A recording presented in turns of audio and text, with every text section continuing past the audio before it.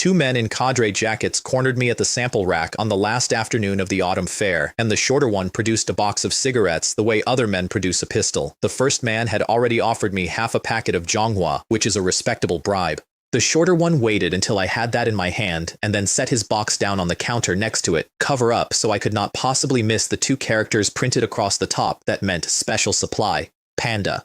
Blue Panda. In a year when the Blue Panda came out of the factory in batches you could count, when the entire Hongxi allocation for a year was 10 boxes, and when a man who had been to a meeting in the capital would carry his one box home wrapped in a handkerchief and look at it occasionally the way you look at a photograph of your children, he was spending it on me. He had decided I was worth a panda. Why waste such good cigarettes? The first one had muttered to him on their way over, in the voice menus when they think the young man across the hall is deaf as well as stupid. That factory director Chen is just a boy. I can trick him with a few words. I took one. Blue Panda, I said. Good stuff. The shorter man's face did something complicated. Blue Panda? The box is blue, yes. There was no yellow panda yet. There would not be one until the Asian Games, 2 years away, and I had just cheerfully named a cigarette that did not exist. I put it behind my ear and let him wonder. Then came 4 minutes of flattery so thorough that I began to worry about my sample. Then finally, in the tone of a man asking about the weather, the question, that softener of yours, where does one buy it?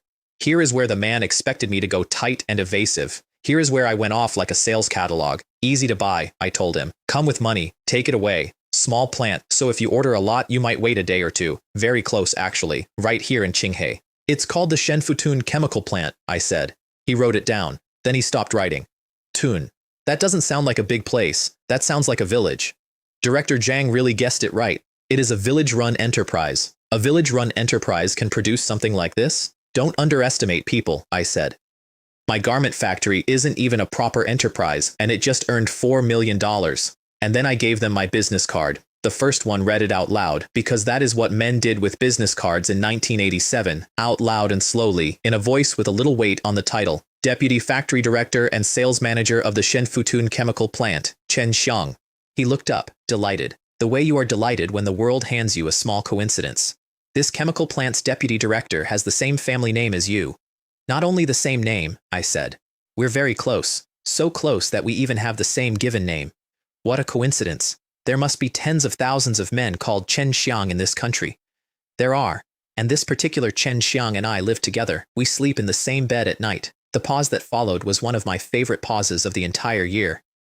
Could it be, said the shorter one slowly, that you are the Chen Xiang on this card?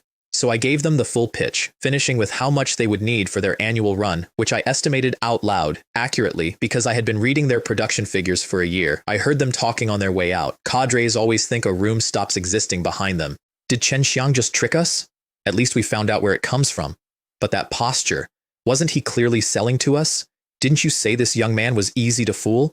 I feel like we were the ones who got fooled. I came home from Guangzhou 4 days later on a hard sleeper, walked out to the village with my bag still on my shoulder, and knew something was wrong from 300 meters away because the chimney was not smoking. You could always smell our plant before you saw it. Hot acetic acid, a sourness that got into the back of your throat and told you the reactors were running. That afternoon, the air smelled of nothing but dust and somebody's cooking fire. The stack was cold. The yard gate stood open. And on the steps of the new workshop, the one we had finished 11 days earlier, my second uncle Wu Lei was sitting with his 2 sons, all 3 of them not talking, in the specific way that men do not talk when they have been not talking for several hours. Wu Lei looked up at me and his face was gray. Our plant has been blacklisted. Gaojian ran the second chemical plant, and Gaojian had a son. The son was called Gao Bo, which is worth knowing mostly because the boy had been pulled out of school after the 8th grade and dropped straight onto the plant payroll, since by that point Gao Jian had stopped thinking of a state-owned enterprise with 900 employees as a state-owned enterprise and started thinking of it as the family business. Gao Bo had gone to have a look at us. Village behind the railway. Same price as us, he reported, but their softener has a better softening effect, and they are building a new workshop, and they have bought a big reactor. A mere village-run enterprise, said Gao Jian. Dares to snatch business from chemical plant number 2. Then he gave the order that any monopolist gives, in any country, in any century, in the same flat voice. Go and tell those textile mills that if anyone dares to buy softener from Shenfutun, then they should not expect to get any goods from us, ever again. Either they switch production, or they wait to go bankrupt.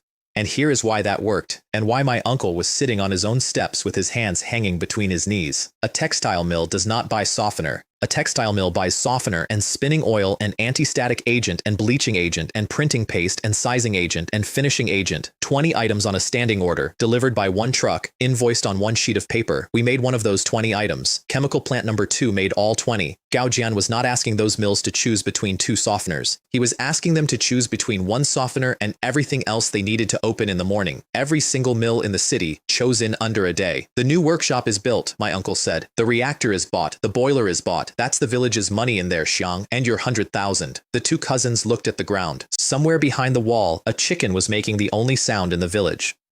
So why should we listen to them? I said. My uncle lifted his head. We'll sell it somewhere else. However capable Gao Jian is, he can't control textile mills in other provinces. Other provinces are far, Xiang. They are. I put my bag on the step, opened it, and took out the thing I had been carrying home from Guangzhou for 4 days on a hard sleeper, which was not a gift for my mother, although I had one of those too. It was a stack of business cards about 2 fingers thick, gathered off every counter in the textile hall by a young man in a borrowed jacket who had told everyone he was a new sales clerk seeking guidance from his seniors. Don't worry, second uncle, I said. I've already found buyers, quite a few of them. It took Galbo about a week to notice that the truck delivering stearic acid to chemical plant number 2 was dropping the second half of its load in our village, and since stearic acid is the main raw material for softener, and since nobody buys raw material to admire it, that meant we were running. He drove out to see for himself. Black smoke from the stack, that sour bite in the air, gate shut. So he did the sensible thing and parked on the road out and waited, and when a truck came out loaded with 50-liter drums, he stepped into the middle of the road and held up his hand. Which mill are you from? He shouted up at the cab. Your mill is bold enough to buy softener from Shenfutun. You really don't take chemical plant number 2 seriously. The driver got down. He brought a 46mm spanner with him, holding it loosely, the way a man holds a spanner when he wants you to notice that he is not holding it as a tool. What second chemical plant? Never heard of it. A good dog doesn't block the way. Do you believe I can have your mill director fire you? I don't believe it, said the driver. With that attitude, there's no way you know our mill director. Which mill are you from? Yanju Woolen Textile Mill. What about it? Gaobo opened his mouth to explain the blockade and then closed it again because he had just heard the word Yanju and his brain had caught up with his mouth. There is no Yanju in Qinghai. Yanju is 600 kilometers away, over the provincial line, and when he looked at the plate, it was somebody else's plate. Our mill is a provincial-level key enterprise, the driver said, climbing back up. We can go wherever we want for supplies. Is it any of your business? Get out of the way, or believe it or not, I'll beat you up. Gao Bo got out of the way. The second truck came out 20 minutes later, also out of province. I watched outside for a whole day, he told his father that evening. Every truck had license plates from other provinces. These out-of-province factories won't listen to us. Gao Jian thought about that for a moment and then waved it away. And if I could go back and frame one sentence from that entire year and hang it on a wall, it would be this one. A village-run enterprise can't achieve anything major. Let them live for a few more days. While Gao Jian was working out how many more days we were allowed to live, the rest of the country was having a bad week of its own. Up in Tianjin, a man named Song Yong had a factory director standing in front of his desk with the posture of a schoolboy, and Song Yong was doing arithmetic at him. I approved a foreign exchange quota of $100,000 so you could buy imported equipment. What is the result? The result was a contract for 2,000 cushion sets at $19,200 against $58,000 the previous year. That's a difference of almost $40,000. Well, said the factory director, that depends on the specific situation. Do I care about your hundreds of thousands of renminbi? What I want is dollars. There were a dozen of them in that position. They had each dropped $70,000 or $80,000 of national foreign exchange on braiding machines from Belgium, sold $10,000 or $20,000 of product, and sold it below their own cost. In the old days when somebody at the fair copied a good product, everybody copied it and everybody got a plate, and even when the food turned to soup, there was soup for all. This year, there was no soup. This year, there was a dozen men standing in a hall watching one factory sign $4 million while they held braiding machines they could not pay for. And every single one of them drew the same conclusion, which I could have written down in advance and sealed in an envelope. Since wool earns foreign exchange, why not copy the wool? In the capital, meanwhile, a section chief called Wang Ming was on his feet at his own desk holding the fair report. This third sector garment factory really shouldn't be underestimated. They launch a great satellite for me every single year. His secretary pointed at the unit price because the unit price was the part that made a ministry official go quiet. $129 a set, sir. $129. Wang Ming sat down slowly. That is equivalent to the Ministry of Petroleum selling 7 barrels of oil. The secretary suggested carefully that a man like that might be transferred up to the ministry. Do you remember the time he pretended to be a taxi driver? Said Wang Ming. Chen Xiang is not the type of person who follows the rules. He might thrive at the local level, but he isn't suited for a ministry. I have never in my life been paid a better compliment by a man who thought he was passing on me. The flax cushions came up last. Trevor had bought exactly 0 of them. The whole national stock would now sit in warehouses until the spring fair, and the price had fallen from $29 to $8.50 and was still going. Should we step in? The secretary asked. Step in how? How do we manage it? Can it even be managed? Something that was 29 is being sold for less than 9. Right now, every locality in this country is scrambling for foreign exchange, and this fair is a battlefield. If they don't learn the hard way, how will they ever grow wiser? Gao Jian had bigger things on his mind than us, and the bigger thing was a man from Hongxi. A Hongxi businessman was circling the municipal blanket factory with money in his hand. Qinghe is not a coastal city in the south. Nobody came to Qinghe to invest. When one man finally did, the whole city was prepared to carry him around on a chair, and the reason was not patriotism. It was that he had sales channels into Japan, which meant a joint venture would produce foreign exchange on day 1 without anybody having to queue for a stall at the fair. There was one condition: the blankets had to be good enough. So the director of the blanket factory, a man called Fan Hong, had come to chemical plant number 2 and asked politely for better chemistry, and Gao Jian had seen the shape of his own future in that request. Once the blanket factory becomes a joint venture, we will be the supplier of preparations to a joint venture enterprise, and our status will increase tenfold. Even the general chemical plant will have to rank behind us. His method for improving the chemistry was a sentence I have quoted to people for 30 years. Do a few more experiments, use better materials. Wool comes from the sheep's back, so since our production cost increases, the selling price naturally has to increase as well. Better materials. That was the whole research program. Over at the blanket factory, which I would not see the inside of for another 3 weeks, the engineers had the Hongxi sample opened out on a table and they were losing an argument with it. Same fiber, same loom generation, same wash. And the Hongxi blanket was noticeably softer, and its printing had edges you could see, with layers, with depth. Their diagnosis was honest, and it was fatal. The printing paste was a little better, yes, but the real problem was the board adhesive, the glue that holds the cloth flat on the printing table. Theirs did not hold. To print a layered pattern with a glue that lets the cloth creep, you would have to recoat between every single run, and the stuff cost several thousand yuan a ton. Their only competitor for the investor was the Fengshou Woolen Mill, a former commune enterprise that had recently been promoted to district level, and the engineers laughed about Fengshou the way city people laugh about anything with a village in its family tree. Then the secretary came in and said there was a man outside, a sales manager from the Shenfutun chemical plant, with a card. Shenfutun, said Fan Hong. Judging by the name, that sounds like a village-run enterprise. Send him away. I don't have time. What I need is a large state-owned factory like chemical plant number 2, not just any random village-run enterprise. The man outside was me. I had a reason for being there. Out-of-province orders were keeping our reactors warm, but distant water does not quench immediate thirst, and every drum we sent 600 kilometers was eating its own profit in freight. We needed a customer we could reach with one truck and be back by lunch. I had made a list of every enterprise in Qinghe that made blankets, and the municipal blanket factory was the first name on it. I got as far as the corridor. For a salesman, being shut out is a Tuesday. So I went to the second name on the list, and on the road to Fengshou somebody shouted my name. It was my brother-in-law He Jun, on a Black Crow. The Black Crow was our first domestic motorcycle in the sense that a bicycle with a 2-stroke engine bolted to it is a motorcycle, with a fuel tank about the size of 2 army canteens, and when the fuel ran out, you pedaled. He was pedaling. The district had handed his sub-district office one job, and the job was to take the Hongxi investor away from the municipal blanket factory and hand him to Fengshou. It was not an abstract job for him. If I can really keep this Hongxi businessman, he said, wiping his face, I can at least preside over the work as a deputy director, and then the office director position will definitely be mine. In the life I had already lived, he missed this. He waited another 10 years for a promotion, and then his career simply stopped, in that quiet way careers stop, without anybody announcing it. So I got on the back of the Black Crow. In Director Chen Wei's office, my brother-in-law laid out the Hongxi blanket he had gone to considerable trouble to obtain, and Chen Wei put his hand on it, and his face fell in stages. This sample is so soft, our factory probably can't achieve this level. He kept rubbing it, the way you keep pressing a bruise. Not only can Fengshou not make it, throughout Qinghe City, and I would say our entire province, there may not be a factory that can. Your looms? My looms are fine. My people are fine.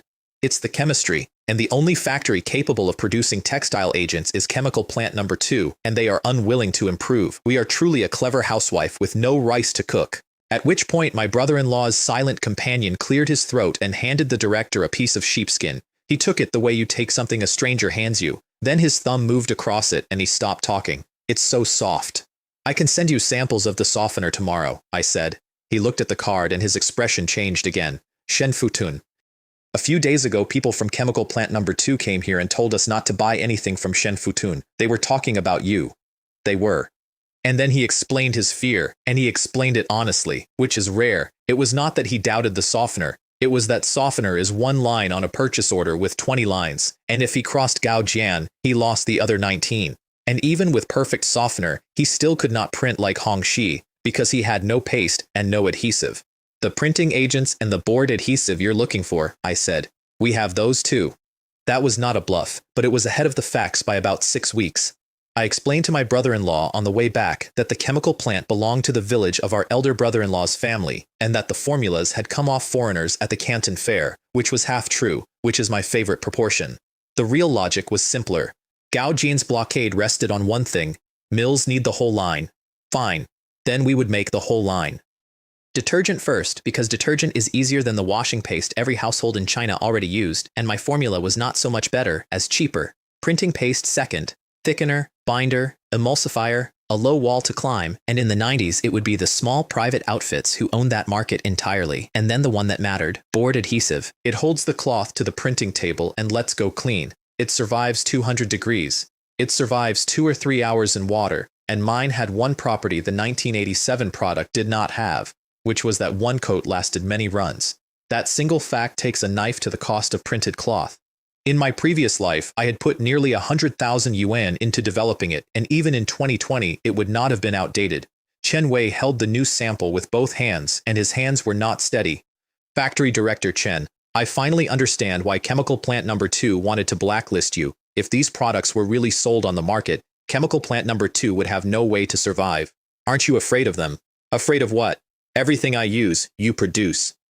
Anti-static agent and anti-mold agent I buy in small quantities anyway. I'll get those from another city. At most, it's 100 kilometers more on a truck. 4 reagents, all of them from the 90s, dropped into a 1987 production line at once. 1 + 1 came out considerably greater than 2. The Hongxi investor was received at the municipal blanket factory the way a province receives a foreign head of state. Red banners across the gate, 2 rows of workers holding paper flowers. Welcome, welcome, a warm welcome. Shouted in unison by people who had been standing in the cold for 40 minutes. They had repainted the workshop fronts. They had washed the toilets, which I would like to note was the single largest improvement made to that factory that year. Lin Ji turned out to be a man a little under 1.70 meters in a good suit, with his hair combed flat with oil. His father had been in textiles before liberation, and the family had left for Hongxi before the flag went up. Now manufacturing in Hongxi cost too much and he was shopping on the mainland, and he had chosen Qinghe because the port was 100 kilometers away, because the city was poor, which is a polite way of saying labor was cheap, and because the officials had offered him terms. He walked the whole factory, then he delivered his verdict in the tone of a man who has decided to be gracious. This factory is very good. The only flaw is that the quality of the blankets is still somewhat lacking. Deputy Commissioner Ding Chang suggested that instead of driving him around every mill in the city, they simply bring the samples here. 5 boxes came in. The first blanket pricked his fingers and shed fiber onto his sleeve, and he put it down without turning it over. The second he plucked 2 hairs out of, rolled them between finger and thumb, and set aside. The third had a good luster and printing like a photograph left in the rain. The fourth had printing you could actually read, spoiled by a design decision, which was an enormous red double happiness character taking up the entire blanket. Gao Jin murmured that this one came from the towel factory, where the printing was good and the softening was not. Then he touched the 5th one and physically flinched. What a smooth feel, so soft. He had it up off the table now, in both hands, and he was talking faster. Even blankets produced in Japan would only be at this level. And the pattern is clear, the outlines are distinct, and it even has a sense of depth. This is simply perfect. It was Feng Shu. Fan Hong had about 4 seconds to decide what kind of man he was going to be, and he chose. This blanket sample definitely wasn't produced by Feng Shu. It was probably cut from an imported blanket. The room went interesting. His argument had a certain brutal logic to it. If we can't do it, a commune enterprise certainly can't. Chen Wei did not raise his voice. My looms came from the same Shenji works as yours. My workers were trained in the same place. Producing blankets isn't like building an atomic bomb. The difference is that you use the agents from chemical plant number 2 and I don't. You're talking nonsense. In this city, only chemical plant number 2 can produce textile agents. Your information is too outdated, said Chen Wei. There is a second one, the Shenfutun chemical plant. Fan Hong remembered the name about half a second after he heard it, because he was the man who had sent us away from his own corridor. He recovered by going after the weakest-looking part of the sentence. Shenfutun, a village enterprise. Then the quality of that blanket is exactly what one would expect. I am the deputy factory director of the Shenfutun chemical plant, I said, and stepped out from behind the row of officials. Ding Chang's eyebrows went up about a centimeter, and what he was thinking was, why is this man not sitting in his garment factory? Gao Jian understood the entire situation in 1 second, and it did not improve his afternoon. Fan Hong turned on me with relief, because I looked like an easier target. How many employees do you have? How much equipment? How many years have you been operating? What is your scale? Since when, I said, did the standard for measuring product quality become how many employees a manufacturer has? There are many textile factories in Europe, America, and Japan with fewer workers and a smaller scale than your blanket factory, and their quality is far better. Mr. Lin, am I wrong? Lin Ji said, in front of everybody, that I was not wrong. I should explain that this was not a clever argument in 1987, it was practically a foreign language. Chinese enterprises measured everything by size, because for 30 years, size was the only thing there was to measure. The idea that a dozen people in an office in America could generate a fortune was not disagreed with, it simply did not compute. That would take until the next century, and even then we would produce about 1 Huawei per decade and call it a trend. Prove it, said Fan Hong. So I did. The transportation company garment factory had sold $4.5 million of car seat covers at the fair, $4 million of it to Walmart, and every one of those had been made with our softener. The men from the trade bureau shifted their feet and did not contradict me, which in a room like that is the same as an affidavit. Nobody present recognized the word Walmart. Linji did and went slightly pale in a respectful direction.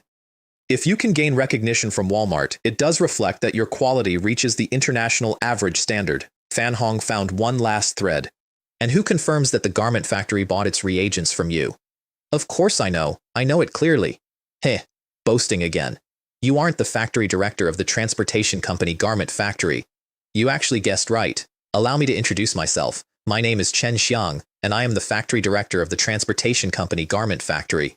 There was a silence in which I could hear a fluorescent tube. Then somebody at the back worked it out loud, and I have to admit he had a point. Chen Xiang proves that the chemicals used by Chen Xiang's garment factory are produced by Chen Xiang's chemical plant. Technically correct. Also both the player and the referee. Then arguing here is meaningless, I said. We only need to visit Feng Shu. True gold fears no fire. Linji agreed on the spot, which meant the city agreed, which meant it was already done. Gao Jian watched the whole delegation walk out to the cars and said to nobody, a mere village-run enterprise, an ant-like existence, daring to overturn the heavens. After the Feng Shou visit, Ding Cheng called me in, and I gave him a version of events that was about 60% true. Formula brought back from the south, went to Gao Jian first to propose cooperation, was refused, had to go to a village, and I made a point of mentioning twice that it was He Jun of the sub-district office who had brought the two sides together, because a man's name has to be in the room to be in the file. Ding Cheng laughed for a while at something that had nothing to do with me. Hey, that Gao Jian. He usually dares to openly agree and secretly oppose even the city's orders. He deserves to suffer a loss. That was the whole thing. That was the entire mechanism. Gao Jian had spent 15 years building a plant nobody could bypass, and the man above him was pleased to watch him bleed, not for any policy reason, but because Gao Jian had been rude to him in a meeting once. 4 days later, a black sedan came up the dirt track to a village chemical plant, and Fan Hong got out of it holding a case of liquor, a case of fruit, and 2 cartons of cigarettes. The gatekeeper squinted at his card. Factory Director Chen? You mean Xiang, right? I made his tea myself. Please don't take offense. The workers here are mostly farmers and don't understand proper etiquette. He forgave me instantly and thoroughly. Since the matter is over, let's turn the page. You truly are a magnanimous person. He wanted the same 4 reagents Feng Shu had so that he could run a sample and take the investor back. We are in business, I said. Why would we turn away a customer? I guarantee it will be the same preparation my Feng Shu customer uses. I watched his car go back down the track and said out loud to a yard with nobody in it, "Oh, elder brother-in-law, I'm sorry. Because here is the arithmetic, and I am not going to dress it up. The municipal blanket factory bought more than 2 million yuan of reagents a year. That is hundreds of thousands of yuan of profit.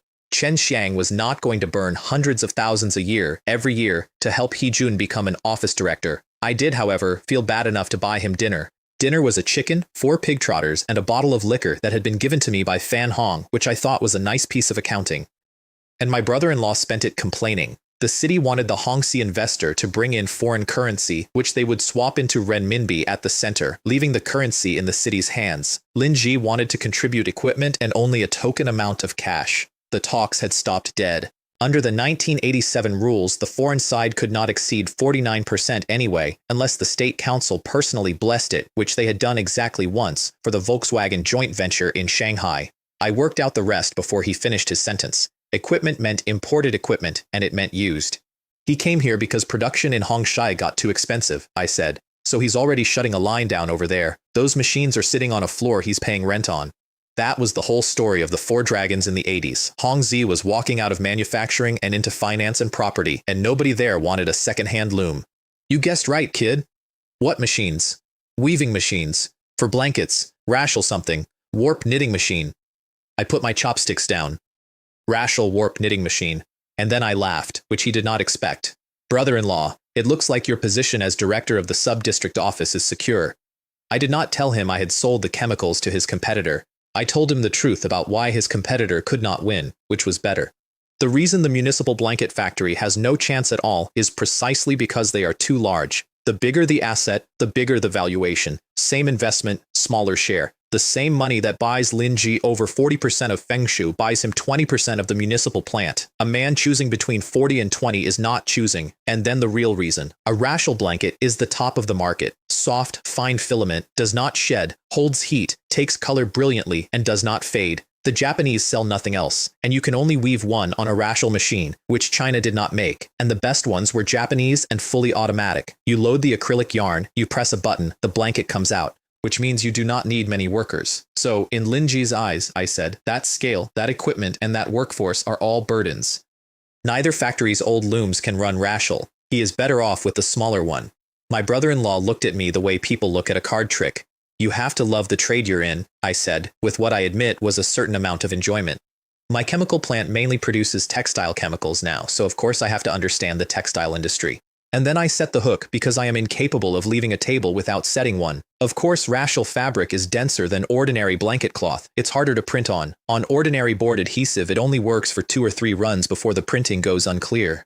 By the end of that month, there was a queue of trucks on the track outside a village chemical plant because the Hongxi businessman had chosen Fengshu, and a Hongxi businessman choosing you is an advertisement no money can buy. If they could catch the eye of a Hongxi man, the quality must be excellent. Orders arrived without a single sales call. I should tell you what kind of company I now owned a piece of. Roughly 200 of the Fortune 500 are family firms, and worldwide more than 60% of all companies are. There are 3 shapes. The pure family workshop, the traditional model with relatives holding the key posts, and the modern one where ownership and management come apart. Shen Futun sat between the first 2 and had no intention of moving. Almost everyone in that village was called Wu and was related to everyone else called Wu. Outsiders were not hired. I had walked in with real cash, and I only got through the gate because I called the director second uncle. The advantages are real. Blood collapses the cost of agreement to nothing. Nobody sits at home in the evening calculating whether his cousin is paid more fairly than he is.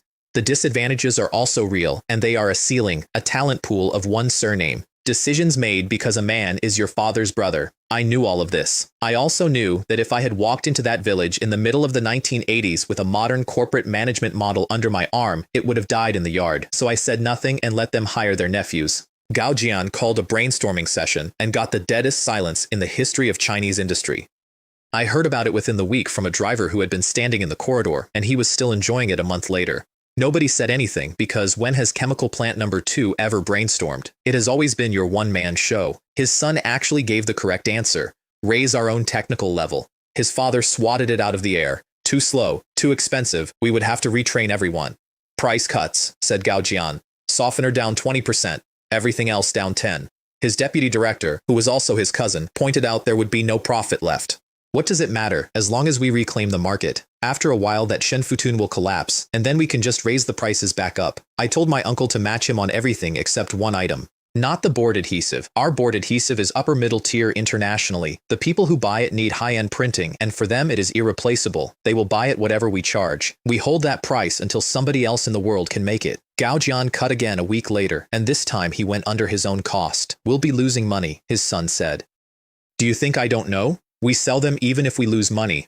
I want to destroy that Shenfutun, or at least force them to switch production. We are a large enterprise. We can cover the losses from our other products. They only produce textile agents. Either way, they are doomed. I see. We are hurting them at our own expense. This is killing 1,000 enemies while losing 800 of your own. It can only be used to bully small factories. He was right about the tactic and wrong about the arithmetic, and the arithmetic is the part nobody in China had done yet. I did it in about 10 minutes on the back of an order form and then told my uncle we were not playing. We can't do business that loses money. Let Gao Jian play this game by himself. We would lose money, yes, but chemical plant number 2 will lose more. Our production costs are lower than theirs. He did not believe me. Nobody believed that in 1987, a state enterprise with 900 workers and check reactors, undercut by a shed behind a railway line. But look at what Gao Jian actually paid for. He had workers. He also had a personnel department, a planning department, a security department, a propaganda officer, a trade union office, and a fleet of men whose entire function was to attend meetings about the men who attended meetings. The older and larger the plant, the thicker that layer gets. On top of that, he paid for his workers' medical care, their pensions, their canteen, and their kindergarten, from birth to burial. In our village, when a production task came in, the factory director personally went into the workshop and carried raw materials. Our workers were farmers who owned their own land, who had never heard the word pension, because in a village a pension is called a son, whose children played in the field beside the yard, and who brought their lunch from home in a cloth. Whatever a big plant saves through scale is a rounding error next to what it spends on people who are not making anything. So my strategy was not to win. My strategy was to still be here. I had Fengsho, which had just converted to Rashel, and Rashel blankets need my adhesive and nobody else's. And I knew something Gao Jian could not know, which was that within 3 to 5 years, several enterprises in this city would buy Rashel machines, and that after that, the Rashel blanket would become the single largest export product of the entire industry. This was not a price war. This was a waiting contest. All I had to do was not go bankrupt. Gao Jian, unfortunately, understood waiting contests too. The orders came back to him, and every one of them lost money, and the more he sold, the more he lost, and after a month his son brought him the reason we were still breathing. Shenfutun is alive because Fengsho is feeding them. Then we cut off the financial backer, book a table, good wine, good food. Tonight I am treating factory director Chen Wei to dinner. 16 dishes and 2 bottles. Chen Wei was polite about it for an hour. He could not chase cheap prices at the cost of quality, he said. They were a joint venture now. They could not produce inferior goods. Gao Jian took offense at the word inferior, which is the standard reflex of every monopolist who has ever lived, and then he stopped arguing and played the only card that works. If you source from our factory, I can give you a 3% kickback. And that is where the whole thing turned, and I want to be precise about why, because it was not simple greed. Chen Wei was a hired director on a fixed salary. He did not own 1 share of Fengsho. If that factory earned 100 million, he would receive exactly the same envelope at the end of the month. Then Gao Jian handed him the second half, which is the half that actually does the work. It is reasonable and justifiable to choose cheaper products when purchasing. Even the Hongxi businessman wouldn't be able to find fault. Not a bribe. Procurement discipline. You can calculate how much 3% is. If you just draw a normal salary, how many years would it take to earn that much? The times are different now. In this society, if you don't look out for yourself, heaven and earth will destroy you. Chen Wei drank his glass in one go. Factory Director Gao, you must keep your word. My uncle came to me 11 days later with blisters on his mouth. Fengshu has gone to chemical plant number 2. The warehouse is full and nothing is moving. Look at my mouth, Xiang. I've got blisters from worrying. Then, the way a man asks for medicine. Do you have any more formulas? Or more of those out-of-province orders? No more. The little I had in my head has long been exhausted. He sat down. In a couple of days, I said, Fengshu will be begging us to buy goods. How? Because the Hongxi equipment is being installed right now, and when it's finished, there will be a ceremony with ribbon, and the city leadership will come and cut it. I put my tea down. Second uncle, we'll send a congratulatory banner over, and while we're there, I'll let you watch a good show. Feng's show on the day looked like a wedding. Lanterns, ribbon, a radio reporter and 2 newspapermen, and congratulatory banners from a dozen offices that had never done business with them, because a banner costs 8 yuan and earns a favor. We brought one too. Chen Wei did not know where to put his face when he saw us, but nobody strikes a smiling face, so our red banner went up by the entrance. Shen Futun Chemical Plant congratulates the Fengshu Woolen Mill, and he explained himself while it was being hung. Chemical Plant number 2 was cheaper. Everyone was buying there. He had cost to control. Our quality is a bit better, I said, but which supplier a factory chooses is their own freedom. That board adhesive of yours sells for 5,000 a ton, too high. At Chemical Plant number 2, it's under 4. Good wine needs no bush. He said something to my back as I walked off, loudly enough that he meant me to hear it. What era is this? In the end, it's just a village-run enterprise with no long-term vision. It'll go bankrupt sooner or later. The city's first secretary, Guo Feng, cut the ribbon. Firecrackers, gongs, and a Yanko troupe in colored costume because in later years you hire a celebrity and in the 80s you hired 40 people in red silk to dance in the mud. Then the tour, the racial machines, which Lin Ji introduced personally, standing beside them like a proud uncle. A German called Raschel invented the thing in the 60s, he explained. Soft, upright pile, complex printing, and it took Europe and America. The reporters wrote down that Fengshu factory has reached world-class levels. The first printed blanket came off the line and it was a peony, enormous, luxurious, and the secretary was delighted.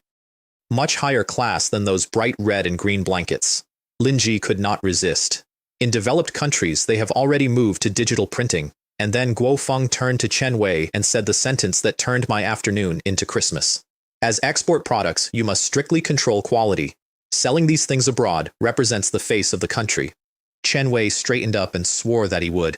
At which point a voice from the back of the crowd said, "Oh no, look, why is the print on this blanket blurred?" It was me. Obviously, it was me. I had walked at the back of that tour for 40 minutes, carefully observing every production detail, hoping to find a loophole, and the loophole had walked out of the printing line and laid itself at my feet. Here is the mechanism, and it is beautiful in the way a mousetrap is beautiful. Raschel cloth is fluffy on the outside and dense underneath. If your adhesive only grips the surface pile and never reaches the backing, the cloth creeps under the screen. My adhesive was designed in the 90s for Raschel. Gao Jian's adhesive was designed in the 80s for ordinary blankets. The first 2 blankets were fine. On the 3rd, the pattern went soapy. On the 4th, the colors crawled into each other. On the 5th, 2 petals of that enormous peony printed directly on top of one another. "Second uncle," I said, "step back for a moment. A good show is about to start." The crowd worked it out instantly because the crowd was made of textile people. Those few blankets are all defective. It went through them like a draft. Guo Feng stopped walking, turned round, and could not see anything past the shoulders in front of him, and the expression on his face alone was enough to send 3 men running back to find out what was happening. Quality problems? His eyebrows went up. His eyes went narrow. This is a man who had, 90 seconds earlier, said the words, "face of the country," and been sworn to by name. "It might be some equipment failure," Chen Wei said. Lin Ji picked up the blankets one at a time and produced a magnifying glass from his jacket and then proceeded to work through it like a man doing an autopsy. No foreign matter, no shedding, not the detergent, color laid down evenly, not the printing paste. He turned the blanket over and studied the backing for a long moment. "It's the board adhesive. The adhesive strength is insufficient. It only stuck to the surface fluff, so during printing the blanket shifted." He looked up. "Before this, I personally inspected the chemical agents used here, and the board adhesive was fine." He asked to see the current drum. Chen Wei did not move. "Factory Director Chen, is there a difficulty?" "No difficulty." They brought out a drum with Qinghai Chemical Plant number 2 stenciled down the side. Lin Ji smelled it, touched it, tested it against a handkerchief. "This isn't the board adhesive we used before. Did you change it?" In front of the city secretary, 2 reporters, and a radio microphone, there was exactly one available answer. Our factory did recently change the board adhesive. What Lin Ji did next was the most professional thing I saw anybody do that year, and it had nothing to do with blankets. He did not ask why the adhesive had been changed. He asked why he had not been told. That one adjustment moved the entire fault off himself and onto the director, and turned a purchasing decision into a governance failure. "I thought a small matter like changing the board adhesive wouldn't need to bother you." "A small matter? Is product quality a small matter? These products are meant for export. We were trying to save money." "Are you saying that you used inferior raw materials just to save money?" Chen Wei tried to hand the problem to Chemical Plant number 2, and then tried to close the subject and got neither. "What about the future? If another problem arises and we can't discover it in time, we can't rely on luck every time." And then he arrived where he had been going since the magnifying glass came out. He proposed installing a modern quality management system at Fengshu. He then delivered, standing in a workshop, a short lecture on the plan do check act cycle and quality control circles, which went over the assembled Chinese officialdom like weather over a mountain. The reason was written into the joint venture law of 1979. The chairman of the board had to be Chinese. The foreign partner could only be a deputy. Lin Ji had put in his machines, taken his 40%, and acquired the right to manage precisely nothing. He had been looking for a lever for 2 months, and Chen Wei had handed him one wrapped in ribbon. It was like a student failing an exam and the teacher offering tutoring. Even if the student doesn't want it, he has to bite the bullet and agree. Who told you to fail the exam? Guo Feng understood exactly what was being done to him. He could also see 2 reporters. Being able to learn from the advanced management experience of developed countries is certainly a good thing. Factory Director Chen, you must learn well from Mr. Lin. And the look he gave Chen Wei with that sentence was the sound of a chair being pulled out from under a man very slowly. I watched Lin Ji fold his magnifying glass away and thought, this one is quick and I need to be standing next to him. So I asked my brother-in-law to introduce us. What for? After Spring Festival, I want to take a trip to Hongxi Island to investigate the market. The procedures are difficult. I want him to send me an invitation letter. The ceremony broke up early. The leadership left. The guests scattered like monkeys when the tree falls. And that same afternoon, Chen Wei drove out to a village with cigarettes and liquor on the seat beside him. He found me on a bench in the yard taking an electric hot plate apart with a screwdriver. I was blinded by greed. I ignored your high-quality board adhesive and went to chemical plant number 2. It's all my fault for being cheap. Everyone wants to buy cheaper things, I said, still holding the screwdriver. It's only human nature, he relaxed. Just the board adhesive, I said. Our softener, printing agent, and detergent are also of quite good quality. Fine. We'll buy those from you too. But I need it urgently. We only have one 1.5 ton truck, but it'll carry 4 tons. How much do you want? The more the better. I'll transfer the 20,000 when I get back. 20,000? 1 ton is 5,000. 4 tons is 20,000. I put the screwdriver down. Factory Director Chen, our board adhesive used to be 5,000 per ton. Now it is 6. It has gone up by 1,000 a ton. He went the color of the workshop wall. That's extortion. Pure extortion. The board adhesive that used to sell for 5,000, I said, was regular board adhesive. The one that sells for 6,000 is board adhesive specifically for rational blankets. And the door opened because I have excellent timing and my cousin has none. Xiang, the new labels you asked me to print are all done. Wu Yuanchao came in holding a stack of them, and across the top of every label, in characters you could read from the gate, it said board adhesive specifically for rational blankets. Chen Wei looked at the labels for a while. And how does it differ from the previous product? The name is different. And what else? Nothing else. Just the name. Changing the name and sticking on a new label increases the price by 1,000 a ton? Doing business like this is too unscrupulous. Our changing of the label is a normal packaging upgrade, and the quality is still as good as before. Besides, we treat all customers equally. 6,000 for you, 6,000 for anybody. I let that sit for 1 second. And when you buy things, you have the right to choose where to buy. Before, when you ran off to chemical plant number 2, did I ever say that you lacked integrity? He paid. He paid because there was not another factory in the country making adhesive for rational cloth, and both of us knew the number of factories in the country making adhesive for rational cloth. My uncle waited until the truck was loaded before he said anything. Xiang, isn't that too ruthless? If it weren't for our factory, would Feng Shu have caught the eye of a Hongxi businessman? He burned the bridge first. If I don't teach him a lesson, everyone in this industry will decide we're easy to bully, and then the part that mattered more. It also kills a chicken to frighten the monkeys. Everybody watching just learned what happens. Still, 6,000. Second uncle, this is a technological monopoly. If other factories could produce the same board adhesive, we couldn't gouge anybody at all, not by 1 fen. The production process is the foundation of this factory's survival. The formula must not leak. The day somebody else can make it, we are eating dirt. 2 people in the world had that formula written down, and they were his sons. Every worker in that plant was a Wu and related to every other Wu, and outsiders did not get in the gate. In any other kind of enterprise, it would have been out within a year, and I knew that better than anybody because in my previous life, I had bought a set of formulas from an engineer at a joint venture in the South. He had a mortgage and a daughter. Once tens of thousands were thrown at him, the wage earner became a turncoat in about 4 minutes. Chen Wei walked back down the corridor of his own factory that evening with the taste of 6,000 yuan in his mouth and passed the old storeroom and stopped. 2 men were carrying junk out of it. They were clearing it out to make an office for Lin Ji.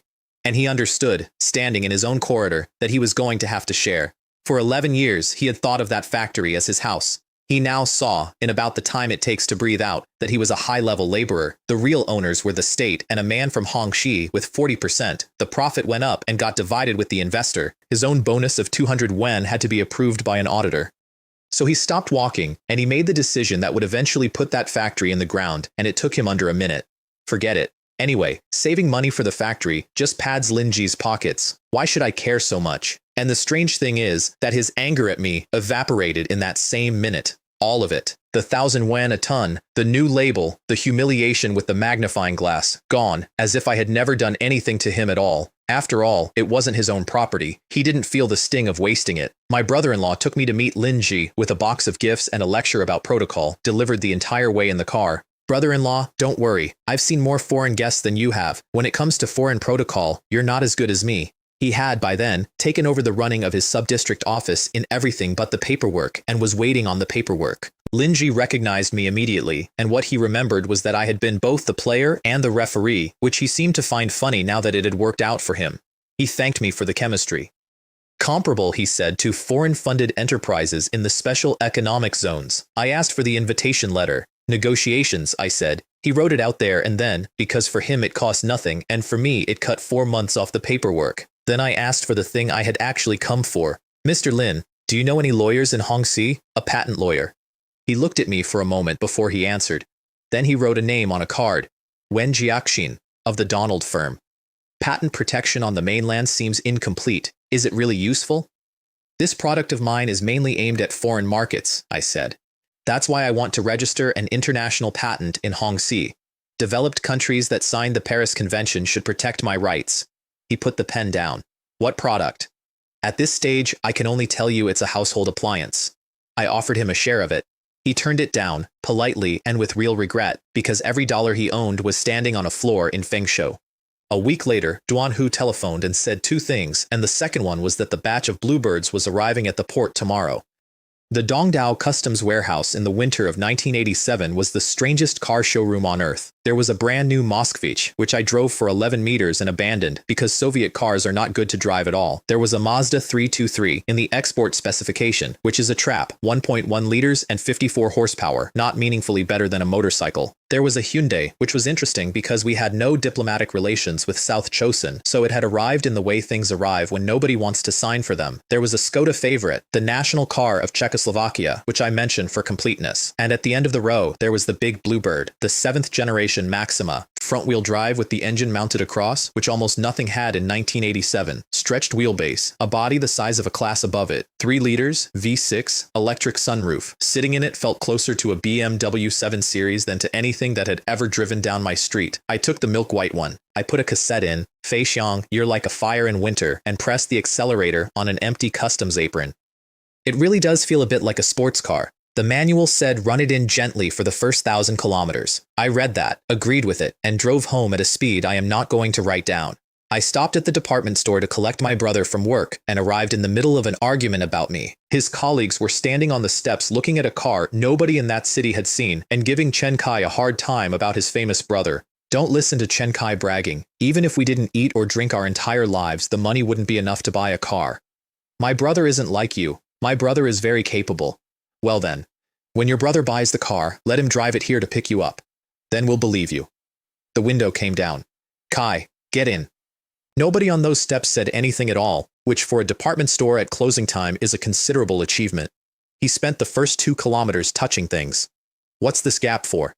An air conditioning vent. Every button, the radio, then the cassette player, which held him for 10 solid minutes, forward, back, forward, back. Then he wanted Western food because the Qinghe Hotel had just opened a restaurant that served it. Is Western food tasty? No, it's not as good as the big steamed buns with meat filling that Mom makes. Brother, you're lying to me.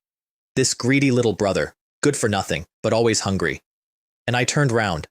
There was already a motorcycle in the hotel courtyard when we pulled in, and there was a young man sitting on it who had no intention of getting off.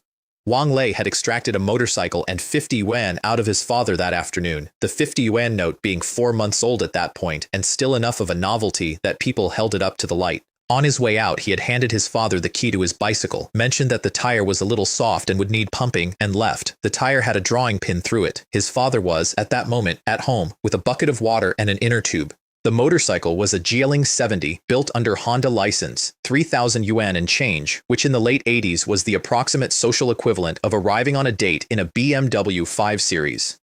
He was sitting on it in the courtyard, revving it occasionally, waiting for the girl to come to the window and see him on it. Then a milk-white big bluebird came through the gate. An imported sedan. How impressive. A big bluebird. Which unit is so generous they can afford this car? My brother and I got out. Just bought it, I said, to nobody in particular. Picked it up from Dongdao Customs this morning. Haven't had time for plates yet. And we walked inside, and the girl watched us go the whole way. At our table, my brother ordered everything on the card. Borscht, chicken and cream sauce, cake, and cream ice cream. Ice cream? In the middle of winter? Aren't you afraid of getting diarrhea? He ordered 2. I should explain what Western food was in a Chinese provincial hotel in 1987. It was Russian food with the edges rounded off. Add cream and it's Western. Add soy sauce and it's Chinese. Add pixie and bean paste and it's Sichuan. Nobody went for the main courses. They went for the desserts because there was nowhere else on earth to get them. At the next table, Wang Lei was reading the prices and quietly bleeding. A single cream ice cream costs 8 mao. I usually eat a milk popsicle for 5 fen. And the girl he had brought was asking him questions. Every single question was about the table next to them. Who is he? Did he really make that money on a contract? Is he a 10,000 yuan household? You ride a motorcycle and you're a 10,000 yuan household, she said. So this Chen Xiang driving an imported sedan must be worth several 10,000 yuan households, right? Wang Lei agreed that this was likely. How old is he? Does he have a girlfriend? How many people are in his family? And at that exact moment the waiter arrived at their table with a small dish, compliments of the house, and set it down between them, and it was a salad of broccoli. Wang Lei looked at it for a long time. Broccoli, he said, it's really green. In our language, a green hat means your wife has left you for somebody else, and he had 2 portions of green sitting in front of him, and I have never eaten a better bowl of borscht in my life. I read the news in the paper about 6 weeks later, and read it twice. The state permits the existence and development of the private economy within the limits prescribed by law. The state protects the lawful rights and interests of the private economy, an amendment to the Constitution, 1988. I sat with that for a while, and my feelings came out mixed, which surprised me. The status was there now, in writing. But you still could not get a license as a private individual, and a private individual still was not a legal person, and neither of those would move until the company law.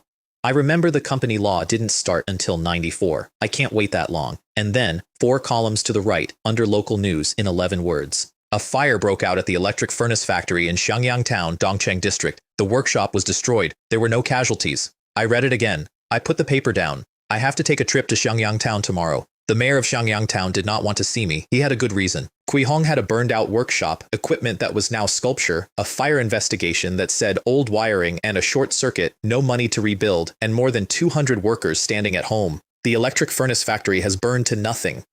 What is there left to talk about? Then his assistant added the part that changed the afternoon. I saw him driving a brand new imported large sedan. I've never even seen that car before. Kui Hong went to the window and looked down into the yard for about 6 seconds. This car looks even more high-end than the municipal leader's assigned vehicle. It seems this Chen Xiang has a significant background. Invite him to the reception room. I want to be very clear that this is not a story about how impressive I was. It is a story about a car. In that era, a car was a display case. A sedan beat a Jeep, a big one beat a small one, an imported one beat all of them. And a client who sees a good car in the yard has already decided you have strength before you open your mouth. I bought that Bluebird to drive. I used it to get into rooms. I opened with his own newspaper. This year, the town was resurfacing the road, building a bridge, running power out to 5 villages, and extending the school. The district was putting its money into a new power station. Do you think Dongcheng District will have extra funds to rebuild the electric furnace factory? He did not answer, which was an answer. And your factory makes electric hot plates and immersion heaters. These things aren't worth much and there's no profit in them. It's lucky you're a township enterprise with low wages, or you'd have been losing money for years. To the district, an enterprise like this is simply a burden. I knew exactly how this ended because I had watched it end once. In my previous life, that factory was never rebuilt. The workers were sent home. They all had land, so nobody starved and nobody wrote about it. It's already impossible for your factory to be rebuilt, I said. Unless somebody is willing to invest. He was across the desk before I finished the sentence. You're willing to put up the money? Don't thank me yet. I haven't finished. I'm putting up the money, so this factory has to belong to me. That won't do. Why should it belong to your garment factory? You misunderstood. The money will be provided by me personally, so the factory will belong to me personally. He sat back down. You want to turn our electric furnace factory into an individual proprietorship? not an individual proprietorship. In name, it will still be a township collective enterprise, affiliated with your Xiangyang town. Then I said the thing I had been enjoying in advance for 2 days. I'm planning to be a capitalist. I see, said Kui Hong, nodding slowly. You want to be a capitalist. We are a socialist country. Where would we find capitalists? I just want to get rich first. My conditions were 4. I build the workshop and buy the equipment, and the factory comes out larger than it was. I take all 200-odd workers and I pay them myself.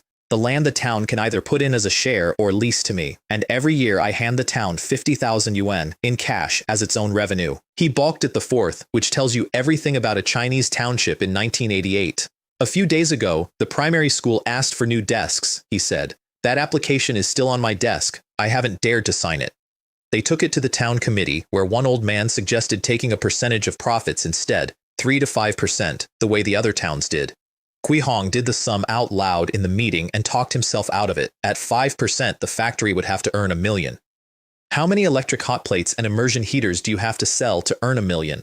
Better to directly collect 50,000. Whether they profit or lose, we are guaranteed a steady income. He thought he had outsmarted me. Ask me again in 18 months. I chose affiliation and not the shareholding cooperative form the village plant used, and the reason is one line in the rules. Under the cooperative form, a private individual could not exceed 50%. Under affiliation, the enterprise is legally collective, trades on a collective license, and is in every practical sense mine. The whole country called them fake collective enterprises, out loud, including the officials who registered them. And I took one precaution, which cost me 1,000 yuan a year, and saved me everything. I signed a separate land lease. 20 years. The land administration law would not exist until 1998. Without that lease, the town could take the ground back whenever a new mayor felt like it. With it, they would have to go to court, and by the time the arguing was finished, the leadership would have changed twice, and the arguing would still be going on. I had no illusions about the affiliation contract itself. It binds the affiliated party and almost nothing else. It's like a game where the affiliated party is the player and the party you're affiliated with is the game master. When the game master wants to mess with you, they don't even need a reason. They just ban your account. Write that down. I am going to need it in about a year.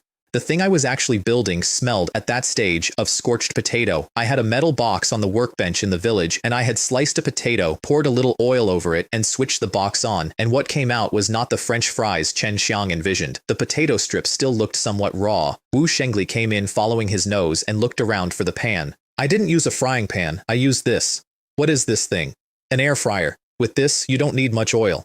He was unimpressed, and he was right to be, because for a Chinese kitchen this machine is useless. We have 10 different ways of frying, each with its own oil and its own heat, and this box gives you neither a crisp shell nor a soft middle. Honestly, order takeout, but Western cooking is 4 operations. Boil, bake, pan fry, deep fry. The flavor comes out of a bottle at the end. Food cooked in an air fryer tastes the same once you've cooked it and dipped it in sauce. What I had on the bench was an oven with a fan in it, and that was enough. I knew how it went together because in my previous life I made small appliances on contract, not high quality, but cheap, and I never made any money, and I learned the inside of every device in a Western kitchen. And here is why I wanted it more than I wanted seat cushions. Cushions are hostage to weather. You cannot sell a wool cushion in Florida or a flax one in Alaska. But whether you live in Florida or Alaska, you always need to eat. As long as you need to cook, you are a potential customer. Americans want fried chicken and fries, the British want fish and chips, the Germans want schnitzel, the Italians want fried seafood. I cannot drive, I cannot not eat. I can have a hot seat or a frozen spine when I drive. I must have fries when I eat. And that is why I wanted a factory that had burned down. Specifically, a hot plate is a power supply and a heating element. An immersion heater is a power supply and a heating element. An air fryer is an electric oven with a fan. The workers already knew the work, and the technology was already there, and the retooling was a screwdriver and a weekend, which left one thing outstanding, and it was not a technical thing. Nobody in the world had patented the air fryer. Historically, nobody would until well into the next century. I needed to file it, and I needed to file it abroad because I was going to sell it to foreigners. That is what the invitation letter was for. The construction site had 200 men on it, and not one machine, not even a mixer. They turned the concrete with shovels. In the slack season, a farmer would work all day for 1 yuan and a meal, and my meal was pork with cabbage and glass noodles, glossy with fat, and white steamed buns without limit, which is why I had 200 men. I put Duan Sheng in charge of the site. He had been the director of the burned factory. He could raise 100 workers with 1 afternoon of visiting. He refused every gift I brought him and then told me why he had taken the job. The electric furnace factory suffered a fire, and I, as the factory director, bear responsibility. But the livelihoods of over 200 workers were ruined. Now all I want is to rebuild quickly so those 200 workers can have jobs, I promised him, deputy director. Then I left him a bag with 30,000 yuan in it for site expenses because I was going to be away for 2 weeks.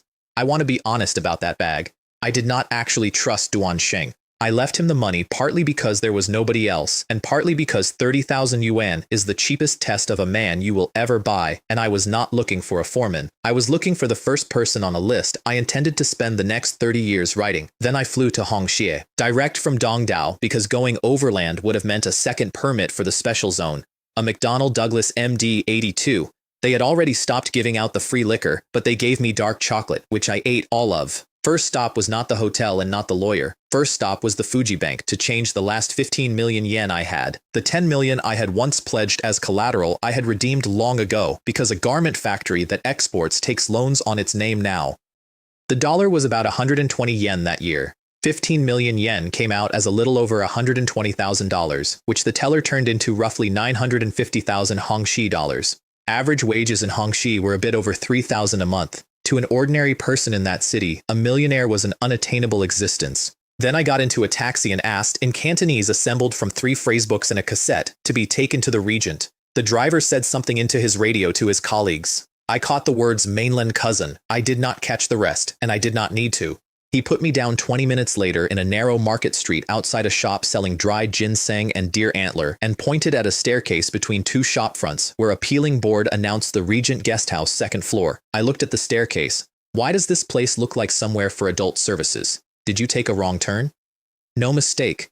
Many mainland cousins who come here stay in places like this. I took out 100 Hongxi dollars and put it on the seat back. I want the Regent Hotel, the 5-star one. The rest is your tip. He looked at the note. He looked at me. He put the car in gear. Mainland cousin, he said, with enormous respect. You are awesome. At the Donald law firm, I had learned my lesson from the taxi and spoke English, and I asked for Ms. Wen. Ms. Wen came out of the corner office and was a woman in a black suit, half Chinese and half something else, with the flattest professional expression I have ever been looked at with. I had asked for Ms. Wen, and Wen Jiaxin is a woman. I would like to say I recovered gracefully. She sat down, folded her hands, and told me my own biography before I had finished my first cup of tea. You are from the mainland. How? My clients call me Eleanor. You asked for a Chinese name, so somebody else sent you and gave you my card. You spoke English rather than Cantonese, so you have no Cantonese. A European or American would have used my English name, so you are neither. And overseas Chinese from Malaysia or Thailand would have spoken Cantonese to me, because in this decade, Cantonese and not Mandarin is the language of the Chinese diaspora. She turned her hand over. So, the mainland. As expected of a lawyer. Truly meticulous and logical, I told her what I wanted, and it was not a lawsuit. An application under the PCT. The mainland has not joined, so I can only apply through Hongxi. Then registration in the United States, Japan, and Western Europe.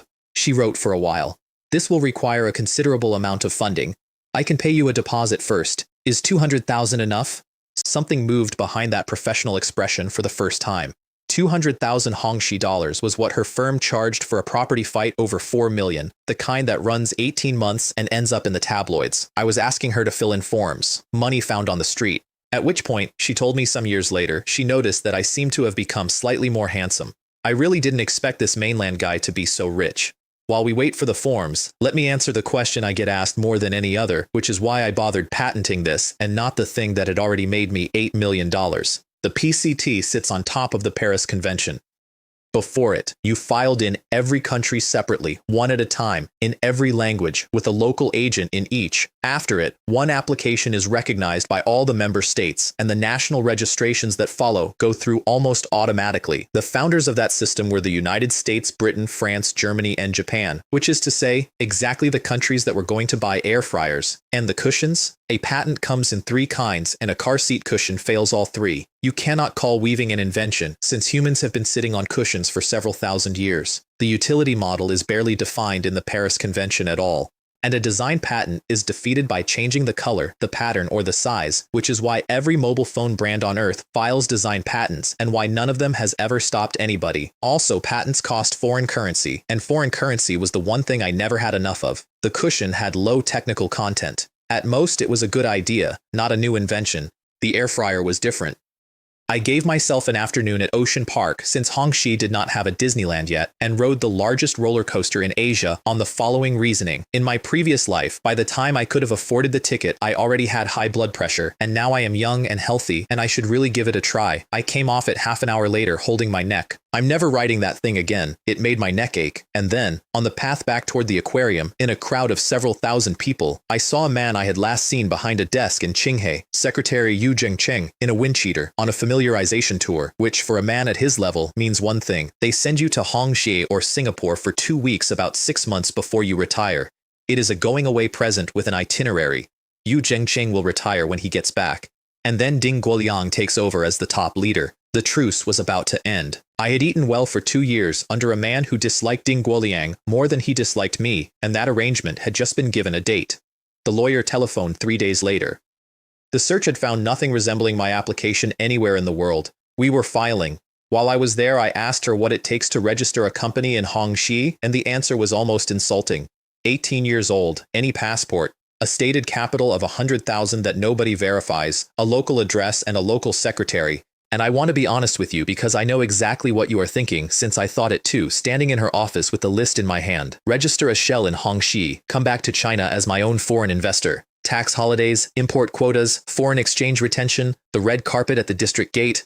I did the arithmetic and put it down. A foreign investor has to bring in real money, and real money means dollars, pounds, francs, marks, yen, or Hongxi dollars. Nobody wanted renminbi investment. Nobody would have known what to do with the paperwork. And I, a man with tens of millions of yuan, had 15 million yen in the world, and it was currently being spent on a patent application. Without foreign trade authority and without foreign exchange reserves, in the 1980s, it could not be done. I had already asked the one Hongxi man I knew to come in with me, and he had already said no, so I went home to lose a factory on purpose. I told Xiaobo first, because he kept the books and would work it out anyway. I want to give up the garment factory. He put down his pen very slowly. The reasoning was not about Ding Guoliang, although Ding Guoliang was the timer. Small sewing workshops were opening in villages everywhere, including up north, 3 rooms and 11 machines, and a woman's brother-in-law driving the van. Against them, a state-owned factory pays wages plus medical, plus pensions, plus the canteen. Our cost per garment is at least half again higher than a small workshop's, and the product was finished. That factory had lived on 2 fairs a year and one idea. Next spring, there won't just be a dozen manufacturers of flax cushions. There'll be a dozen making wool ones as well. Then another price war, losing money to gain a reputation. Those large state-owned factories can afford to lose. We can't. So I would take unpaid leave, go and run an electric furnace factory that was legally a township collective and practically mine, and find a way to hand the garment factory back to the transportation company before it started costing me money to own. Then I asked him to come with me. The workers out there are farmers from 4 villages. They are not going to be as obedient as state enterprise employees, so I have to bring my own people, especially on the money. He said yes before I finished, so I gave him 3% of the company. I'm just an accountant. How dare I ask for shares? Between us brothers, please don't decline. The moment Zhao Bo accepted those shares, he stopped being an employee and became a shareholder, and there is no lock on a man's loyalty better than one he installed himself. Ding Guoliang took the center chair in the big meeting room 11 days after Yu Zhengcheng's retirement was announced, and half the people in that room were Yu Zhengcheng's appointments, and they all needed to be taught which way to face. I was not in that room. I did not need to be. I had spent 6 years in that compound, and there was not one meeting held in it that I could not have reconstructed from the drivers by Thursday. When the man leaves, the tea cools. New leaders establish authority by changing old rules or by making an example of somebody. I once heard about a university president who ordered every stray dog on campus destroyed in his first month, and the only relevant fact about those dogs was that the previous president had fed one of them. Killing the dog was a pretext. Making an example was the motive. Ding Guoliang opened with the garment factory contract. It would be renegotiated. One man in the room was naive enough to remember out loud that the last time the head office pulled money out of that factory, it stopped production and the city had to intervene. Ding Guoliang's face went dark for about a quarter of a second. You dare to expose my shortcomings. I'll remember you. Then he answered him, and answered him correctly, which was the annoying part. That year, the state had issued the provisional regulations on the contract responsibility system for industrial enterprises owned by the whole people. Our old contract did not conform to it. He was not seizing anything. He was implementing a document. I came in at 10 the next morning, sat down, and picked up the cup they had put in front of me. I sniffed it. This wouldn't be Tibetan pu'er, would it? Ding Guoliang's face did something I will treasure until I die. He had not drunk pu'er since the day I made a joke about how it was aged. Every time he picked up a knife to break apart a cake of it, he would involuntarily think of cow dung. Then he laid out his proposal. Under the new regulations, we had to fix a base, either progressive remittance or a fixed base plus a split of everything above it. The base was 9 million yuan. Here is that number properly. $8.5 million of turnover swaps out at roughly 35 million yuan. Take off raw materials, which are about a third of the selling price. Take off labor, depreciation, and freight. You are under 20 million, and our tax holiday had expired, so the state now took 55% of what was left. Ding Guoliang's demand for 9 million was calculating the garment factory's profits to the very last penny. And it was much cleverer than taking the factory back, because taking it back means running it. This way, he did nothing at all, received 9 million a year, and I worked. Essentially, I would be working for Ding Guoliang. There is a case study they teach about this. The United States does not occupy small countries, because occupying means paying for hospitals and roads and rubbish collection. It stations troops instead. The small country still has to listen and pays for its own bins. I can't do it, I said. He came down to 8.5. I really can't earn that much. The head office should find somebody else. He was completely certain this was theater. He's playing a game of feigned retreat to advance. You're still too green. So he reached for the club. Then perhaps the head office should simply take the factory back and run it directly. All right, I said, and stood up. I respect the head office's arrangements. I hope you can send someone as soon as possible to take over. Secretary Ding, you represent the head office, so your words must count. And I watched a man's stomach drop out through the floor. What's going on?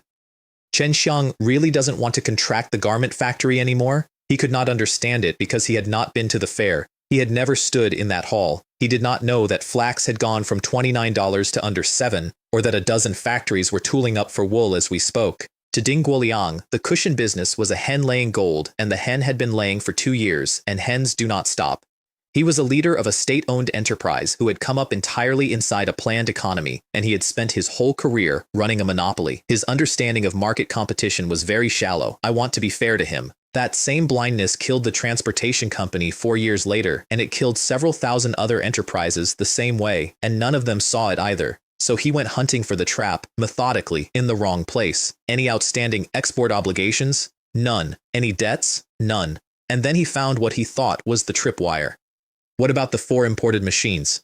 I have no use for that equipment, so of course I'm going to sell it. If the company's garment factory is interested, I would be very willing to let those 4 machines go to you. How much? 30,000 each. I had paid $15,000 apiece for them, about 60,000 yuan. I was offering them at half price. They were braiding machines for flax cushions, and flax cushions now sold below the cost of the thread, so their true value to me was a scrap with a good story attached. He turned it over for a long time looking for the hook, and then, having been burned by me twice, simply asked, "Are there additional conditions?" 2. You take all 4 together, and you approve my leave without pay. He sat back. You're planning to go to sea. I should explain what that meant, because in 1988 it was not a career move, it was a scandal. Before the Southern Tour speeches, leaving the state system for business was something a family kept quiet about, so people did not resign. They took unpaid leave, which was both a parachute. If the attempt failed and one was slapped back onto the beach, one could return, and a way of keeping something more valuable than the salary. Status. The 80s ran on a chain of contempt, and everyone knew their link in it. Urban residents beat rural, state-owned beat collective, permanent staff beat temporary, and a man with a work unit beat a man in business for himself, every time, in every room. A state enterprise identity card got you a smile at a hotel desk, where a man with only a passport got turned around. It stopped the station staff from opening your bags. It got you moved along quickly at a campaign checkpoint or a traffic post. And I am not exaggerating when I tell you that on a bad road it would get you released by bandits, because robbing public money starts an investigation that goes village by village until somebody talks. A transportation company card did one thing more. It got you onto a train without a ticket. Before the year 2000, buying a train ticket was a task. There was a sketch on the New Year Gala about it, a man in a padded coat queuing overnight with a quilt, and the entire country laughed because the entire country had done it. So no, I did not resign. I filled in a form. Ding Guoliang arranged his face into regret and made me an offer. He would be sorry to lose me. Going into private business was, of course, a personal choice, but if I ever wished to return, there would be a position waiting in the head office, liaison director, in the trade union. Secretary Ding, I'm someone who loves to smile. I can't handle that kind of work. If you make me liaison director at the union, I'd end up getting beaten every day. He laughed because he thought I was being modest. I was being accurate. The liaison director of a union organizes the New Year concert, the recitation competition on Labor Day, and the choir for National Day. And he runs the funeral committees, because a state enterprise in that era was responsible for a worker from birth to burial, and the man who runs the funeral is the man the family looks at across the wreath. If you did it well, the family would weep and thank you. If you did it poorly, the family would weep and give you a beating. He let it go and then spent 2 more days looking for my angle and failing to find it. Perhaps he also knows that an arm can't twist a thigh. Then he called in his nephew and told him to take over the garment factory and gave him instructions that were, I have to admit, exactly right. Check every machine personally. Do not accept anyone's word. Watch raw material go in one end and a finished cushion come out the other with your own eyes for both materials. And then he added the part that cost his nephew a great deal of money. Don't pay the $120,000 for the equipment yet. Just say you need to verify it, keep the equipment and give him an IOU. As for when that IOU is cashed, isn't that up to us? Huang Jun inspected that factory for 24 hours. I have never seen anything like it and I have never seen it since. He counted machines, he counted spare parts, he counted the stalls in the women's toilet, personally, and wrote the number down. He fed flax through a braiding machine himself and stood there until a finished cushion came off it. He ran a sheepskin through the softener bath and through the dryer and held the result up to a window. I really didn't intend to cheat Huang Jun. But Huang Jun had already been pitted enough times to be afraid, and a man like that will do your quality control for free. He signed the handover. I slid the second document across before the ink was dry. Sale of equipment. 4 machines, 30,000 each, 120,000 yuan. He read it twice, could not find anything wrong with it, and signed. Then, because it was a large sum, he pressed his thumbprint next to his name as well. How do you plan to pay? I said. A bank transfer? Oh, no need. I've already brought the money. He took an envelope out of his inside pocket, and out of the envelope came a single sheet of paper, and on the sheet of paper was an IOU for 120,000 yuan. If the factory's affairs aren't sorted out, there's no way to arrange production. If there are no profits, where would I get the money? He was already halfway into the next sentence, which was the one he had been practicing. And I don't know what you discussed with Secretary Ding. Why don't you go and ask the general company to pay? I looked at the IOU. I folded it in half. I put it in my jacket, said nothing at all, and walked out of the room. I got about 6 steps down the corridor before I heard the chair move behind me. When did this Chen Xiang become so easy to deal with? Something is wrong. Zhao Bo came to see me that evening. He had not yet filed his own leave papers, so he was still keeping the garment factory's cash book, which was convenient. The head office transferred 300,000 to the factory account this afternoon. Same day, so the money existed. They simply did not want to give me mine. I didn't trip him up during the handover, I said. He should be grateful. He really does refuse a toast only to drink a forfeit. Then I asked one question. There shouldn't be many barrels of softener left in that warehouse, right? Zhao Bo started smiling before I finished. I understand. I'll find a way to make Huang Jun buy softener. He did it beautifully, and he did it by being helpful. He walked his new director through the stock ledger, noted that the softener was down to a few drums, explained that the factory normally bought 10 tons at 3,000 a ton, 30,000 in total, and mentioned in passing that this particular supplier required payment in advance because production only took a day. Huang Jun asked who usually took the money out. Then he decided he would take it himself. New director, village supplier. A chance to be seen, and a chance to negotiate a discount off a peasant. Zhao Bo did not mention that the Shenfutun chemical plant belonged to me.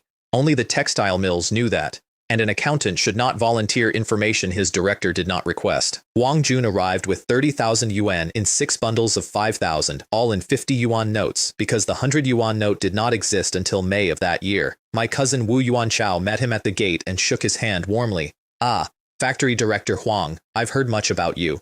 He was not lying. They counted the money together at the office table. Wu Yuanchao swept it into his arms. The amount is correct. You can go back now. Shouldn't you give me a receipt? Oh, I almost forgot. He went out and came back with a piece of paper, and Huang Jun read it, and I would have paid money to be behind the door. Receipt for repayment of debt. Received from the transportation company garment factory the sum of 30,000 yuan in cash in partial repayment of debt owed for equipment. Outstanding balance 90,000 yuan. Signed, Chen Xiang. Then what about the 10 tons of softener I bought? 3,000 per ton, 10 tons is 30,000. You pay, and we'll ship the goods. How could I dare to give you more money, only if I've lost my mind? You say it's payment for goods, said my cousin pleasantly. But what's your proof? Do you have an invoice? I can also say it's a debt repayment, and I even have a receipt. The one in your hand. Wang Jun tore it in half, then in half again. He threw the pieces on the floor.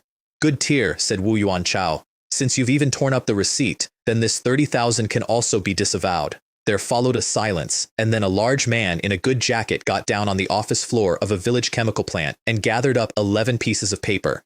If I glue it, he said mostly to himself, it should still be usable. He shouted about fraud. He said he would go to the police, and my cousin gave him the line that closed the whole country in 1988. Isn't triangular debt a very normal thing these days? The police can't handle such matters. He was right, and he was more right than he knew. Enterprises had been quietly not paying each other since 1985.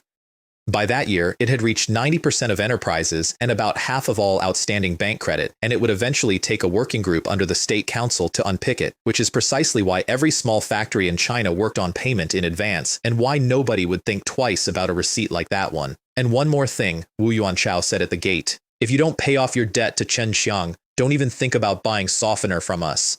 I took every precaution, Wang Jun thought on the way back, and I still didn't expect to be outmaneuvered by Chen Xiang. 90,000 outstanding, which he had no intention of paying. A living person can't be suffocated by urine. I refuse to believe I can't buy softener elsewhere. He went to Wang Haibin, who was not remotely surprised, and who, purely out of consideration for the fact that this man was the boss's nephew, made 2 telephone calls and produced the only other supplier in the city, Qinghe Chemical Plant No. 2. The price war there had ended. Gao Jin had worked out that a village that was being fed by Feng Shou and a dozen out-of-province mills was not going to starve on schedule, and had quietly put his prices back up so as to stop setting fire to his own money. His son came in while he was reading a production report. The director of the transportation company garment factory is here to buy softener. Gao Jian's head came up. Chen Xiang is here? He's deliberately causing trouble. Kick him out. It's not Chen Xiang. The man is called Huang Jun. Chen Xiang is no longer the director. The factory has been taken back by the transportation company. Gao Jin sat with that for a moment, and then he began to smile, because he had worked out something delightful. If the new man was in a fight with me, and had come here instead of going to the village, then the new man did not know what he was buying. Should we tell him, his deputy asked, that our softener might not meet export standards? Why should we tell him? In this day and age, encountering an amateur in the chemical industry is not easy. If he really is an amateur, then this is a one-time deal, and we should definitely scam him to the fullest. You have met this man. He is the fellow at the computer market who sells you a 4-year-old processor as this year's model, and he is delighted with himself for a week. Huang Jun bought 40 tons at 2,500 a ton and drove back to the factory a hero. I got softener that cost 3,000 for 2,500, 500 saved per ton. For 40 tons, I directly saved 20,000. He telephoned his uncle to report. Everything was excellent. The machines ran. The workers were in hand. He had upgraded the raw material supply and saved the company 20,000 yuan in his first month. And then, because he was young, he made a promise. At the spring fair, I'll bring in 5 million. Last year it was 4. I'm your nephew, so I must help you regain face. What is Chen Xiang anyway? He just had a bit of good luck. Zhao Mei came into his office the following week, carrying 2 pieces of sheepskin. He took the first one, worked it between his fingers, and delivered a verdict in the voice of a man who has learned that a director always has a verdict. Very soft. It's done very well. You call this very good? She handed him the second one, which was from the old stock. You did not need to be in textiles. You did not need to be in anything. One of them was a coat and the other was a doormat. Which one is unqualified? He said, and heard it as it left his mouth. Same process, said Zhao Mei. Same equipment, same workers. The only thing that has been replaced is the softener. How could the product be unqualified? Chemical Plant No. 2 is a large state-owned enterprise. It's much stronger than that village-run enterprise. I didn't say their product is unqualified. I'm saying the quality doesn't meet our requirements. Are you saying the quality of a large state-owned factory is not as good as a village-run enterprise? And his deputy director, who had been standing at the window through all of this, pressed his lips together and did not answer him, which is the loudest thing a Chinese deputy director can do. It was the same hole, the identical hole. Last time, it had been a machine, and this time, it was a barrel, and he had walked into it at the same speed. It was like playing mahjong, where your opponent has laid his hand face up on the table and is waiting on exactly one tile, and you look at your hand and you discard that tile. 40 tons. Scrap. He tried to find a way out for about an hour. Sell the cushions domestically. They are made of wool, and not many people in this country can afford wool. Sell them to our own company. Our transportation company has fewer than 1,000 vehicles, against Walmart's tens of thousands of stores. Then he asked how much was in the account, and learned that of the 300,000 his uncle had sent, 100,000 had gone on 40 tons of the wrong softener. If I had known this, he said to the ceiling, I would have just paid that 90,000 back to Chen Xiang. He brought it 11 days later, 18 bundles. I did not count it. Zhao counted it in front of him, which is what accountants are for, and I handed back the IOU with the receipt for the balance clipped to it. The accounts between us are now settled, I said. As for softener at 3,000 a ton, you can have as much as you need. I, Chen Xiang, keep my word, and I never issue I owe us. He took that one in the chest and turned to go. Factory Director Huang, he stopped. I just thought that with your intelligence, you might have launched some new products by now. He walked out reciting something under his breath about how a gentleman's revenge is never too late, even after 10 years. Are you going to the spring fair? I called after him. My goal is to earn 5 million.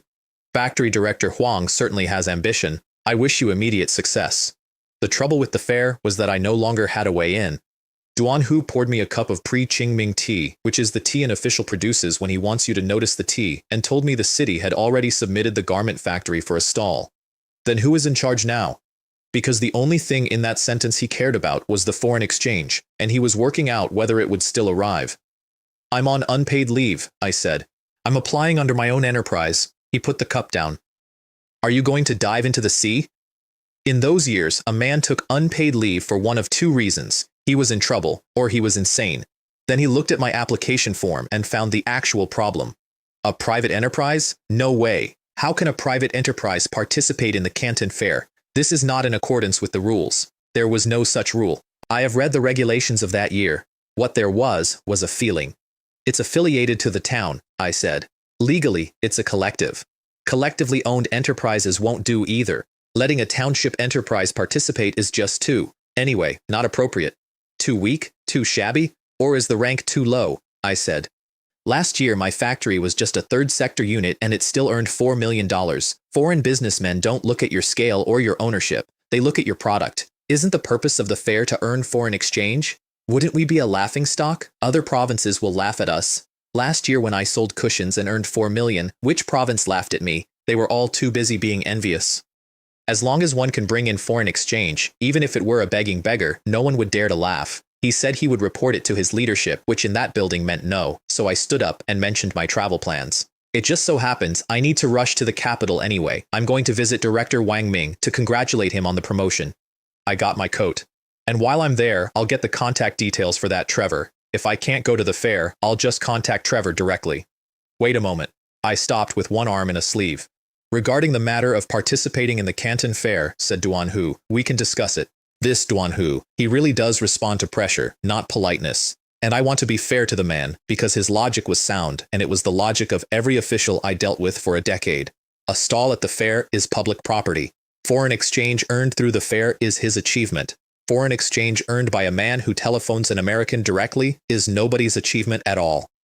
He had been through this once before, when he picked up a sesame seed and watched a watermelon roll away, and he had no intention of doing it twice. The factory went up in 11 weeks, and the first air fryer came off a bench in it in April. The technology was not a challenge. A hot plate is a power supply and a heating element. An immersion heater is a power supply and a heating element. An air fryer is the same two things, plus a fan and a housing, just connecting a few more wires and tightening a few more screws. The first generation was deliberately terrible. A square iron box, 2 mechanical buttons, power and heat, no timer, no thermostat, nothing.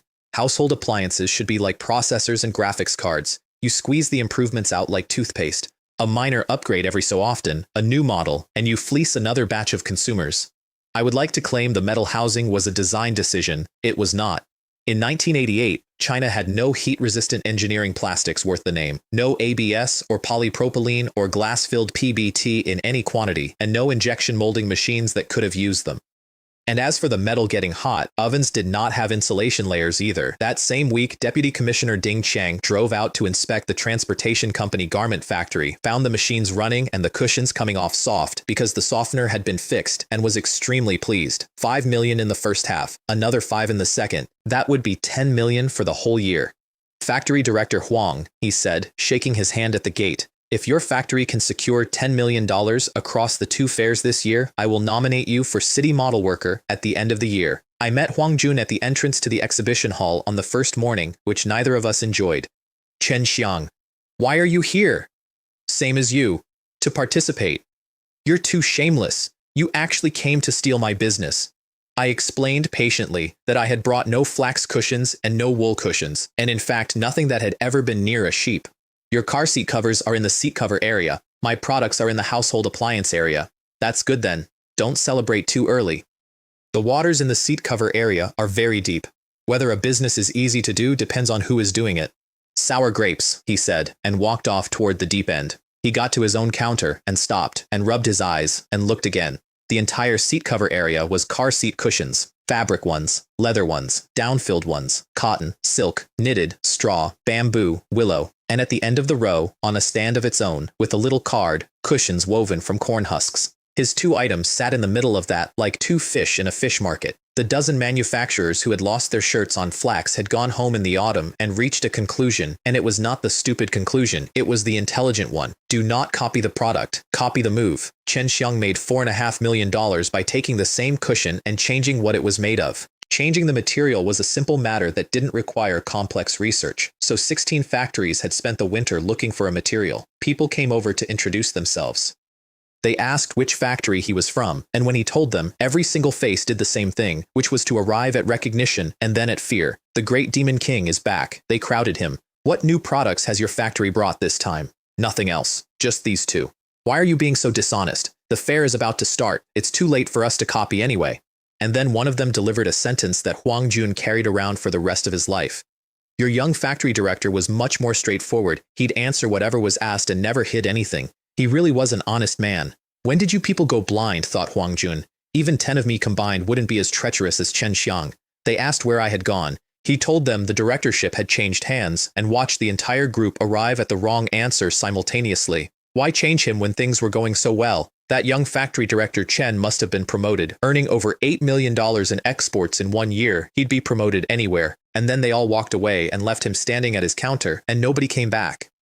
The household appliance area had only existed for about 2 fairs, and it existed on sufferance. Chinese appliances were just beginning to go out into the world, and in terms of quality and brand recognition, domestic appliances were at the lowest end of the lowest end. Selling into a developed country was not a plan, it was a joke. At most, we sold to poor brothers in Asia, Africa, and Latin America, and we sold on price, and we discounted from there. I went in playing the pig to eat the tiger. I introduced myself as a new man from a small factory, did not say which town, handed out cigarettes and asked for guidance. A man who has been asked for guidance will give you his entire life story and his competitor's order book. Mine was from Manhwa, the first vacuum cleaner factory in the country, and he wanted to talk about where his counter was. The best places all go to color televisions and refrigerators, then air conditioners, radios, washing machines. Even electric fans have better spots than our factory. My counter is at the very edge, and half of it is blocked by a pillar. He drew on the cigarette. It's the second worst in the appliance area. Then at least you have the one in last place to cushion you. That's true. He brightened up considerably. That most remote booth has a pretty ugly big iron box sitting there. I don't even know what it is. My face did something and I turned it into a cough. My booth was one shelf in a corner and it was enclosed on every side. Refrigerators in front, televisions to the left. Beyond them, vacuum cleaners, washing machines, fans, air conditioners. That shelf was surrounded through a full 360 degrees by other people's merchandise, some of it 2 meters tall. The organizers were not being cruel, they were being rational. Televisions and refrigerators had proven they could earn foreign exchange. My product was something that did not exist, from a factory with no name, in a category with no category. The fair was extremely unfriendly to unknown new products. The previous year they had simply dismantled the flax cushion section, but show them 1 contract in dollars and you get your own stand, and show them 3 and they will invent a whole zone for you and put your name over the arch. So I stood in my 3-sided box and thought about it and arrived somewhere. Even the finest wine fears the deepest alley. Since the foreign merchants can't see my booth, I'll make sure they can smell it. I would buy pork belly and potatoes and fry meat on site. I had seen it done in a life I had not lived yet. In Korean supermarkets, where a woman in an apron stands over a small grill all day, handing out cubes of meat on cocktail sticks, and where you will buy the meat because your body has already decided. Last year, I played a part-time taxi driver. This year, I have to play a supermarket promoter. There was one obstacle, which was that the household appliance area of the Canton Fair had no electricity. None. Not one socket. 400 square meters of electrical goods. none of which could be switched on. One small exhibitor complaining gets nothing. So I needed to borrow other people's strength, and to borrow a man's strength you first have to make him want the thing. I went back to playing the pig. When most people meet a newbie, even if they only have a half-baked understanding themselves, they'll pretend to be very knowledgeable. They like to act cool in front of a newbie. So I asked, and they told me, and I learned the shape of the entire Chinese appliance industry standing in an aisle over 2 days.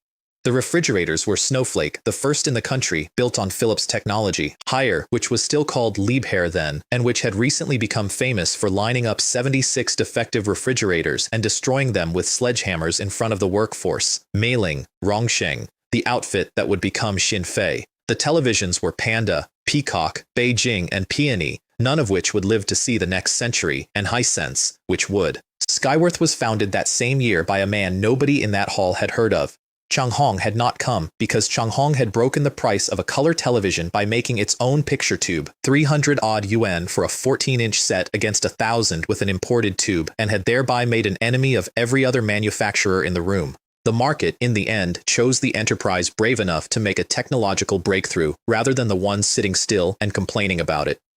But that took a decade, and in that hall in 1988, the brave one was simply not invited. The air conditioners were Chunlan and Swan, the latter built by an aerospace factory that had run out of rockets to build. Gree was still making cases for electronic watches. Medea was making fans, and once they had all told me everything, I asked the question I had come for. It's a fine hall, it's just missing something. Missing what? Missing electricity. This is a home appliance area. How can it have no electricity? And then I went round them one at a time, and I did not talk about electricity, I talked about them. Brother Guo, if your refrigerator is powered on, put a bottle of water in and it will freeze. A buyer can open the door and feel it.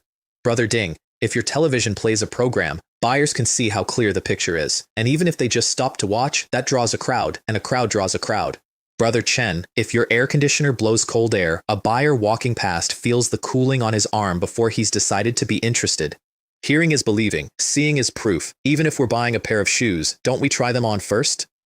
They wanted to know why there was no power, and the answer was infuriating and entirely typical. Wiring a temporary hall properly needs a professional installation and a distribution board. The stands come down in a fortnight. Nobody in the organizing office got anything for doing it, and nobody got blamed for not doing it. And people in that era completely lacked a service-oriented mindset, which produced the sentence that got it built. The trouble isn't ours. The trouble is the organizers. Since the trouble is someone else's, what do we have to worry about? And I made one more suggestion, which was that we should not send a delegate. There's strength in numbers. There is also safety in numbers. If everyone goes together, nobody has to worry about being singled out afterwards. A dozen brand names walked into that office at the same time. The distribution board went in the next morning. Then, I went to the market and came back with a fish, 3 gin of pork belly, and a sack of potatoes, and put the fish and the meat into somebody else's working refrigerator.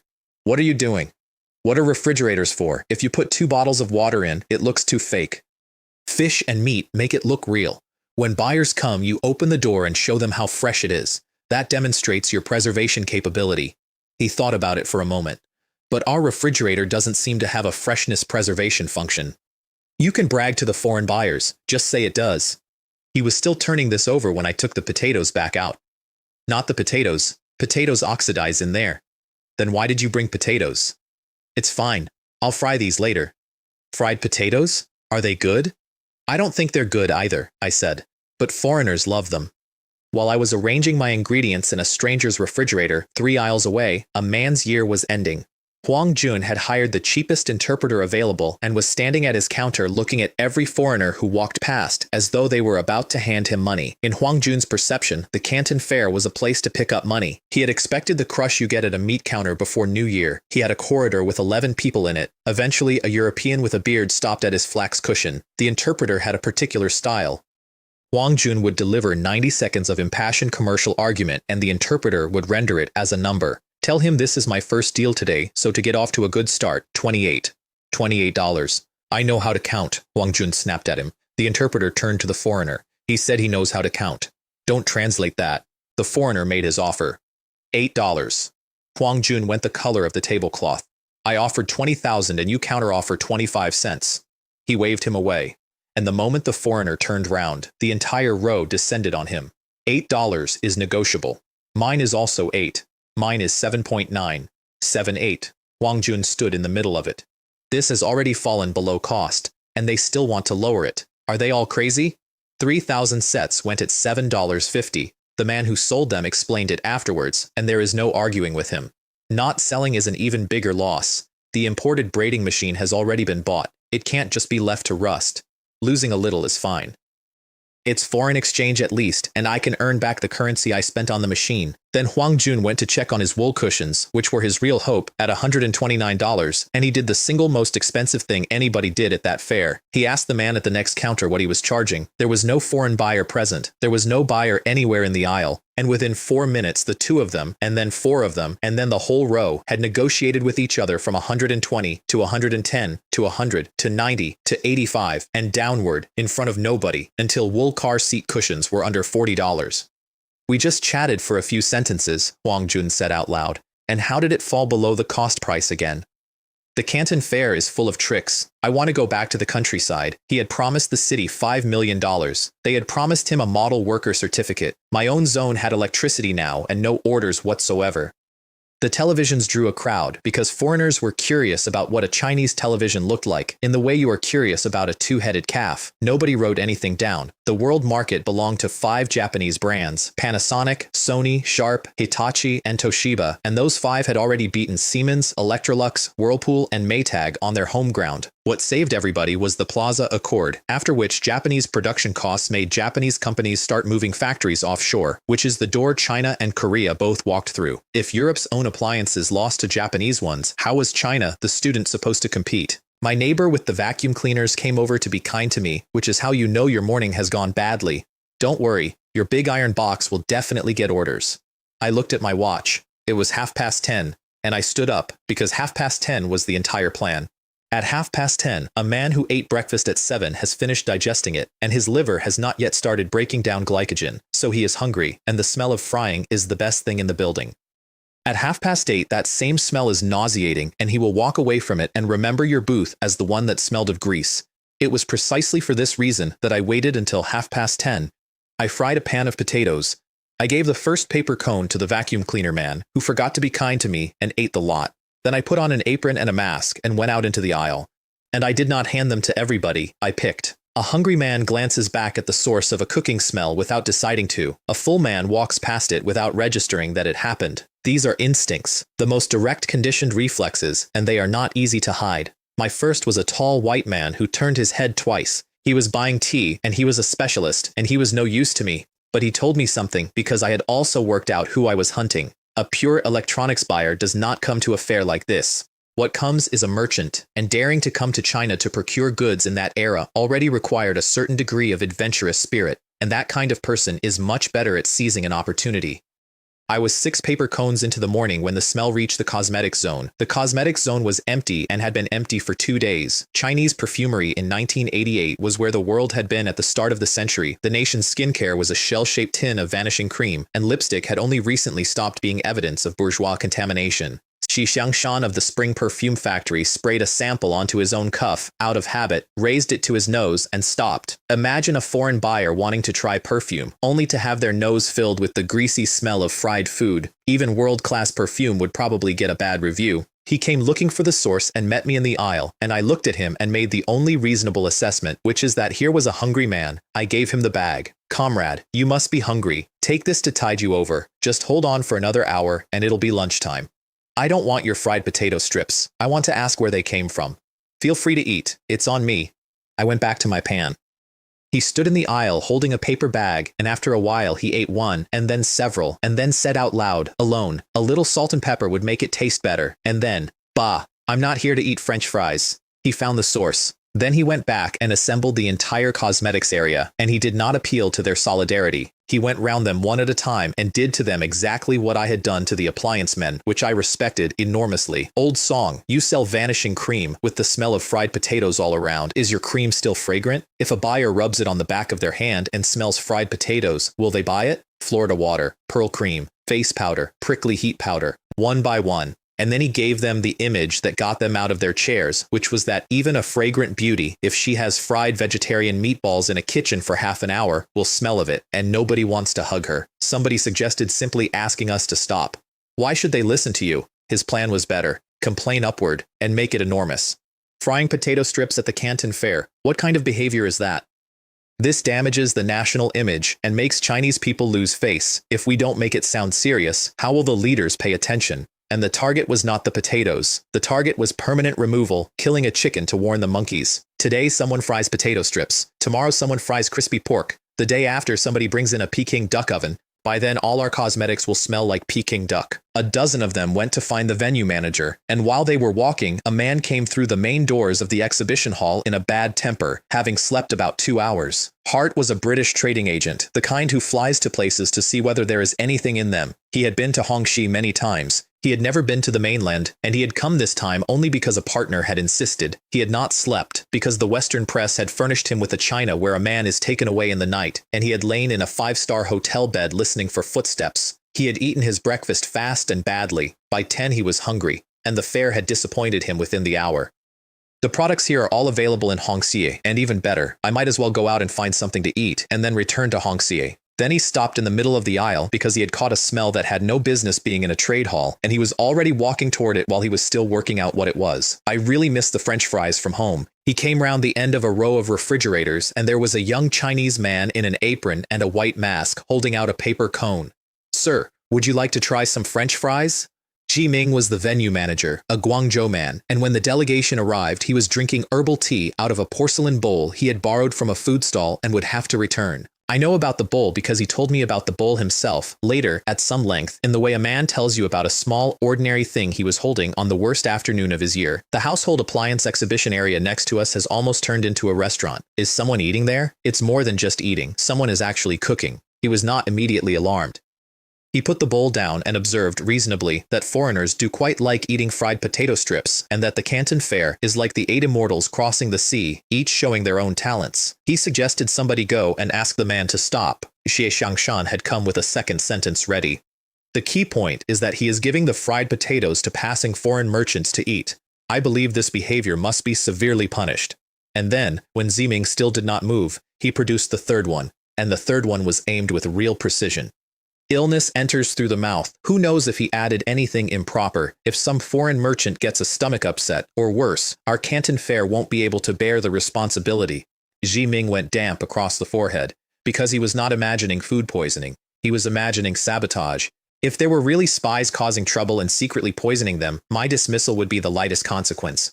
He stood up and went to find me. I was, at that moment, doing quite well. Hart had eaten the first cone in about 4 bites and was looking at the second one with a directness that no Englishman achieves before 11 in the morning. When people are hungry, everything tastes delicious. How much? The potato strips are free. These are samples. He ate more. Then he stopped and turned the last one over and looked at it. They're not quite the same as what I usually eat. A bit strange, but I can't say where. They were fried using a brand new device, I said. It uses air to replace hot oil. This is the most advanced cooking method. I brought him to the shelf, and then I did not fry another potato, because I had spent 2 days deciding what to cook for a British person, and it had not taken 2 days. I fried a fish. Fish and chips are authentic British food, and by the time the fish came out, Hart had already sniffed out the business opportunity, and I watched him do it. His face changed from a man being given lunch to a man doing arithmetic. The fish came out of a refrigerator 2 stands over. I have a foreign merchant here who wants fried fish, I announced, opening somebody else's appliance. And what a coincidence, I just happen to have fish here. That really is a coincidence, said its owner. Hart asked the price, and a voice at the end of the aisle said, "Who is frying fish in there? Come out." Ziming had brought 2 men in uniform. "Pack up and get out. The oil fumes are polluting the venue and affecting the image of the Canton Fair." I made my case, and I want the record to show that it was a good case. Foreign merchants have been walking around all morning, and they must be hungry. I have been working tirelessly to promote friendship between China and foreign countries. The longer a guest stays in the hall, the greater the possibility that he places an order. He was not there to be argued with. "I don't care who you're frying for. Pack up and leave, or I'll have security escort you out. Not even if it's for foreign merchants? No." So I turned round and I shouted the length of the aisle in English, "Mr. Russell, someone is not allowing you to eat fish." A head came up from behind the refrigerator. "Who?" "It's him. He is Z, an official here." What Hart saw was 2 men in uniform, 12 meters away, looking at him, in a country he had lain awake in. What Hart did was hold up both hands and start talking. I didn't do anything. I just ate a bite of fish. Please don't arrest me. I'll tell you anything you want to know. Please don't take me away. I have an 80-year-old mother above me and an 8-year-old child below me. I adopted a poor stray dog, and I still have 15 years of mortgage left. Please let me go. Ximing did not speak English. Ximing did not need to. He was watching a Western businessman with his hands up begging two Chinese officials in the middle of the Canton Fair, and he was calculating how far it is from here to a consulate and from a consulate to the BBC. His official position would truly be lost. Quick, he said without moving his mouth. Help me explain. Isn't that inappropriate? After all, I'm about to pack up and leave. I won't kick you out anymore, all right? Then, about frying things? Fry however you want. So I saved him, and I did it with the most useful sentence I have ever invented. Mr. Russell, I apologize. According to Canton Fair regulations, when an exhibitor signs an order, an official needs to be present as a witness. He is here to supervise me. Hart's shoulders came down about 10 centimeters. I remember now. My friend told me there was such a rule. To convince someone to believe something is simple. Finding a reasonable explanation is enough. The price was $330. That was not a number I invented. A German electric oven started around $300, and Hart needed a margin, and he had duties on top, and by the time it reached a shelf in Britain, it would be over $500. He wanted 3,000 units at $320. I offered 5,000 at $300. And then he hesitated, and the hesitation was legitimate, because he was being asked to fill a warehouse with an object no consumer on earth had ever seen, so I sold him the thing I was actually selling. Using an air fryer requires very little oil, which means less fat intake. The obesity rate in Britain must be quite high. Doctors always recommend a low-oil diet. I let him look at the machine for a second. This is a home appliance beneficial to health. Don't you think that's a great marketing gimmick? Health is priceless. People will pay £100 more for it. Hart looked up, and there was something new in his face, and it was the look of a man who has just been handed his advertising campaign for free. Your marketing direction has convinced me. I'll order 5,000 units. $1.5 million. Ximing stood 4 meters away with 2 security men and watched me sign it. In just a few sentences, he signed a deal for $1.5 million, and then the second thing landed on him, which was worse, and which changed his entire attitude within 90 seconds. Selling oil, timber, and ore abroad is selling off what your ancestors left in the ground. Selling clothing and porcelain earns cents on volume, but a household appliance is a genuine industrial product, and in the 1980s being able to export appliances was a symbol of an industrialized nation. Such excellent results are enough to be reported to the central leadership. I just wanted to kick him out. I must find a way to apologize quickly. Ji Xiangshan of the Spring Perfume Factory heard the number from the next aisle and had to sit down on a crate. $1.5 million. How much perfume do I have to sell to earn that much? And then he understood the rest of it, which was that nobody was ever going to remove me now. It's over. This Canton Fair is completely ruined. Don't even think about selling any perfume. My neighbors were more direct about it. We are all pitiful people whom no one loves. How come only you are eating meat? We haven't even seen a bowl of soup. The vacuum cleaner man, who 90 minutes earlier had been consoling me, could not look at me. Duan Hu arrived at a trot, beaming, and announced to the entire zone that Factory Director Chen was our province's ace, and Ximing took him aside and asked him to broker a peace. Factory Director Chen is a person who responds to kindness, not coercion. Just say a few nice words, and maybe you'll also have to meet a few of his small requests. I was magnanimous. I forgave him entirely, and then I produced my small requests. My frying was inconveniencing my neighbors, I said, and out of consideration for them my stand should really be moved.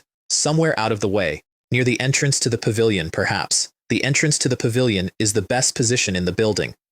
Everybody comes through the main gate, and when guests first enter, they are at their most interested, before the eyes glaze and the feet start hurting. Also, I would need power run to it. And, since my products were classed as appliances, my display case should be moved to the front edge of the appliance zone as well. Ximing agreed to all of it before I had finished the list, because exporting home appliances to a developed country was a matter of prestige, and prestige was now standing in his zone in an apron. My new position produced a Frenchman within 10 minutes. Besides French fries, can this machine fry other things? Would you like to try a steak? I went back to the refrigerator.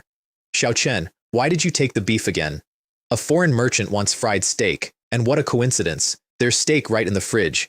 I seasoned it standing up, from a height, with the wrist, because presentation matters. 8 minutes. I cut it in front of him, and it was pink through the middle with juice on the blade. My neighbor leaned in and whispered with genuine concern.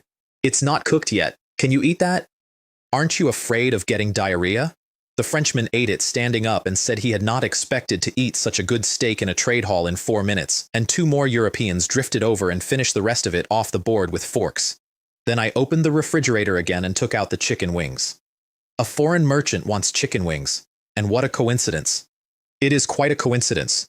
At which point the man from the television stand, who had been watching all of this for 2 hours, finally cracked. First it was fish, then steak, now chicken wings. How come your fridge has everything? Xiao Chen brought them this morning, said the refrigerator man, to make the fridge seem more authentic. See, isn't it a coincidence? Coincidence? Old Zhang, you're too honest. Xiao Chen is clearly using your refrigerator for free. There was a pause of about 3 seconds while old Zhang assembled the last 2 days into a single shape, using my refrigerator for free. By the afternoon, a section chief of a provincial foreign trade department was bringing me tea. Frying things really makes one thirsty, Duan Hu said, mostly to excuse himself for holding a cup. My throat is practically smoking. Then he read me my own accounts, which he had been keeping in a notebook. The Belgian and the Frenchman between them had taken 1,000 units at 315. Your air fryer has already brought in 2.63 million in orders. Section Chief Ma, you remember this more clearly than I do. He had also been gathering intelligence, which was his real talent. Trevor had checked out of his hotel and would be back at the fair this afternoon. And there was a new American in town, a buyer for a large retail chain, called something like Kao Si Ta. Costco? Yes, that's the pronunciation. I thought about that for a while. Section Chief Ma, go to the vegetable market and help me slaughter a few chickens, and buy some potatoes. You want potato and chicken stew? Americans love fried chicken and French fries. And then I gave a provincial official his shopping instructions, which he wrote down in the same notebook, in order, with a pen. Throw away the head, the neck, the feet, the ribs, and everything inside. Foreigners don't eat those, and buy young birds. The meat is more tender and they carry more fat, which makes them taste better fried. Trevor Chang came in at 2, and the seat cover zone received him the way a temple receives a god. He walked down that aisle with 16 men calling his name, and he could not decide where to look first. Flax had gone under $7. He bought 250,000 cushions across a dozen materials for under $1 million, which 2 years earlier would have cost him 7. These domestic manufacturers rarely dealt with foreigners and didn't understand pricing based on market demand. In his view, these manufacturers were all simpletons. It's great, he said to his interpreter, not having to deal with that cunning Chen. Then he asked, out of habit, where I was, and was told I had not come, and that the garment factory had a new director, and he was delighted. 20 minutes later, he was walking toward the main entrance, and he stopped, because there was a smell in the pavilion, and he had smelled it before, once, in the same building, a year ago. Didn't those people say Chen Xiang didn't come? Why is he wearing an apron? Mr. Chen. I thought you hadn't come. He looked at the shelf, and at the apron, and at the pan. You've switched to home appliances? I'm very sorry, but I have no interest in Chinese-made home appliances. And then, in the same breath, without any transition at all. What is this? I don't think I've ever seen this kind of appliance. I fried him potatoes first. They really are fried fries. Then I fried him a chicken, and while it went round I explained the trick because Trevor was the kind of man who buys better when he understands. It does not bake. It moves hot air fast enough to strip the moisture off the surface of the food and heat it evenly, which an oven cannot do, which is why what comes out looks the way it looks. This really is a miraculous product. 330, above 10,000 units, 300. Trevor put down the chicken. My ideal price, he said, is $100. Now I want you to understand that this was not an insult. It was a scar. He had bought flax at $29 and watched it fall under 7 within 6 months. He had bought wool at $129 and it was currently under 40 in the next haul. Standing in front of me, Trevor Chang was cursing Chen Xiang as a black-hearted merchant and thinking, as the saying goes, never 3 times. So his logic was simple. Whatever Chen Xiang quotes is 3 times the real number. The real number is 100. Aren't you surprised? He said. Isn't this unexpected? My face did nothing, because all of my expressions are feigned, and when I cannot convincingly feign one, I show none. I came down to 295, then to 290. He stood on 100 with his arms folded and waited for me to break, so I put my hand out. Then it seems we won't be able to cooperate this time. And he shook it, and he left, and he actually left the building. Duan Hu nearly took my arm off. $100 is still a lot. 20,000 units is $2 million. 2 million. If I sell to Trevor for 100, what happens to the buyers who paid over 300 this morning? They come back and demand a refund. That 2.6 million order shrinks to 800,000.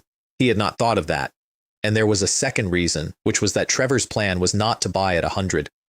Trevor's plan was to wait 6 months and buy at 50 because that is what had happened to him twice. He had not waited on wool, and the only reason he had not waited on wool was that wool is a winter product and Christmas has a date on it. An air fryer has no season. Trevor could wait forever. Maybe it will be like last year, Duan Hu offered, where others copied your product.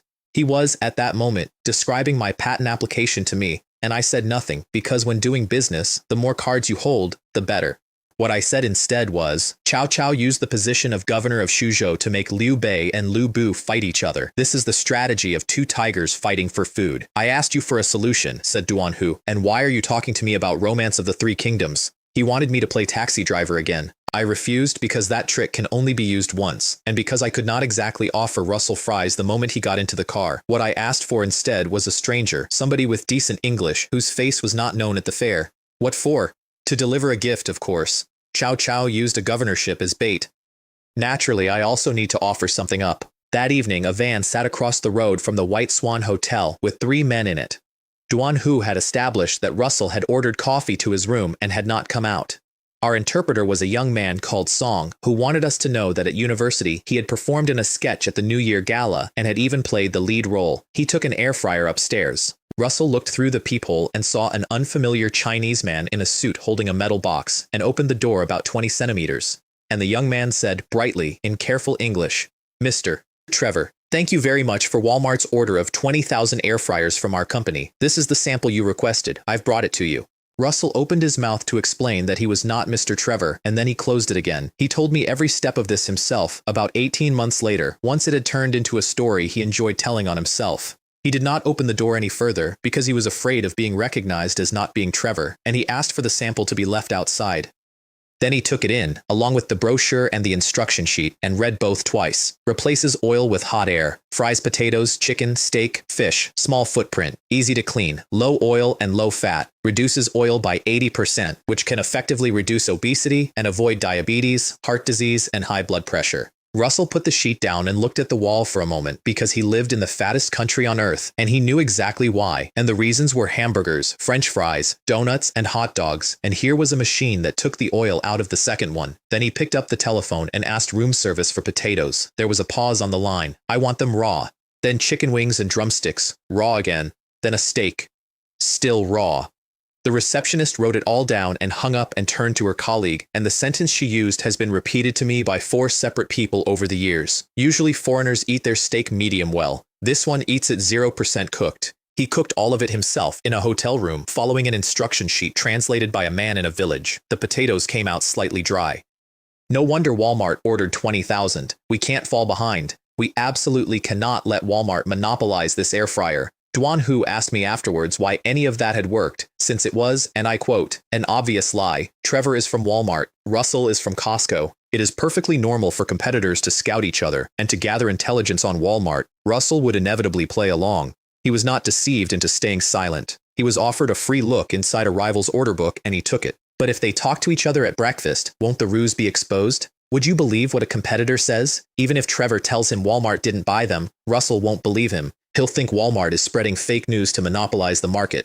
Interpreter Song got a carton of Zhonghua for the evening's work because a civil servant will not take money and a carton of cigarettes is not a violation of anything.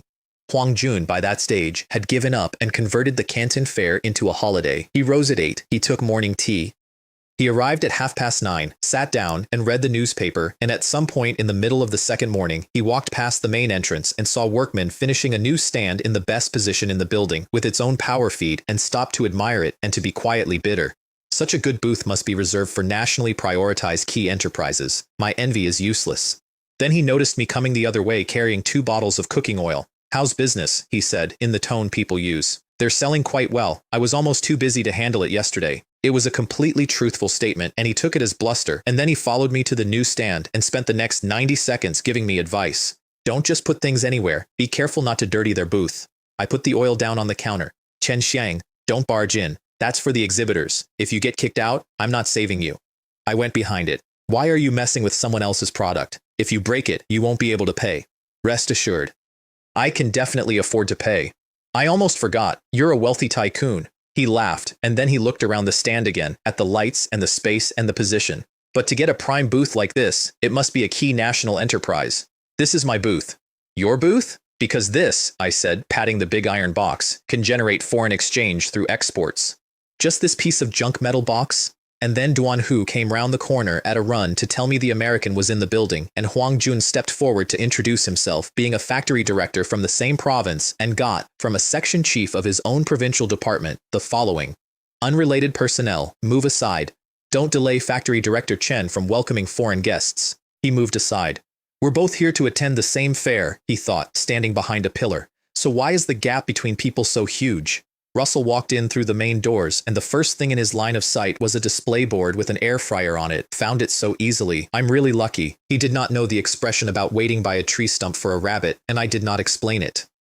Then we performed a play for each other for about 12 minutes. He examined the machine with the polite curiosity of a man seeing an object for the first time. I explained its principles from the beginning, slowly, to a man who had cooked a steak in one at midnight. 330, 295 above 10,000, 290 above 20,000. I can offer you 250. The lowest is 290. A previous customer also bought 20,000 units, and the price I gave them was also 290. A previous customer. He let that sit. Is it Walmart? And my face twitched. I would like to be clear that it twitched because I made it twitch, and that I then covered it in the specific way a man covers something he did not mean to show. I cannot disclose information regarding clients. His expression already gave the answer.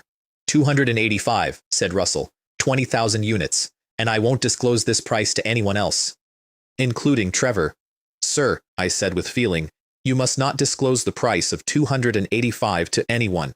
$5,700,000. And for the record, since people have accused me of lying to that man for 30 years, I never mentioned Walmart. I never mentioned Trevor. I only said a previous customer. Walmart was his own guess. Then I turned to Duan Hu, who was still holding the contract with both hands. Help me make a copy of this. After today's exhibition, call interpreter Song. We're going to the White Swan Hotel again. I put the pen away. To give the copy to Trevor. The same young man knocked on a different door that evening. Are you Mr. Russell? I'm here to deliver a copy of a contract. If it's inconvenient to open the door, I'll slide it under. Trevor Chang opened his mouth to correct him, and stopped, and thought, since the other party made a mistake, why don't I just roll with it? The envelope went under the door. You're the one who slid this in yourself. It has nothing to do with me. Any normal person who sees unidentified papers on the floor would pick them up. 20,000 units, $285. 5,700,000, and Trevor Chang, alone in a hotel room, walked straight into the trap I had built for him, which was not a trap about price at all. He could not wait 6 months. Walmart would never allow Costco to have a product that they themselves did not. And 6 months is enough time for a competitor to put a new appliance into every store in America and own the category before Walmart has a purchase order. This Chen Xiang is even more black-hearted than Wall Street financiers. How did a novel appliance like this end up in his hands? Then he did his arithmetic. And it was correct. If Costco paid $285 for 20,000, then 10,000 would go for about the same. He came in the next morning, and we haggled for 11 minutes as a formality. I said 290, then 289, then 288, then 287. He said 280, then 281. Both of us knew the number. Both of us kept going for the sake of appearances, the way two men who have agreed to fight will circle first. We met at 285. 10,000 units. $2,850,000, which put the air fryer, in its first ever week of existence, over $10 million. Duan Hu had gone quiet. He was writing. Components, he said eventually. You're going to need heating elements, motors, sheet metal, switches. I'll go through the provincial system. Where they're provincial enterprises, we'll prioritize supplying your factory. Thank you, Section Chief Ma. I stood up and stretched. I've rested enough. I'm going back to frying French fries. There was a Japanese man in the crowd around my stand for most of that afternoon, and he was extremely happy. Kimura Takashi worked for Matsushita Electric, and what he was thinking, while he stood there watching a Chinese man in an apron cook chicken wings, was this. Such an excellent household appliance in the hands of the Chinese is truly a waste.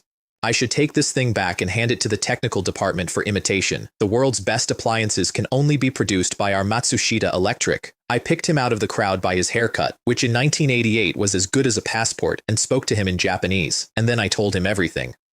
Hot air in place of oil, forced circulation, where the fan sits, why it differs from an oven, which is that it comes up to temperature faster, heats more evenly, and dries the surface of the food while it cooks. He asked follow-up questions, and I answered all of them, in detail, cheerfully. 2 reasons. The first is that the principle is obvious to anyone who takes the lid off, which he was going to do within the week. The second is that everything I told him was going to be published in a patent application anyway, and Chen Xiang keeping it a secret would be like burying his head in the sand. He was thrilled with himself. I hadn't even used any tricks. Just a few questions, and he revealed everything. With Matsushida's technology, we can definitely make a better one in a few trials. Then we discussed a purchase. 5,000 at 305, 10,000 at 300, 15,000 at 295, and he agreed instantly, without a word of haggling. Which is when I stopped enjoying myself because buyers are always meticulous. They haggle over every tiny bit. Could he be a fraud? He explained that the contract itself would need approval from his superiors, of course, but in the meantime, for the technical department, he would require a sample. No. He raised his eyebrows and mentioned the 15,000 units again. No. That would truly be a pity, said Kimura Takashi. I said nothing. That's truly terrible. Terrible? And then what? Hurry up and give me an air fryer. I have found that Japanese business etiquette and my own natural silence work together beautifully. He filled that silence twice, and on the third attempt he changed direction. Since you cannot give me a sample, then I will pay for one. Now I knew exactly what he was. In the 1980s, Japan was the world's #1 counterfeiting powerhouse, and everybody in Asia knew it, and Matsushita was not going to place a contract for 15,000 of anything, ever. But I was not afraid of him, because I had a patent application in Hongxi. Japan was a founding member of the PCT. Japanese companies do not openly infringe PCT patents, and this is not because of the high moral character of the Japanese people. It is because Japan had a great many patented products of its own that needed the same protection. It is the same for us. While you are copying, patents are a Western imposition. The day you start inventing, you become their standard bearer. So I did not throw him out. I decided to fleece him for a large sum and teach him a lesson. First, I laid the conditions out, slowly, and made him agree to each one, because a sample is not a product. No warranty, no returns, and no invoice.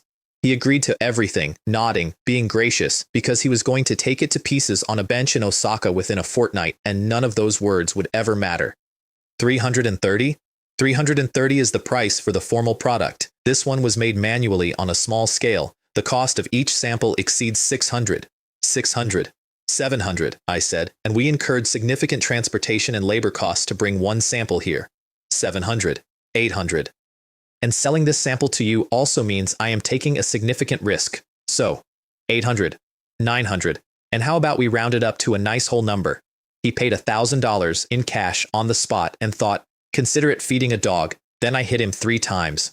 One more thing, I just used this display sample to fry French fries, so there is still oil inside. If you plan to take photographs, please wipe it clean first. He looked down at the box in his arms. I spent $1,000, and it's a second-hand item. And when you introduce this product to your superiors, please elaborate on its advantages. Small size, simple operation, oil-saving health benefits, and clear intellectual property. He had actually turned to go. He got 2 steps and stopped and turned round with the box against his chest. Mr. Chen, what did you mean by clear intellectual property? The air fryer has already been registered for a patent, I said.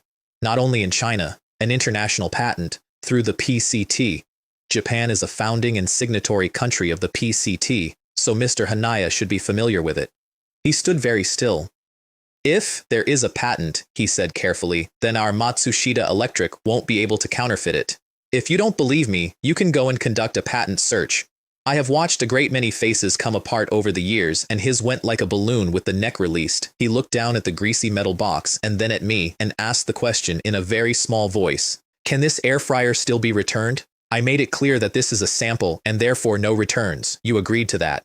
I won't ask for a full refund. Just refund me 500, okay? Surrender and refund half, okay? Of course not. Chen Xiang had always been the most trustworthy person in business. If he said no returns, then there were no returns. But he had taught me something, and I sat down afterwards and worked out what it was. He was the first man who wanted to copy it. He was not going to be the last. Once this thing sat on a shop shelf, any schoolboy with a screwdriver could see how it worked, and I already knew that world demand for it would eventually reach 20 million units a year. Chasing infringers is not a business. The cost of defending intellectual property rights is simply too high, and not just in money, in time. I'm an industrialist, not a professional litigator. Lawsuits should be left to lawyers, and I did happen to know a lawyer. Should I go and charm this beauty into helping me with these lawsuits? I telephoned Hongxi from the international line at the Trade Bureau. The application was progressing normally. It seems this time, I really do need to register a company in Hongxi. Duan Hu arranged the travel documents in 2 days, and when he heard the words air fryer business, he grew so warm that he produced a first-class ticket on the passenger ship out of Guangzhou, which the Manhwa company had been running to Hongxi since 1985 and which no township factory director had ever had bought for him by a provincial department before. Up in the capital, Wang Ming came back from an inspection trip, read 3 days of accumulated fare reports, and hit his desk hard enough to move the tea. I have this from the secretary who was holding the tray, and I paid for the lunch where I got it. Our domestically produced household appliances have been exported. It's not the first time, sir. Last year we exported refrigerators to Tanzania. This time it's not an African country, it's the United Kingdom. Then he found the American order and his secretary did the conversion out loud. $285 a unit. 20,000 units, 5.7 million. $285 is about 1,200 yuan, said the secretary. An imported 18-inch color television is about that price. Wang Ming sat back. As expected, industrial products are where the money is. In the past, when we sold tea and porcelain, we'd be happy with an order worth tens of thousands. Look at this. One order is 5.7 million. The running total was over 10 million. Which enterprise? The secretary read it off the sheet. Xiangyang Town Electric Furnace Factory, Dongcheng District, Qinghe City. Qinghe. Wang Ming's finger stopped. The one who sold the car seat cushions last year was also from Qinghe. Are the people there very good at business? I've heard of Shanxi merchants, Zhejiang merchants, Huizhou merchants. I have never in my life heard of merchants from a poor place like Qinghe. Then he read the name again. Town. This sounds like a township enterprise. Sir, you're right, it really is. Last year it was a third sector unit, but at least a state-owned enterprise. This year a township enterprise popped up. He put the paper down. What kind of feng shui does Qinghe have? And his secretary, who had saved the best for last, delivered it. The person selling the air fryer is also named Chen Xiang. The delegation confirmed it. It's the same person. The ministry telephoned the Qinghe Foreign Trade Bureau directly, going over the top of the province, which is a thing that happens perhaps twice in a career. Chao Yun took the call, wrote down the name, and did not believe a word of it. What kind of enterprise is that? I've never heard of it. How did a township enterprise get into the Canton Fair? Is Wang Ming running a fever? He drove to Ding Cheng, who assumed it was the garment factory, then heard the word town, and stopped. Didn't you audit it during registration? Among the quotas we recommended, there was no such enterprise. They must have gone directly through the province. A township enterprise that can find connections with the provincial department, said Ding Cheng slowly, is not ordinary. And then he said the bitter part, which was the honest part. Last year, our city relied on a state-owned enterprise's third sector unit for foreign exchange.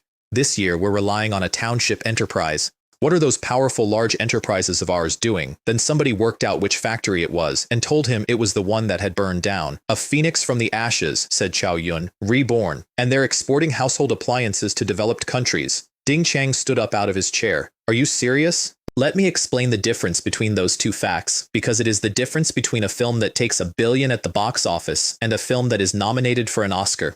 Any director will tell you which one he wants, and it is not the billion. $10 million of foreign exchange is the billion. Appliances into a developed country is the Oscar. This was both at once, in one factory, in a town neither of them had visited. Neither man had had anything whatsoever to do with it, but when it comes to political achievements, both of them will definitely get a share. This was like a pie falling from the sky. They decided to hold the announcement, because the fair had not finished and the number would only get larger. We'll wait, said Ding Chang, and then we'll make a splash and stun everyone. Unfortunately, the head of the Bureau's general office did not know any of that, and he had a telephone. He rang Ding Guoliang to offer his congratulations, because everybody in that city still associated the words foreign exchange and Qinghe with the transportation company garment factory. Your garment factory has signed another huge order, $10 million US. Ding Guoliang put the phone down and sat in his office for a moment with his hands flat on the desk. That's equivalent to over 40 million yuan. Our entire transport company doesn't earn that much in a year. That kid Huang Jun, he's finally made me proud. And then warmly to himself, this silly child. He wants to give me a surprise. He announced it at the Monday meeting, standing up, and began the applause himself. Wang Haibin came in behind it with a piece of flattery so pure it belongs in a museum. Last April, under Chen Xiang, it was only 4 million. Now, with Director Huang, it's 10 million, which shows it was Secretary Ding's discerning eye. They voted to hold a formal welcome at the factory gate, with banners and reporters. Huang Jun, at that moment, was on a train coming north, working on his explanation. When I left, I made a grand declaration that I would secure 5 million. Now I haven't gotten a single cent. At the station there was a car waiting for him, and he got into it thinking, my uncle is still so good to me. It did not take him home. It took him to the factory, where there was a crowd, the entire leadership. 2 red banners across the gate, a photographer from the city paper and a man from the radio station. Welcome, welcome, a warm welcome. Our great hero is back. Flashbulbs, hands being shaken, somebody putting a hand between his shoulder blades and moving him toward a microphone. Comrade Huang Jun, you brought honor to our company and created valuable foreign exchange for the country. What kind of foreign exchange did I create? It's the $10 million order you secured. I didn't get a $10 million order. There was a small pause in front of a photographer, and then Wang Haibin, who had the most to lose after Ding Guoliang, began to negotiate downward in public. Perhaps the data isn't accurate. If it's 8 or 9 million rounded up, that's 10. Where would I get 8 or 9 million? Then 5 or 6. Rounded up, that can also be considered 10. This rounding up, thought Ding Guoliang, is quite a stretch. Not even 5 or 6. Then 3 or 4 must be there. Huang Jun looked at the banner over his own head. I didn't sell a single car seat cushion. Nobody said anything at all. The radio man was still holding out his microphone. Then who, said Ding Guoliang in a voice that had gone very flat, earned 10 million? That kid Chen Xiang. He developed a cooking appliance. Chen Xiang. Ding Guoliang turned round in front of 2 reporters and his entire management team. Why is it always Chen Xiang? You've already been kicked out of the transport company. Why are you still bothering me? I told Wen Jiaxin I wanted to register a patent company, and she was polite about it in the way lawyers are polite when they have decided you are a fantasist. She had seen plenty of braggarts. Very few could brag like Chen Xiang. He was the first to blurt out hundreds of millions right off the bat. Whoever has yellow urine, hurry up and splash it on him to wake him up. I gave her the forecast anyway. 200,000 units worldwide this year, 3 to 400,000 next year, 1 million within 5. Then I made my offer. Run the company, no salary, 20% of the equity. Why do I feel like you're looking for free labor, she said. And this free labor happens to be a lawyer. That is an accurate description. No. So I opened my case and put 2 contracts on her desk. 20,000 units at $285, 10,000 units at the same price to a company called Walmart, plus Hart, plus the Belgian, plus the Frenchman, over 12 million US dollars, 93.6 million Hongxi. She read the first one twice and the second one once. Did your air fryer really sell for 12 million? And then, looking at Chen Xiang again, Wen Jiaxin suddenly felt that he was actually quite handsome. A multi-millionaire in 1988, and a handsome young man at that. Should she just call him honey right now? Then she did the arithmetic that mattered, because she was a professional. International practice puts royalties between 5 and 10% of the product price. On $12 million of sales, that is 600,000 a year at the floor. Her 20% is 120,000 US dollars. About 1 million Hongxi dollars a year for filing paperwork and writing letters. She accepted. Here is what that company was actually for, since half the people who have heard this story assume it was a tax dodge. The patent was filed under the PCT, and to hold a PCT patent, your entity has to sit outside the mainland. I also had a domestic Chinese patent, filed separately, and I understood exactly what it was worth in 1988, which was that it announced a right and did nothing to enforce one. Chen Xiang did not count on the country to help him protect his patent, so the Hongxi company had 2 jobs and no others. Collect royalties, pursue infringers, which is why it needed a lawyer who can send a lawyer's letter at any time, rather than a manager. We named it in about 90 seconds, standing up. Bo from Xiang, Nan from Jiaxin, Dongnan, Southeast Company. Then I sold Southeast Company my patent for 1 Hongxi dollar. She made me take the coin. Is that all it takes? That's all it takes. Then she put a second document in front of me, and this one I did not sign, and the reason is the best piece of law I learned that decade. It was a patent license, from Southeast Company to my own factory in Xiangyang town. Without it, my factory was manufacturing a patented product it had no authorization for. Even if I don't sign it, the company can't sue me, can it? Wouldn't that be me suing myself? Legally speaking, a lawsuit can be filed, even if both enterprises are yours. Then should I stand in the plaintiff's seat or the defendant's? You should stand in the defendant's seat. The plaintiff's seat is where I stand. Then she explained the part I wanted. If a rights holder does not pursue an infringer, you get a situation her textbooks called constituting infringement but not bearing liability. Anybody can manufacture. However, waiving the right to pursue liability does not mean the rights holder loses the right. The rights holder can change their mind at any time. I push the license back across the desk. Then I won't sign this patent licensing agreement. Why? because running an enterprise in the mainland is not an easy thing. I left my own factory as a technical infringer of my own patent deliberately and put the unsigned license in a drawer in Hongxi. I want you to remember that drawer. Meanwhile, 1,200 kilometers north, the mayor of Shenyang town was asleep on his office sofa after a lunch for 8 people that had run to 20 dishes and a bottle of liquor. This was normal. Officials, teachers, and doctors all drank at lunch in those years, and surgeons would arrive at the table slightly tipsy on the theory that alcohol disinfects the operator first. His assistant woke him with a folder of restaurant bills. Our factory had declined to pay them. The mechanism is worth understanding because it was universal. An official banquet gets settled one of 3 ways: out of the budget, which requires a pretext and a budget; on a chit, which the restaurant may never see honored since ordinary people running restaurants couldn't fight against the government; or by sending the invoice to an enterprise in the spirit of that enterprise fulfilling its social responsibilities. Kui Hong used the third method because the town guest house belonged to a relative of his, so a chit there was money out of his own family's pocket. I had been paying those bills quietly for 4 months. I thought of it as appeasing the little devils, and I would rather resolve matters with a small amount of money than fight a battle that costs 1,000 enemies and 800 allies. The result of paying was that the bills doubled. They now ordered the best of everything and had food packed to take home. But I was in Guangzhou and then Hongxie, and Duansheng would not sign anything over 50 yuan without me, and when he was pressed he told the truth, which was that the director was at the Canton Fair. Kui Hong came off the sofa. A tiny township enterprise attending the Canton Fair?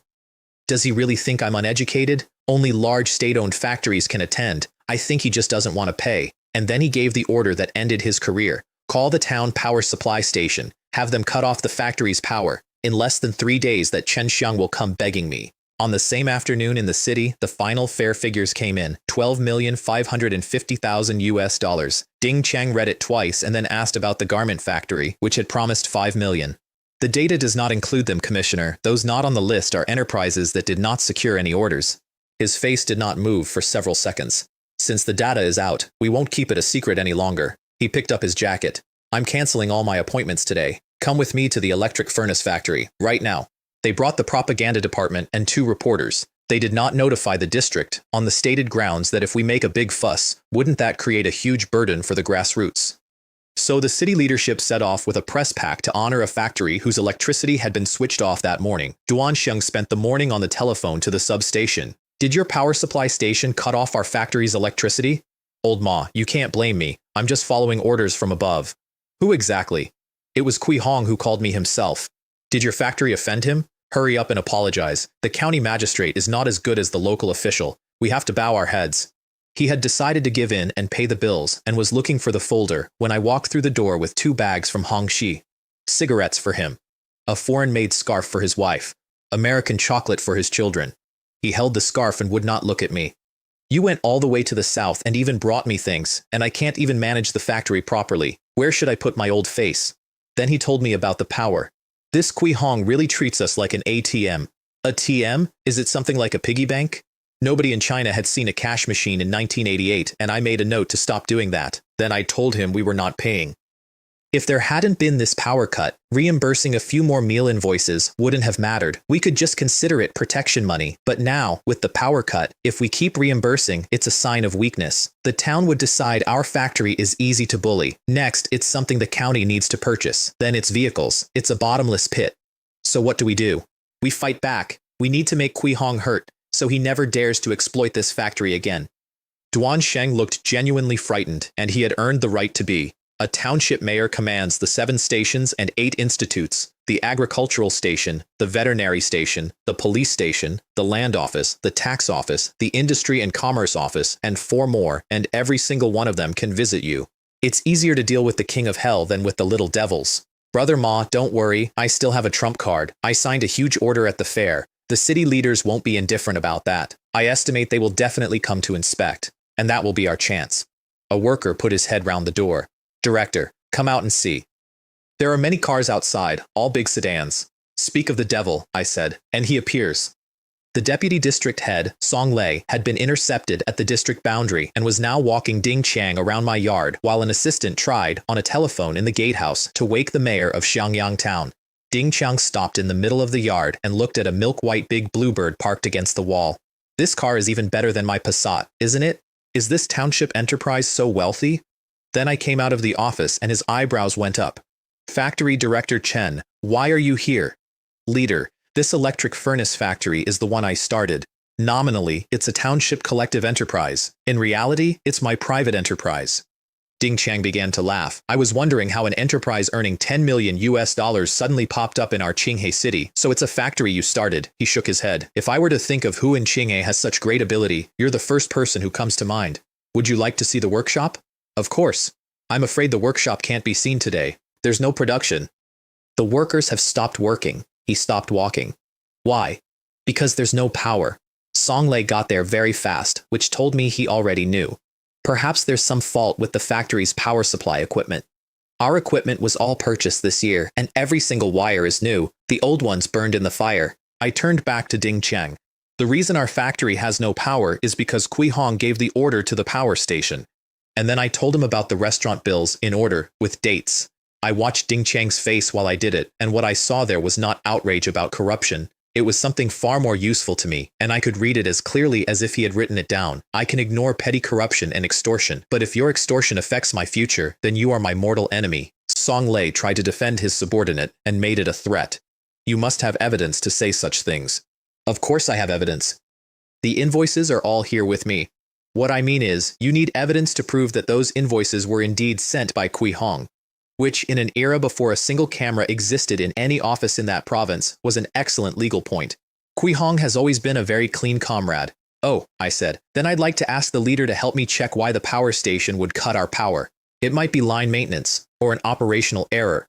Since my side of the story is untrustworthy, why don't you ask Kui Hong yourself? And I pointed at the gate where a car had just come through it far too fast, and out of which the mayor of Shangyang town was climbing while still putting his jacket on. I apologize. I went to the villages below for an inspection. He arrived in front of the deputy district head and the deputy commissioner and 2 reporters and said good afternoon. Nobody responded because the smell had arrived about a second before he had. How did I end up with such a pig teammate, thought Song Lei, standing perfectly still. At least rinse your mouth before coming. Isn't this a self-confession? Ding Qiang let the silence run for a while. Then he turned his head. Comrade Song Lei, is this the clean person you were talking about? Song Lei said nothing. I think the disciplinary inspection department of your district should intervene, and if your district can't investigate it clearly, then let the municipal disciplinary inspection department handle it. Kui Hong reached out and put one hand on the wall. 3 weeks later we were assembling air fryers again, and Duan Sheng brought me the news over a bench. I heard he might lose his official post.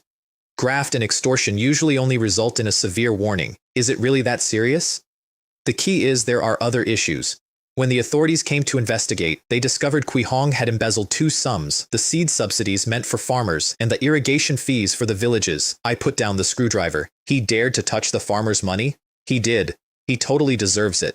And I want to be honest about the moral arithmetic of that era, because it is not the arithmetic anyone would write down. Taking bribes was an improvement in one's practices. Eating at a factory's expense was a management style.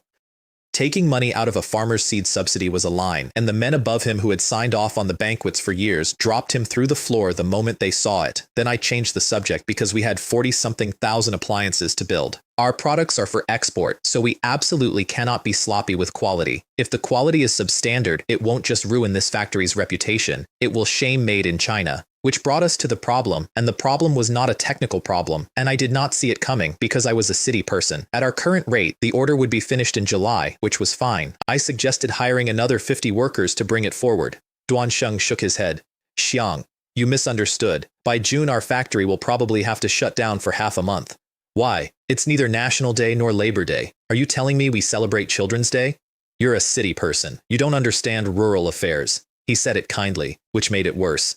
Every June is the wheat harvest. All these people in the factory, they all have to go home and harvest the wheat. Combine harvesters existed in 1988, and they existed on state farms. Everybody else cut wheat with a sickle, in a line, bent over, for 2 weeks. And it is not 2 weeks you can move. 9 ripe, 10 harvested. 10 ripe, 1 lost. You cut at 9/10 ripeness, and if you leave it standing until it is fully ripe, you lose 1/10 of the crop off the stalk. Then you glean, then you cart it to the threshing floor, then you stack it before the rain, then you thresh, then you winnow, then you dry it, then it goes in the store. 2 weeks minimum, a month if it rains. And if an enterprise dared to prevent workers from returning home to harvest wheat, the workers would simply skip work and leave. A conveyor line was out, too expensive and too slow to build. Hiring new people was out, because new people also grow wheat. so I could only increase production capacity through management methods. Brother Ma, what do you think about implementing piece rate wages? 1 yuan basic salary for a day's attendance. And in addition, for every air fryer assembled, I will pay 1 yuan, provided the quality is up to standard. He did the sum in his head and his eyebrows went up. 1 yuan a unit? If someone assembles 5 a day, that's 150 a month, plus 30 basic. 180. No, that's too high. I should mention the context, because 180 was not a small number. A state enterprise worker made around 150, and 1988 was the year of the price reform, when pork went up 60% and vegetables 31, and an 18-inch color television went from 1,300 yuan to 1,900. What followed was the strangest negotiation of my life, because I was the director and I was bidding the wage up, and my works manager was bidding it down. How much do you think we should give? 20 or 30 cents would be enough. Too little. Then add 10 cents. 40. I think 80. 80? No. A township enterprise can't offer such high wages. Then 70. We can't go any lower. 40 is the absolute maximum. So I stopped arguing about fairness and asked him a question instead, calculating at 70 cents. A skilled worker earns over 100 a month, right? Definitely. 120. If they can earn 120 a month, I said, do you think the workers will still be willing to go home and harvest wheat? He opened his mouth and shut it again. For the record, here is my arithmetic, and it is not generous, it just looks generous from inside 1988. Foxconn was paid about $5 to assemble an iPhone 7, of which roughly 2 reach the worker, which is not 0.28% of the retail price. My air fryer sold for about $300. The same proportion would be around 3 yuan. Our workshop was maybe a quarter as efficient as that, so 70 fen was, if anything, a rounding error in my favor. 40,000 units at 7 mao is 30,000 yuan. Having secured orders worth 12 million US dollars, why would I care about 30,000 yuan? But Duan Sheng, who actually knew farmers, told me piece rates alone would not do it, and his explanation was better than mine. 10-odd yuan can indeed hire people to harvest wheat, but when the wheat is truly ripe, isn't everyone just looking out for themselves? You have to wait until those people have finished harvesting their own wheat, and by then the harvested wheat will suffer at least a 5% loss. He shrugged. And most people would be reluctant to spend 10-odd yuan at all. Isn't it better to save that money and do it yourself? He was right, and he was describing something I recognized. There is an old joke about Bill Gates and a $100 bill on the pavement, and how the seconds he spends bending down are worth more than the note, so economically he should walk past. He was asked about it once and said he would pick it up. Picking up money is an instinct. Calculating small gains is human nature. So instead of arguing with it, I decided to point it at something. I plan to divide these 40,000 units into 3 batches. After the first batch is completed, we stop for a day, then we release the second. Why would we stop? And at the same time, I said, we announce daily how many units remain, on the wall, in chalk, where everyone can see it. Duanxing looked at me. This way the workers know the remaining orders are getting fewer and fewer. If you don't do it, others will snatch the work and then there'll be none left. The workers recalculated their monthly income and approved of the piece rate with both hands. The number on the wall was another matter. The number on the wall was a countdown to a time bomb. 13,000, 12,500, 12,000, 7,000. Every morning, when they saw this number decrease, the workers felt as if money was slipping through their fingers. Each decrease in that number represented 7 mao. At the end of May, the board said 300 and something, and a worker called Ding Feng finished his last unit, walked to the store for parts, and was told there were none. I earned 7 mao less. No materials, the foreman said. So rest. Otherwise, don't bother coming in tomorrow. There won't be any work anyway. No, that won't do. Even if there's no work, as long as I show up, I still get 1 yuan basic. He thought about it. Worst case, I'll bring a deck of playing cards. The next day, there was no work at all. Cards, conversation, the radio, and 1 yuan. They used to earn 3 or 4 yuan every day. That day, they earned 1, which felt like losing 100 million after rounding, all of which had been on a piece of paper in my drawer for 11 days. On the 3rd day, the yard had gone quiet in a way that had nothing to do with the machines, and men were standing around asking each other whether the orders had run out. That afternoon, the trucks came in with the second batch, and I have never seen 200 farmers move that fast in my life.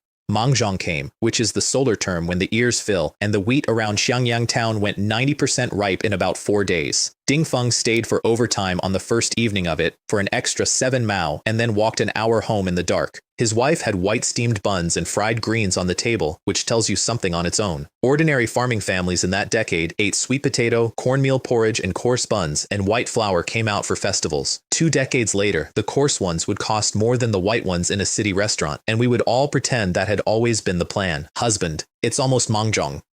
I'll sharpen the sickles tomorrow so you can start the day after. No, said Ding Feng with his mouth full. This year's wheat, I'm afraid you'll have to harvest it yourself.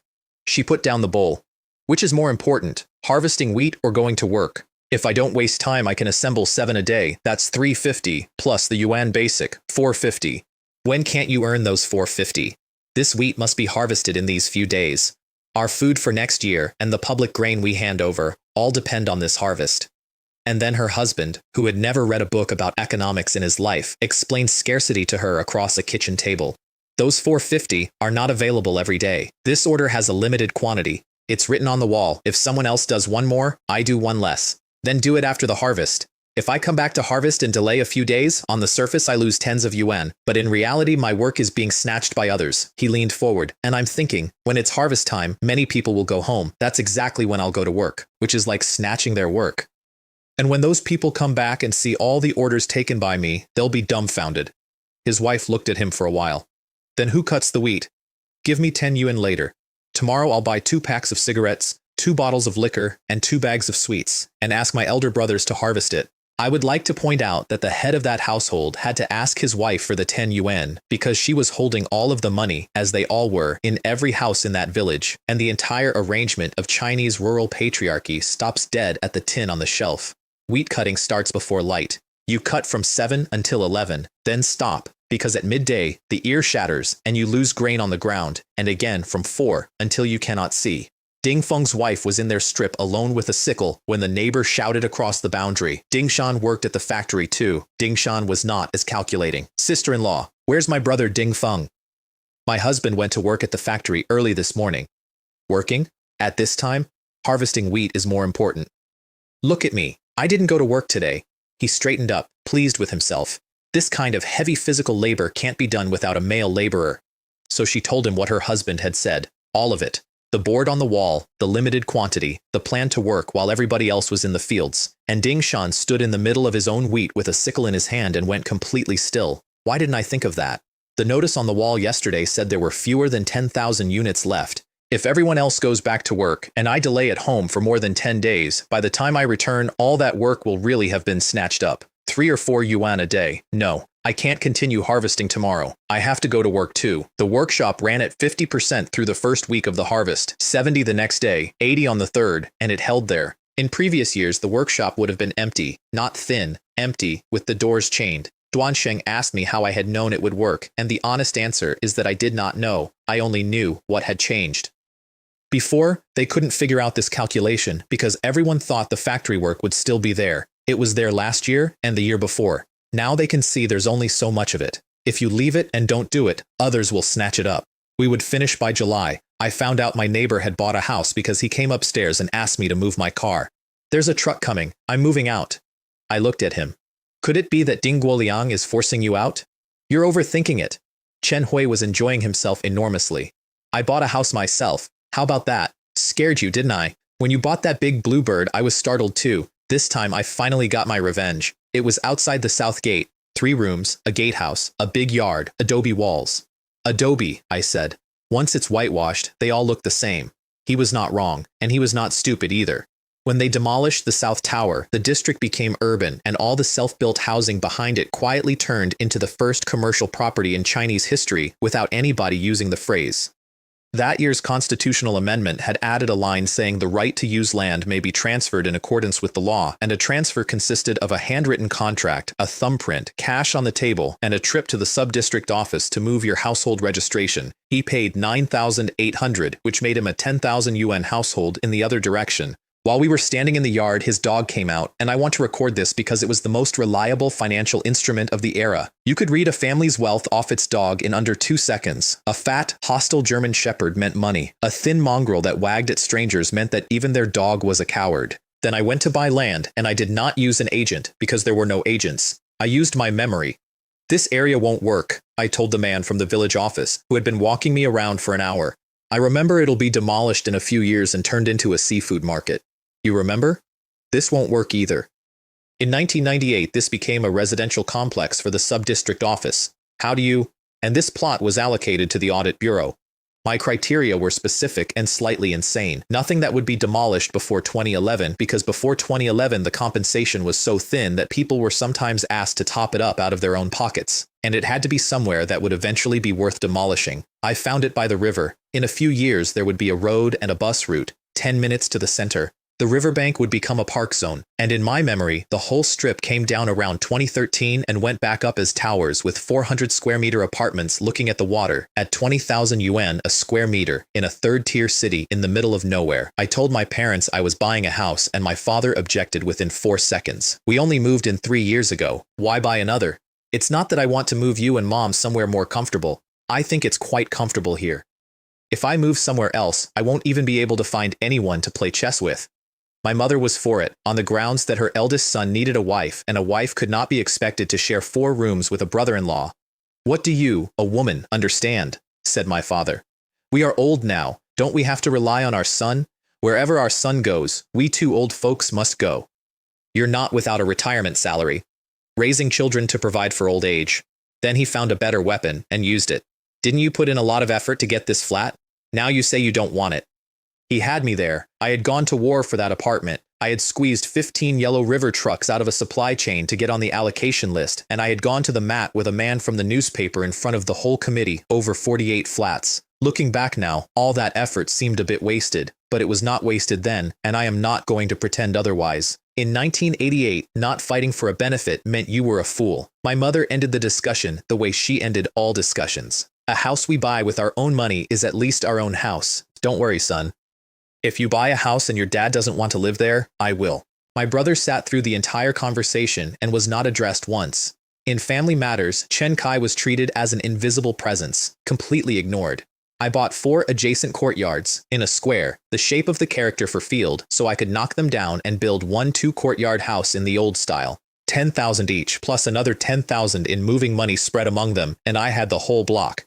Then I went looking for an architect, and there were none. The construction company had a design institute. The design institute copied drawings. Every building in Qinghe was the same building, which produced a phenomenon I still think about. If you needed the toilet in somebody else's flat, you didn't have to ask where it was. You could find it with your eyes closed because your own home had exactly the same layout. So I decided to go to a university and buy a professor with what we would call research funding. Before I could, 2 things happened in my life that had nothing to do with money. The first was that I heard something in the ditch outside the wall.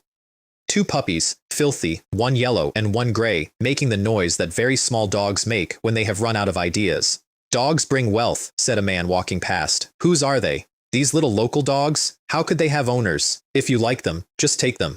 Then he added the part I have never forgotten. The dog man came round a few days back. That family sold the mother. I guess she was intelligent and knew she was going to be sold, so she hid her 2 puppies. At least they can keep their lives. I washed them in a basin. I crumbled biscuits into hot water and watched 2 objects turn into eating machines. From today on, I told them, you 2 are dogs with owners. Then I named them, which took longer than it should have.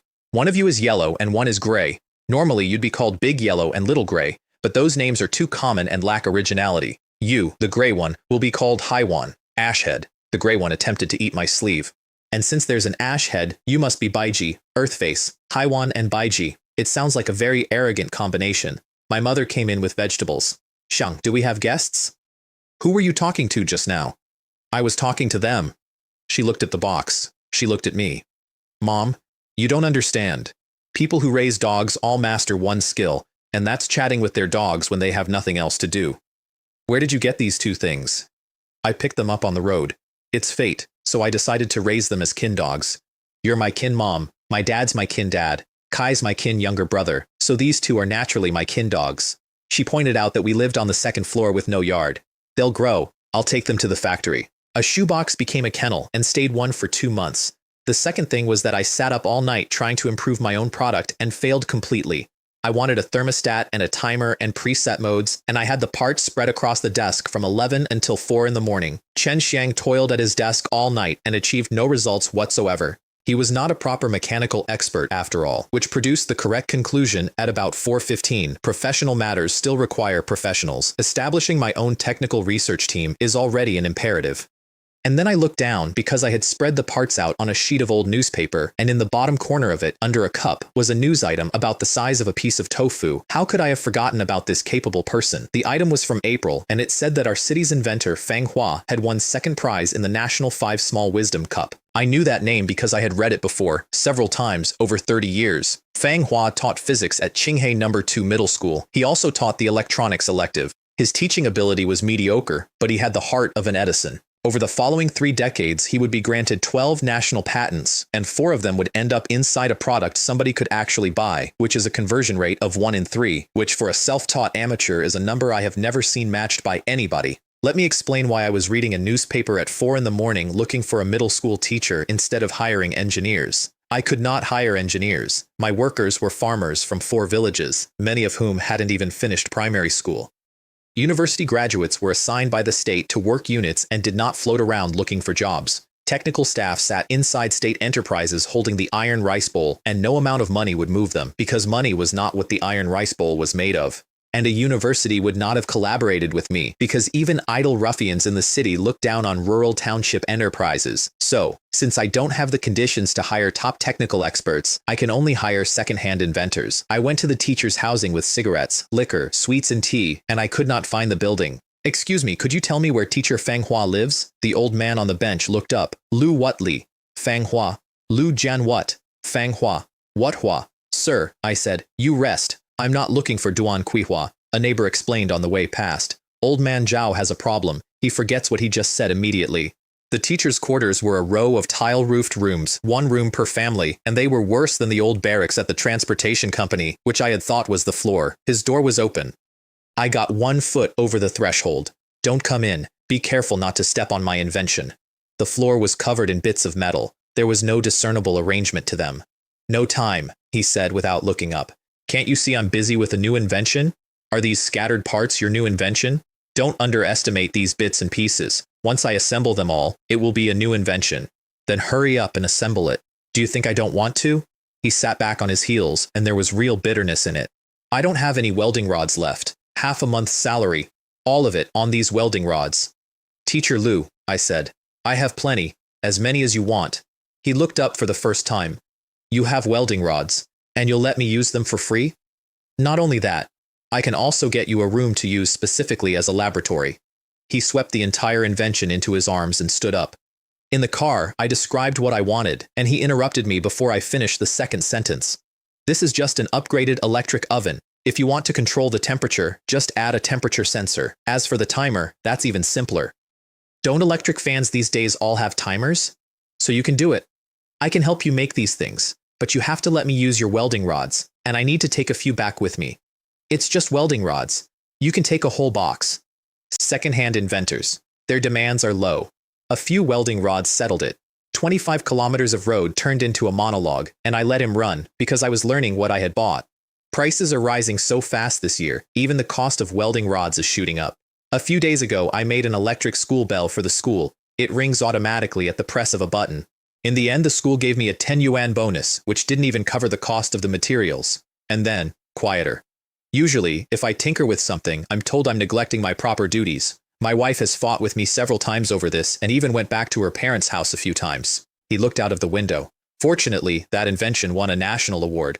With this award, at least I can prove I'm not neglecting my duties. Those amateur inventors who hadn't won awards might have to kneel on washboards every day.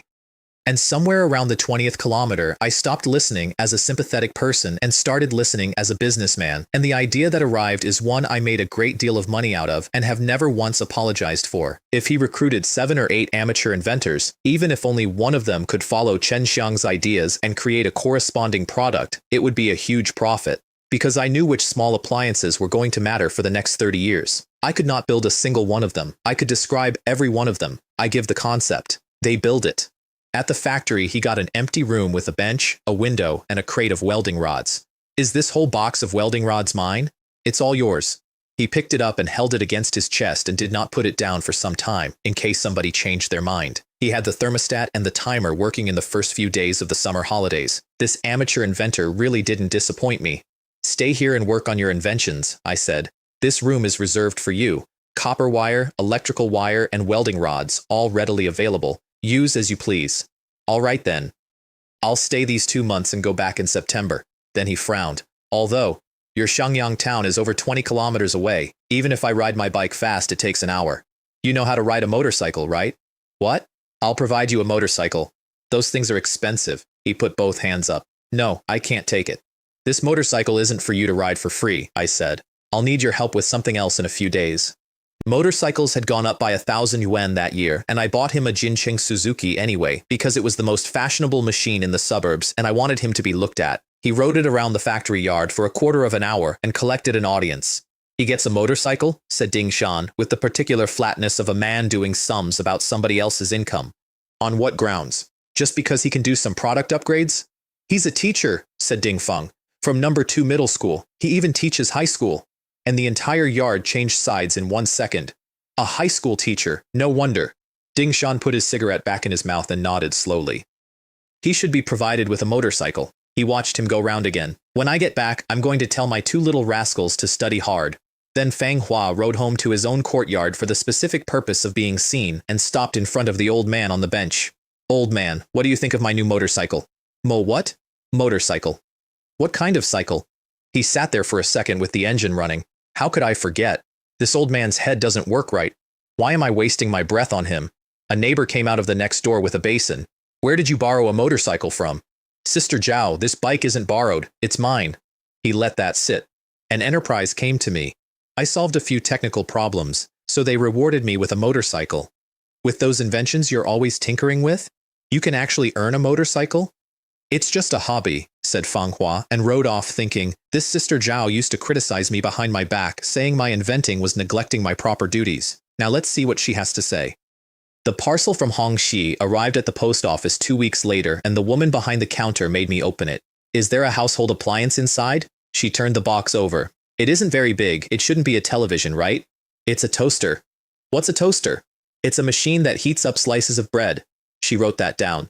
And as I went out, I heard her say, not quite quietly enough, these children of high-ranking officials are so pretentious. Even to eat a piece of bread, they have to use an imported appliance to heat it up.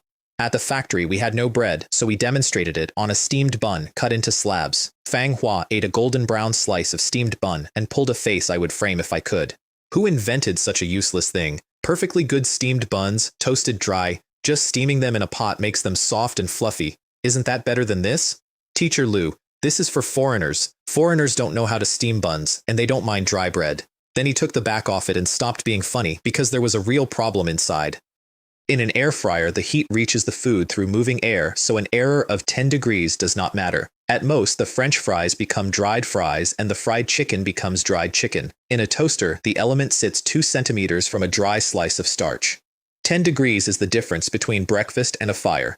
The mechanical thermostats available in 1988 were good to about 10 degrees. Electronic control at the price point would not arrive until well into the next century, which is why every American film of that era has a joke about burnt toast and why a certain number of kitchens burned down for real. So we compromise, I said. What if I only need 2 temperature levels? The first for normal toasting, precise. The second only around 40 or 50 degrees, where precision doesn't matter. He thought about it for about 4 seconds. That can still be done. And a slide-out tray underneath for the crumbs, which he considered an unnecessary luxury and which I insisted on. The reason I wanted a toaster and not a rice cooker or an electric kettle is that in the English-speaking world, the toaster is the appliance. You might not have a television, a refrigerator, or a washing machine. You cannot be without a toaster. In American family life, no toaster means no breakfast. It was also simple enough for me to build, which a television or a refrigerator was not. The large foreign brands did not bother with an object that retails for $40, and the small workshops that would happily make one had no way to export. My electric furnace factory had a stall at the Canton Fair, which happened to fill exactly that gap. The 2 dogs had come out to the factory by then and had discovered that a walled yard with 200 people in it is heaven, and they spent their days going through it at full speed, leaving marks on everything. We were sitting in the office discussing the October fair. The new product would not be ready, so it was air fryers again, but with 3 heat settings and a timer. However, I said, having new selling points isn't enough. We also need our own brand. At the fair, all industrial products have their own brands. Ours are bare, it lacks class and looks unprofessional. What name do you plan to give our trademark? Said Xiaobo. I haven't thought of one yet, which is why I'm asking you to. I studied accounting. If you want me to calculate money, I'm your man. If you want me to come up with a name, forget it. Brother Ma? I'm just a farmer. I didn't even finish junior high. Duan Sheng shifted in his chair. If you ask me for a name, it would be something like leftover pig, or donkey egg, or two dogs. Names like that aren't exactly presentable. And at that exact moment, the door, which had been left ajar, was hit by two animals traveling at speed, who crossed the office, skidded, and collapsed against my ankles, panting. We're talking about two dogs, said Xiaobo, not you two. I looked down at them. Puppy, I said in English before I could stop myself. What? What skin? I said an English word. It means little dog. I put my hand on Haiwen's head, and the trademark for the next 30 years was decided by two strays out of a ditch. I think our products should be called Xiaogu Electrical Appliances. At home, the same two animals had established that the correct greeting is to attempt to knock a grown man over, on the principle that you feed a dog for 3 days and it remembers you for 3 years. Second, Uncle Wu Lei was in the sitting room with his sons. I gave my brother 10 yuan to go and buy a roast chicken, and he stood there holding it. Brother, this money isn't enough. Haven't prices gone up recently?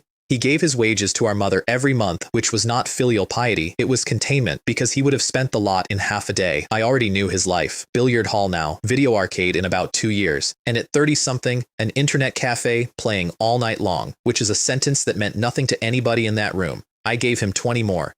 Remember to buy a large roasted chicken. Get a big rooster. Don't try to fool me with a small chicken just to save some pocket money for yourself. The business was Wu Shengli. He did not want to work at the chemical plant. He wanted to buy a truck and go into haulage. My uncle had clearly been arguing about it for days. You have such a good business in the factory. You're a 10,000 yuan household every year, and you insist on going into transportation. There are plenty of highway bandits and bullies. Aren't you just asking for trouble? My father joined in with enthusiasm, having no stake in it whatsoever. Once you start driving, you don't even have time to eat. And if you can't find cargo, the truck sits empty. If the truck is empty, you lose money. All right, Dad, don't interrupt. I put my cup down. This is almost becoming a criticism meeting against second brother. Second brother, I'm different from them. I'm not here to persuade you. I want to hear your thoughts. He looked at his father, and then at the table. I want to go out and travel, to see what the outside world is like. See the outside world. Can't even a place like Shenfutun Village hold you? I just don't want to stay in Shenfutun Village my whole life. Then seeing the world is good. I support it. His father put his cup down hard. But this business has risks, and the risks are much greater than the chemical plant. One bad trip could cost you all your capital. I am willing to take this risk. So instead of arguing, I drew him a map of the next 15 years. You can buy a truck first and run freight, but later you must develop in the direction of a logistics company. A what? Right now it's an era of cargo waiting for trucks. In a few years, it'll become trucks waiting for cargo, and individuals fighting alone will lose their bargaining power completely. The transportation industry today has few wolves and a lot of meat. Later, it will be many wolves and little meat. I moved the teapot into the middle of the table. If you can control the sellers and the buyers, then other people in the transportation business will have to come to you for their orders. He got it faster than his father did. I understand. It's the same principle as our factory producing softener and delivering it to the door. My uncle looked at the teapot for a while. Shang. Why do I feel that this logistics company has even more potential than our chemical plant? Because when the country develops, small chemical plants like ours won't be able to survive. On costs and on environmental protection, small factories have no advantages at all. I refilled his cup. Maybe by then you'll all have to go and work at Second Brother's logistics company. He laughed. He stopped laughing about 11 years later when it happened. The October Fair had to build a temporary annex for air fryers by a window with 4 extractor fans in it. You already know why. Song Wei, a provincial delegate, ran into Wu Gang from another province in the doorway. Are you here to sell televisions again? Sigh, our televisions are just so-so. Wu Gang looked around the annex with great satisfaction. Director Song, if I recall correctly, your province doesn't have any large home appliance enterprises, does it? Air fryers aren't exactly new. At the last fair, they generated over 10 million US dollars. Song Wei smiled back at him. And coincidentally, our province's Water Lily fan factory has also produced air fryers. Our Shengli factory's samples came from the United States, so they're definitely better than yours. Whether it's a sample from the UK or the US, said Song Wei, weren't they all bought at the last Canton Fair? He pointed down the row.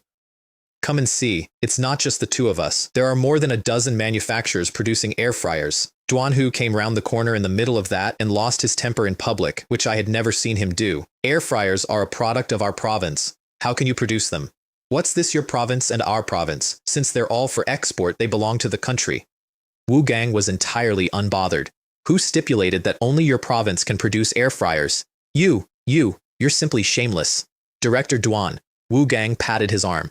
Each of our provinces only has one air fryer exhibitor. Your province has two. So your province is actually making a profit. Don't be greedy and then act innocent. Which was unfortunately true, because Duanhu had personally greenlit a factory in our own province to copy me, on the grounds that the foreign exchange would land in the same column of the same report. He came back to my stand looking like a man who had been slapped with his own hand. I had seen exactly this in the Flax Hall a year earlier, and the price had gone through the floor of the building. It seems this year will be another case of 3 monks with no water to drink. But this time I had spent 200,000 Hongji dollars on an insurance policy, and the insurance policy had flown in and was sitting in the coffee shop of the White Swan Hotel with a cup of coffee and an expression of anthropological interest. I originally thought the mainland would be very poor, said Wen Jiaxian, just like in Hongxi movies, where there's no electricity and people have to use oil lamps. We have electricity, sometimes at the same time as each other. You said on the phone that you wanted me to handle some patent matters.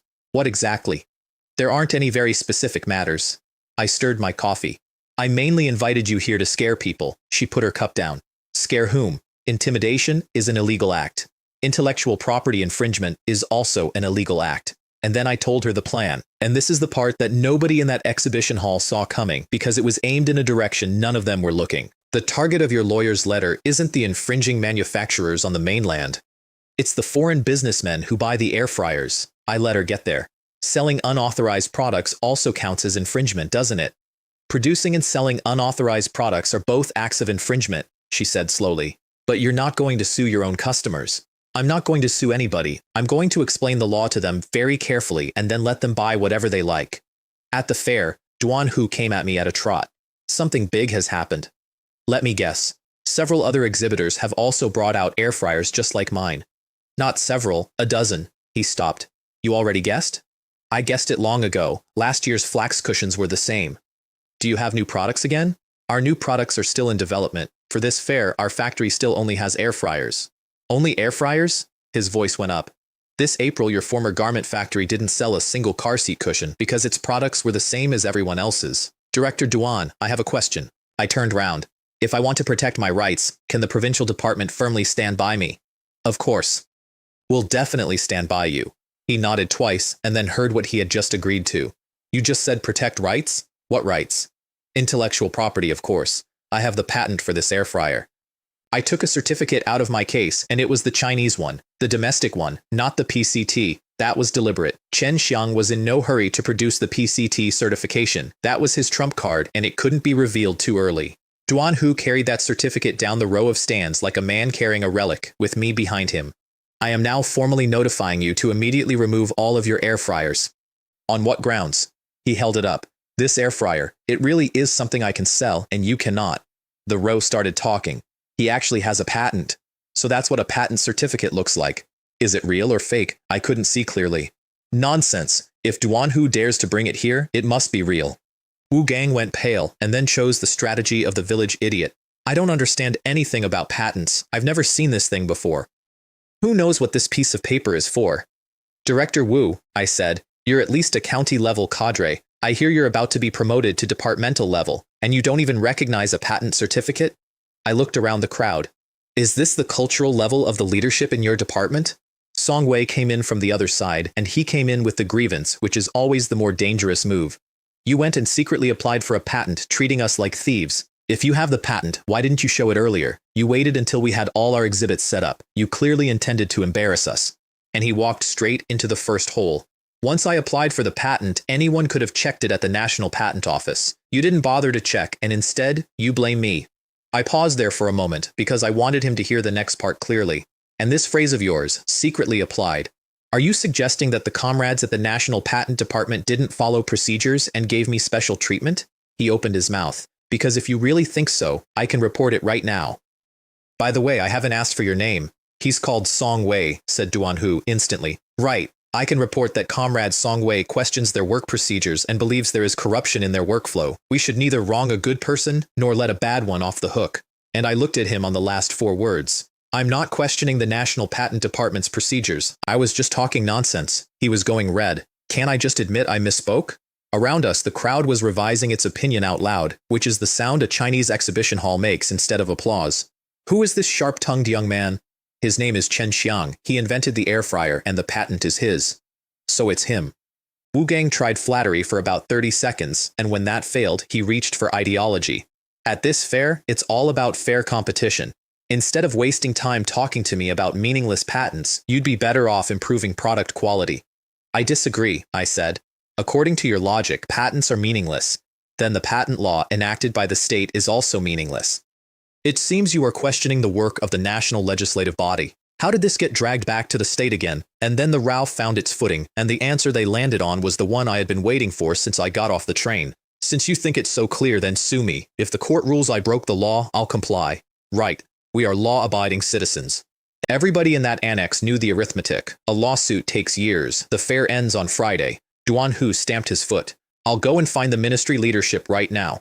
Wang Ming had been promoted, so the man in that office was now Ding Shan, and Ding Shan had reached the last posting of his life and knew it, which meant that in his daily work, he sought no credit, only to avoid mistakes. His preferred annotation on any document was the single character for noted. He heard us out and started the Tai Chi immediately. Since your province can sell air fryers, other provinces can certainly sell them too. Take tea, silk, porcelain. Various provinces sell those too. The air fryer is different. We have a patent. Oh, there's a patent. He frowned in a concerned way. That makes things a bit troublesome. Then he moved sideways. The main job of our ministry is to serve the exhibitors. At the national level, there is also an emphasis on decentralization. You wouldn't expect me to make all the other black teas withdraw just because the Lapsang Souchong producers shout that others are infringing? Our patent should be protected by the patent law. You have a point, so you should resolve this through legal channels. He spread his hands. But this is the Foreign Economic Relations and Trade Bureau, not a court. I'm not very familiar with legal matters. 2 recommendations. Negotiate among yourselves, or go to court. I tugged Duan Hu's sleeve and said, loudly enough for the outer office, I think the leader is absolutely right. We should strictly implement the leader's instructions. First negotiate, and if negotiation doesn't work, then resolve it through the law. They aren't instructions, said Ding Shan, waving a hand at his paperwork. Just a few suggestions. He had no idea what had just been driven into the floor of his office, and I did not enlighten him. Duan Hu swore all the way down the stairs. That old scoundrel Ding Shan. All he knows is how to pass the buck and play Tai Chi. It's normal. I never expected the ministry to stand up for us. I held the door. If you handle intellectual property well, there's no credit. If you handle it poorly, you get blamed. And from Ding Shan's perspective, he doesn't care about patents at all. Whether we sell it or another delegation sells it, the final numbers all get aggregated to him. Then what do? Exactly what Ding Shan said. We go and negotiate. I put my hat on. I don't expect them to remove the air fryers, but I think charging some patent fees is something we can discuss. We have to use courtesy before resorting to force. Then I stopped on the stairs because there was one condition. Whatever tactics I use afterwards, the Foreign Trade Department must stand on my side. The courtesy took 1 afternoon and cost me nothing, and it was the most valuable afternoon of the whole fair. According to international standards, patent fees account for about 5 to 10% of the product price. We are all brother provinces. I smiled at Wu Gang. So I'll give you a discount. For every air fryer you sell, just pay me a patent fee of 20 yuan. 20 yuan a unit? Factory Director Chen, you must be crazy for money. He was almost enjoying it. Your product's selling price surely won't be lower than 400 yuan. Which is to say, he had just worked out for himself out loud that 20 yuan was 5%. I don't care if it's 5% or 10. 20 yuan, don't even think about it. Then how much do you intend to pay? Not a single cent. I'll say it again. If you have the ability, go and sue me in court. Director Wu, you should think this through clearly. If it really goes to court, it won't be a matter that can be solved with 20 yuan. Suit yourself. A dead pig is not afraid of boiling water. So I went down the entire row, one stand at a time, and asked every single one of them the same question, and I made sure Duan Hu was standing beside me for all of it. There is no patent fee. Go ahead and sue. Isn't it just relying on a crappy patent? You even brought out the patent law. Who are you trying to scare? The ministry leaders asked me to come and negotiate. Now that we have negotiated, I have fulfilled the instructions.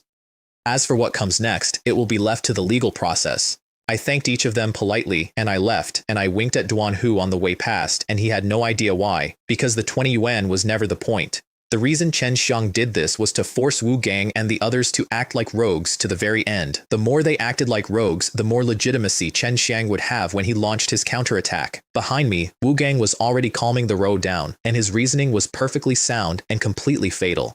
A single lawsuit takes at least a year. If it's slow, 3 or 4 years is normal. By then the fair will have been held several times, and even if the court eventually rules that Chen Xiang wins, it won't be you or me paying the money. It'll be the enterprises producing the air fryers. What we need to achieve now is export earnings. We'll fill in the figures in our work report, and after that, it's none of our business. Duan Hu caught me at the door. Do you have other connections? Someone higher? I am going to find a lawyer. A lawsuit isn't a 1 or 2 day affair. Finding a lawyer doesn't necessarily mean going to court. In Europe and America, just sending a lawyer's letter works. But this is China. National conditions are different. I didn't say I was going to use this tactic on Chinese people. I held the door for him.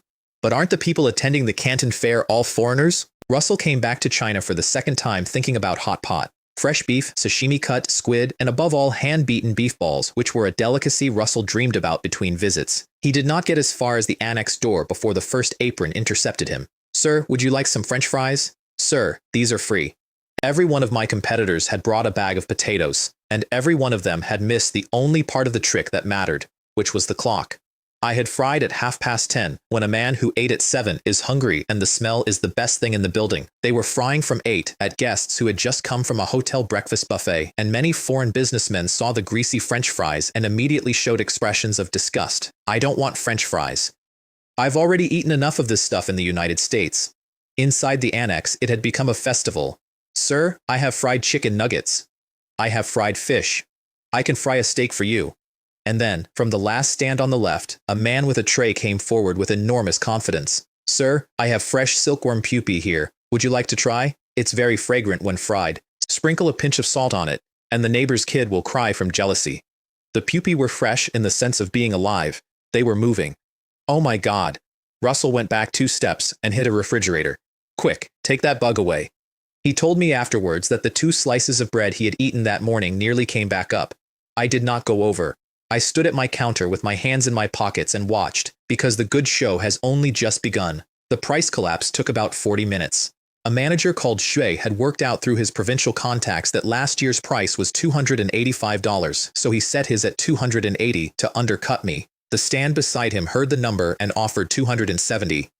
Russell, walking down that row, thought, it's another 10 cheaper. It seems there is still room for price drops. I must look around some more. 250, 230, and within a few minutes 3 exhibitors, independently, at the same time, arrived at $150. I want to be fair about the economics, because 150 was not madness. It was desperation with a calculator. Raw materials were rising literally week by week that autumn. At 150, there was almost nothing left. The only thing that made it survivable was that in September, the first foreign exchange swap market had opened in Shanghai, and the ceiling of 4.2 had come off. So as long as the renminbi continued to depreciate, 150 could break even. Russell was delighted. 6 months ago, he had paid 285. Now it was half that. I can purchase more. With so many manufacturers to choose from, who should I buy? Which was when I finally walked over. Mr. Russell, mine is an upgraded version. Timer, 3 heat settings. He turned the dial and listened to it click. If I were a consumer, I said, I would probably choose the product with more functions. How much? $220. He put it down. So expensive? The 2 functions you added are not very difficult technologies. Just for these 2 functions, it is not worth $70. The price is negotiable, $200. That is my lowest. Mr. Chen. And he actually looked disappointed in me, which I enjoyed. I do not feel your candor. The others are $50 cheaper. I am afraid I cannot continue to purchase your products. He turned to go, and I let him get 4 steps. Mr. Russell, aren't you curious why the other air fryers sell for 150 while I want 200? He stopped. The reason why the other air fryers are so cheap, I said, is that they have not paid the patent licensing fees. Patent licensing fees. Please explain more clearly. This type of air fryer is a patented product. It has passed PCT certification, and patents have been applied for in the United States, the United Kingdom, France, Germany, Japan, Canada, and Australia. I let him look down the row of stands. The air fryers you see selling for 150 have not paid a single cent. And then I said the thing that made his eyebrows go up because in 20 years of purchasing, he had never once heard it, which doesn't actually prevent you from buying them. I'm sorry? The fact that they haven't obtained patent authorization doesn't stop you at all. Patent protection laws in most countries only target the production and sale of infringing products. Buying them isn't illegal in many countries, so go ahead and place an order. He told me later that it was the first time he had ever seen a patent holder who didn't want to protect his intellectual property, but instead encouraged people to buy infringing products. I let that sit for exactly as long as it needed to. But since the air fryer has already been patented in the United States, selling the air fryer on US soil, even as an innocent reseller, could lead to a lawsuit. Russell stood very still in the middle of that aisle. If I buy it but can't sell it, he said slowly, why would I purchase it? Now, I was not bluffing, but I also was not relying on the law. I was relying on something more reliable than the law, which is the way a large company thinks. An intellectual property case runs for years. A corporation has the money for that. What it does not have is the reputation. Imagine somebody walks up to a famous actor and announces there is a child. Even if it is nonsense, the story runs for 18 months. If the lawsuit is lost, it's even worse. Not only is the reputation damaged and the endorsements gone, but they also have to become a father to somebody. So large firms settle. Always. It is cheaper. That is also the entire reason Matsushita had backed off from a greasy metal box in April. Matsushita Electric, a top-tier global home appliance brand, having to copy a product from backward China. If that news got out, what brand value would they have left? Chen, said Russell, I am very interested in your upgraded air fryer. We plan to purchase another 30,000 units. $6 million, more than the 5.7 he had paid in the spring, at a lower unit price, in a hall where everybody else was selling at 150. Then he turned round and walked back down the row to the men who had spent the morning underselling each other because he is a professional and there was still money on the table. Mr. Russell, Manager Shuei was already reaching for his order book. Didn't we just agree on the price? 150 per unit? I originally wanted to purchase some, but your products do not have patent authorization. They are infringing products. Patents? They aren't important. He laughed. He actually laughed. Look, even without a patent, aren't we still selling them? But selling infringing products is illegal. We are the ones selling the goods. So even if it's illegal, we are the ones breaking the law. We will bear the responsibility. I am purchasing these to sell in the United States, said Russell. If we sell infringing products, it violates US law. He looked at him. Are you sure you can bear that responsibility? There was a pause in which a man from a fan factory in a Chinese province tried to picture himself being deposed in California. Wu Gang got it about 90 seconds later from the back of the crowd, and he got it completely. This Chen Xiang is truly hateful. I didn't expect him to use a tactic like draining the water from under the cauldron. Then he found what he thought was a hole in it, and he found it fast, and he was so pleased that he ran. Our country's patent office shouldn't have jurisdiction over the United States, so Chen Xiang's patent certificate is completely useless to foreign merchants. 3 of them went to explain this to Russell at once. I think you misunderstood, Russell said. What Chen showed me was not a Chinese certificate, it was a PCT patent certification. He was already turning away. The United States is a signatory state of the PCT, Song Wei said, to nobody, in a voice that had gone flat. Not only the United States, also Britain, France, Japan, and Canada. And then he did the single most shameless thing I witnessed in the entire decade. Wait a moment, he put his hand up. I have patent authorization. Then please take out your authorization certificate, said Russell, so I can confirm it. All right, I'll go and get it now. He walked out of the annex at speed, went around the corner, came to my stand, and said, with his hands already together, Factory Director Chen, lend me your patent certificate. Please, I was wrong before. All the mistakes were mine. One, apologize, I'm begging you. I looked at him for a moment. Director Song, didn't you say yesterday that patents weren't important? I was blinded by lard. You are a magnanimous person. Please save me some face. Director Song, your face is truly valuable. It could be exchanged for several $1 million. I put my tea down. Do you think I'll still give you face? And then the tone changed, in about a second and a half, from begging to prosecution. Chen Xiang, if you don't produce the patent certificate, the country will lose millions in foreign exchange and you will be a criminal against the nation. We are doing business now, I said. And naturally, the 8 immortals cross the sea, each showing his unique power. That's what you said, yesterday, to me. I gestured at his empty stand. If you can't sell your products now, it's because you lack the capability. Don't come here trying to stage a fraudulent accident with me. Do you believe I'll go and report this to my superiors right now? Go ahead, you can also sue me in court and let the court make a ruling. I smiled at him. If the court says I must lend you the patent certificate, I will lend it immediately. And I watched a man hear his own words come back at him after less than 24 hours, which is the shortest turnaround I have ever managed.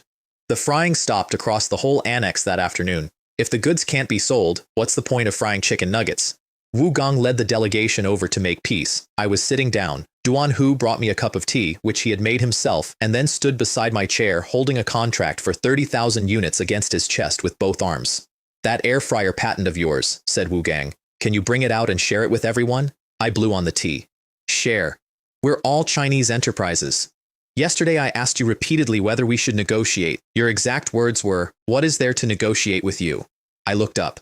Since Director Wu feels there's nothing to negotiate, then we have nothing to talk about.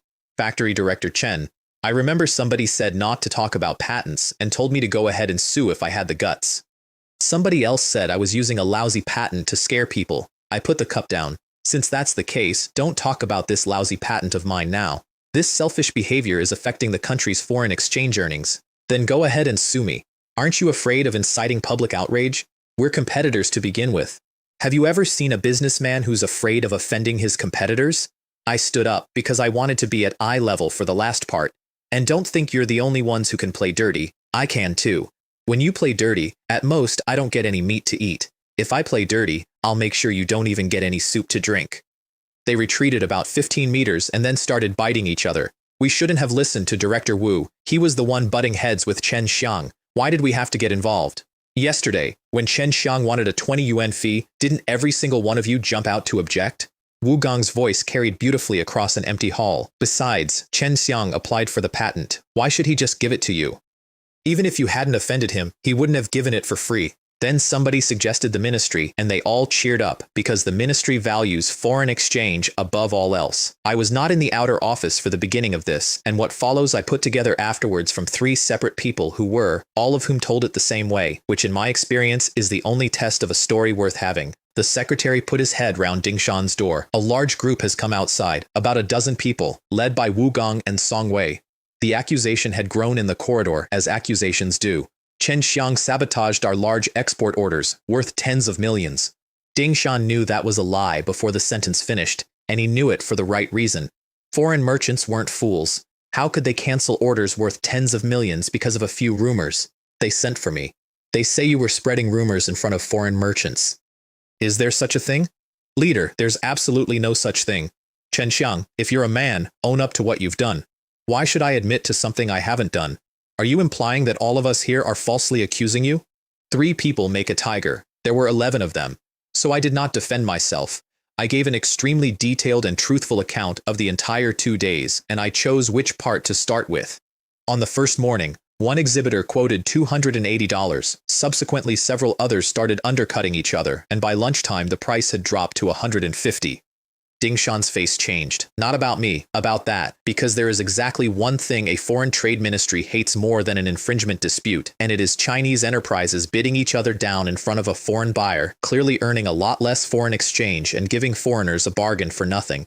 Chen Xiang, talk about your own business. Why are you dragging us into this? Don't be in such a hurry. It's about to get to me. Then I told the rest of it, accurately, including the part where I told Russell he was free to buy their products with full confidence, which they could not contradict, because Russell would confirm it. Wu Gang tried to salvage it. We tried to borrow the patent certificate, and he wouldn't lend it. Since it belongs to someone else, said Dingshan, whether to lend it or not is up to the owner. If they don't lend it, you can't just seize it by force, can you? Then he gave 50 lashes to each side, because that is what men in that chair do. Factory Director Chen, there's also something inappropriate about what you did. What's the harm in lending the certificate for a while? Between comrades, unity is the most important thing.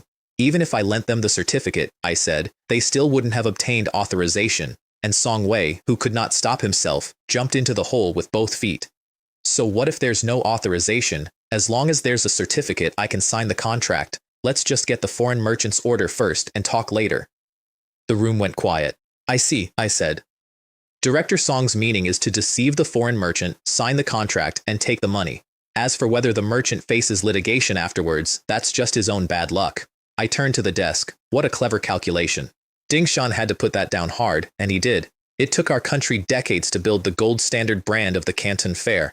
But he was still looking for the easy way out, and the easy way out was me, because I was one man and they were 11, and he had already worked out which of us was the softer thing to squeeze. So I set the trap I had built in his own office the day before. Leader, I was just following your instructions. My instructions? He looked up. When did I instruct you to sue foreigners? Just yesterday, in this room. You gave the instruction that we should first negotiate, and if negotiations failed, resolve it through legal means. I turned round. Director Duan heard it too. Leader, said Duan Hu on cue at attention, that is indeed what you said yesterday. Since negotiations failed, I could only follow the leader's instructions. I kept going, because the second half was the half that mattered. I'll sue the foreign ones and the Chinese ones. None of the enterprises at this fair will get away. I'll sue them all. I will definitely fully implement your instructions. And 11 men turned round and looked at the man behind the desk with entirely new expressions. So these were Ding Shan's instructions. Ding Shan and Chen Xiang have been putting on a double act this whole time. I only gave a suggestion at the time. Leader, look at what you're saying. I spread my hands. Isn't a suggestion from you the same as an instruction? And there was nothing he could say, because no fool believes that a suggestion coming from a leader's mouth is really just a suggestion, and every man in that room had built a career on that fact. He decided to teach me a lesson, and he chose the lazy road. Why doesn't factory director Chen just contribute the air fryer patent? Everyone can use it together. Wu Gang had it airborne before it landed. Didn't you just say that the leader's suggestion is an instruction? Now, will you implement it? And Ding Shan built the case, and I want you to hear how it was built, because I heard this speech many times over the following decade in slightly different words. Consider it a sacrifice, a contribution to the nation's export earnings. At the last fair, your factory secured over 12 million with the air fryer. You've already had a taste. Now sharing a bit with brother provinces, like helping out poor relatives, isn't too much to ask. Is it? Duan Hu lost his temper for the second time in 2 days. Why should we share a product our province worked so hard to develop? Did other provinces share their patented products with us? If other provinces have patented products, you can also come to me. In future, anything involving patents can be shared by everyone, which was an extremely generous offer, given that at the end of the 1980s, China had almost nothing to share. Ding Shan's talk of patent sharing was entirely an excuse for collective freeloading. Then came the parade, and it was magnificent. If we had patents, we would also bring them out for everyone. If the nation needs my patent, I will dedicate it to the nation.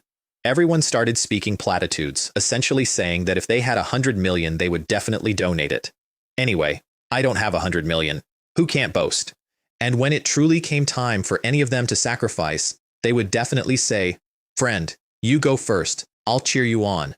They kept it up until the position had been established that if I did not hand over my patent, I was a traitor to the nation, so I stood up and put on my most solemn face. Contributing to the nation and the people is my responsibility as a Chinese person. Of course, I am duty-bound. So you are willing to make the patent available for us to share? Of course I am willing. Isn't it just patent sharing? I have no objections at all. There was actual applause. Wu Gang looked like a man who has just been handed his own hat back. Everyone, I said. I haven't finished. They stopped. I only said that I have no objection to sharing the patent. I didn't say that Southeast Company has no objection. Southeast Company? Said Ding Shan. When did a Southeast Company appear? And Duan Hu, without any rehearsal whatsoever, stepped straight into the straight man's part, because with the straight man, the funny man naturally has to follow the script. Not long ago, I said, I sold the operating rights of the air fryer patent to a company. Even though I am the inventor and the original patent holder, without Southeast Company's permission, I cannot authorize the patent to anybody. I looked around the room. So the patent sharing the leader just mentioned, you'll have to discuss that with Southeast Company. You're not deliberately fabricating a Southeast Company to buy time. I even have the contract signed when I sold the patent. It's in my case. Give me the contact information, said Ding Shan. I'll talk to this company myself. No problem. I took out my pen. Anyway, you have international long distance here. The room stopped again. International long distance? Ding Shan had gone very careful. It wouldn't be in a foreign country, would it? It's not in a foreign country, I said. It's on Hongxi Island. Every man in that room did the same calculation at the same moment, and the calculation took under 2 seconds. A Chinese enterprise can be leaned on. You can appeal to its patriotism, invite its director to a study session, mention its tax position, or simply keep it waiting in a corridor for 3 days. A Hongxi company has none of those handles on it, and in 1988, nobody in that building had the faintest idea which department was even supposed to write to one. Wu Gang found his voice first and reached straight for the largest available label. Chen Xiang, how could you sell the air fryer patent to a foreign company? Not only do you hold the patent and refuse to let Chinese enterprises use it, said Song Wei, you sold it to a foreign country. This is simply an act of treason. I had been waiting all afternoon for somebody to say the word foreign one more time. Comrade Song Wei, Comrade Wu Gang. I let the room settle. Since ancient times, Hongxi Island has been an inalienable part of China's sacred territory, and you keep saying foreign country. I looked from one to the other. Do you want to split the country? This is a crime. If you can label people, so can I. Ding Shan had to put out that fire personally and quickly. As national cadres, you should think before you speak.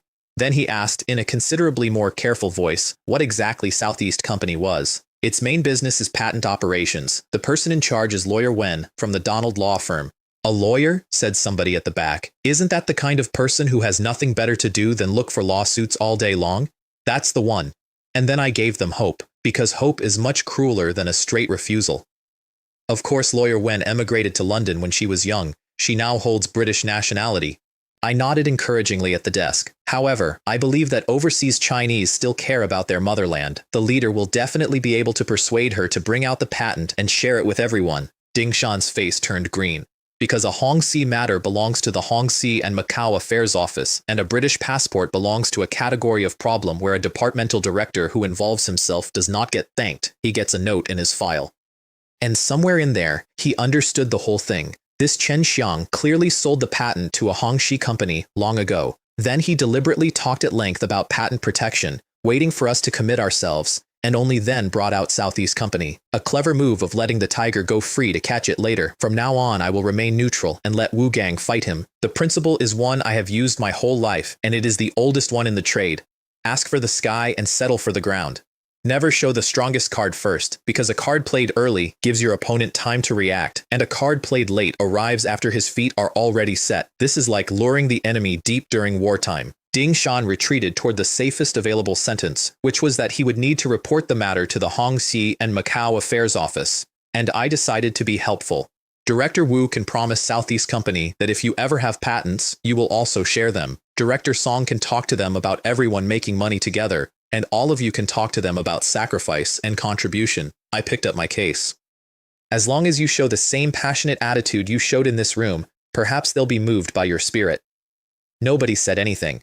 Donating 100 million, I added, is something you only brag about at home behind closed doors.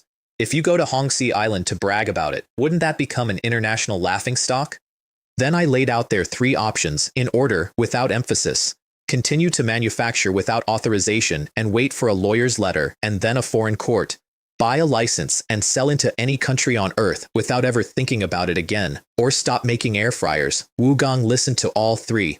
After all that talk, it still comes down to only one path. It does. Fine, I'll pay. He waved a hand, disgusted, magnanimous, done with the whole business. It's just 20 yuan. Director Wu. I stopped at the door. I think you might have misunderstood. The patent fee for one air fryer is not 20 renminbi. He looked up. It's $20. The noise that produced took a while to die down. Yesterday it was 20 yuan, and today he wants $20. Isn't this just jacking up the price? Chen Xiang, you dare to ask $20? Why don't you just rob someone? Robbery is illegal, I said. Besides, selling patents is like making money while lying down, which is much easier than robbing. Then I explained it to the desk, because the desk was the only audience that mattered. 20 renminbi was a friendly price between brother provinces. It was refused publicly by every exhibitor in that hall, and I was told to go to court. So the matter went to Southeast Company, which is not a brother province and does not have any brothers. Southeast Company also believes that 20 renminbi is too low, and renminbi is useless to them, so of course they need US dollars. Can't we ask Southeast Company to lower it a bit? I already did. I opened my notebook. Southeast Company said they could accept Hongxi dollars instead. 20 US dollars is approximately 156 Hongxi dollars. I negotiated it down to 155. I saved you 1 Hongxi dollar per unit. What kind of discount is that? It's as good as saying nothing. Then came the real objection, and it was a fair one. We only sell an air fryer for $150. That doesn't make any profit at all. If we pay another 20, won't we lose our shirts? Of course you'll lose money if you sell for 150, I said. Why don't you sell for 170? 20 is the patent fee. The remaining 150 is the money for your product. And Ding Shan, who had been silent for 4 minutes, picked it up and ran with it because he had just seen his own way out. If 170 is a loss, then sell it for 180 or 190, and the money will be earned back. He was warming up. There's an old Chinese saying, the wool comes from the sheep. Isn't that money effectively paid by the foreign merchants? I would like to note, for anyone keeping score, that a ministry official had just talked a room full of Chinese exporters into raising their export prices by 27% in the belief that he was outwitting me. He was also demonstrating the single most durable law of Chinese officialdom, which he would have denied in writing, pick the soft persimmon to squeeze. In front of a dozen exhibitors, Chen Xiang alone was the soft persimmon. In front of a Hongxi company, the dozen exhibitors became the soft persimmons. And then the thing that actually broke them was not the argument, it was the clock. Whoever can sell first will get a big piece of the pie, somebody said from the middle of the group. Those who sell a little later can still get some soup, but if you're too late, you might not even get a drop of soup. 11 men looked at each other. Factory Director Chen, I am willing to pay. I'm also willing. With the first and second came the third and fourth, and the united front that had held for 2 days went in about 11 seconds. Please contact Southeast Company as soon as possible. No need to make it so complicated, I said. And I opened my case and took out a stack of patent licensing agreements, pre-printed, in Chinese and English, dated, with the company chop already applied. All that's needed is a signature and a stamp. Even the contracts are ready, thought Ding Shan, watching them queue. This Chen Xiang indeed had a plan all along. Wu Gong and Song Wei deserved to be put in their place. I should explain why I went to all that trouble for a fee, because the sum was not the point. The point was what kind of money it was. My electric furnace factory had no foreign trade rights. Everything it exported went out through the ministry, and what came back to me was renminbi at the swap rate. The dollars themselves never touched me. Foreign exchange retention was for joint ventures, and I was not one. However, if he sold patents, the money was paid to Southeast Company, registered on Hongxi Island, and not subject to foreign exchange controls. The patent fees received were genuine US dollars, and with dollars, I could buy advanced foreign technology, import equipment, hire foreign specialists, and open a market abroad. With renminbi, I could buy cabbage, which is also, incidentally, the answer to everybody who has ever asked me why I did not simply register a shell in Hongxi and come back to China as my own foreign investor. What kind of muddle-headed person would come up with such an idea? Wouldn't that be crazy? The fair ended better than I had any right to expect. With $20 on top, the average price across the annex went over 170, which made my 200 for a machine with a timer and 3 heat settings look entirely reasonable. I sold over 20,000 units. The men who had spent Tuesday morning cutting each other's throats sold more than 100,000 between them. Southeast Company signed patent licenses worth over $3 million US dollars. After tax and costs, Chen Xiang would receive approximately $2 million US dollars in dividends, because Hongxi had no double taxation, and a shareholder's dividend was not touched by income tax, and there was no risk of not being paid, which people ask about. If the Foreign Trade Department dared to default, it would be akin to ruining the Canton Fair's golden reputation. We walked along the waterfront that evening after dinner, and I want to record what that sounded like, because it was ridiculous. She spoke Cantonese and I spoke Mandarin, and we understood each other about 90% of the time, like mainland actors and Hongxi actors performing a scene together in a badly dubbed film. When you first invited me to join the patent company, she said, I thought I'd met a scammer. She was looking at the boats. Now I'm glad I didn't refuse.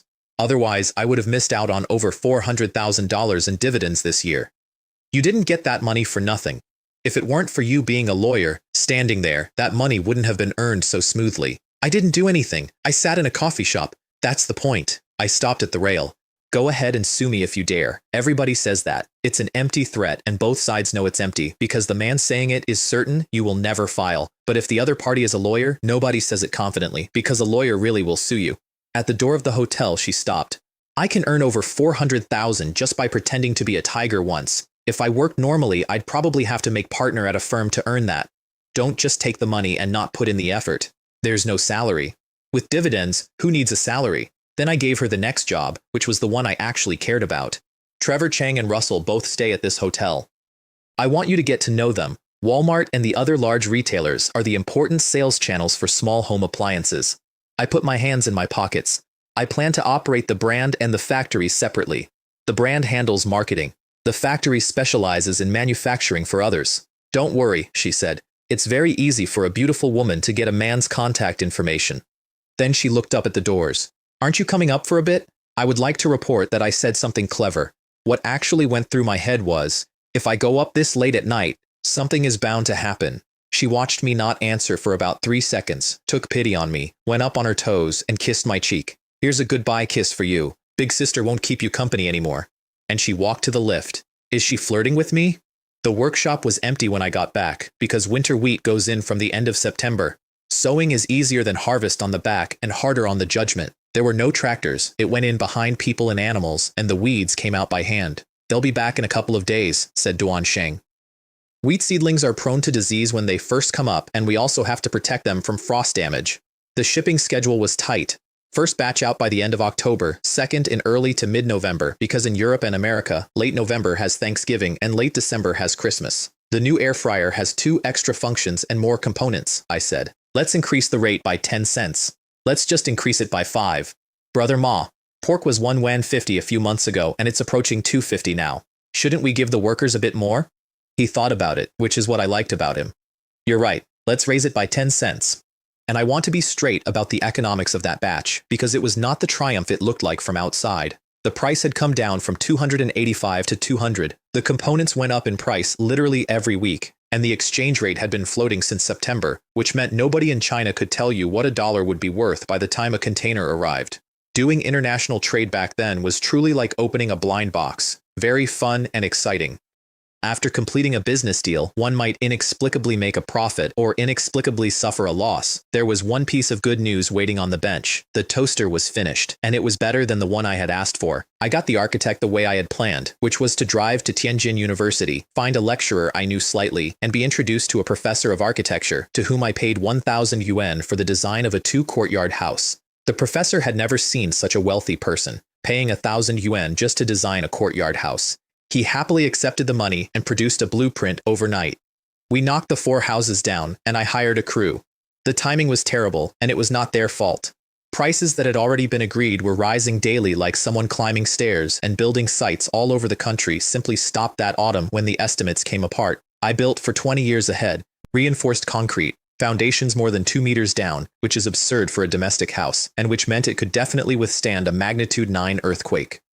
Around us, the villages were still building in adobe and considered fired brick a luxury, and the prefabricated slab buildings going up in the city at the time would be condemned as structurally unsound within 25 years. There was not one concrete mixer on that site. They turned it with shovels because labor was cheap, and if manual labor could be used, machinery was absolutely avoided. It looks like this new residence won't be finished before the Lunar New Year. Below freezing, you cannot lay concrete or mortar, and in the 80s we had no anti-freeze admixtures and no way to heat and cover a site, and in later years the same country would put up a hospital in 10 days, and I would still find that funny. Fang Hua demonstrated the toaster like a man unveiling a monument. He had gone out and bought a loaf of bread specially, and sliced it himself. I experimented many times and finally adjusted it to the right temperature. He set it running.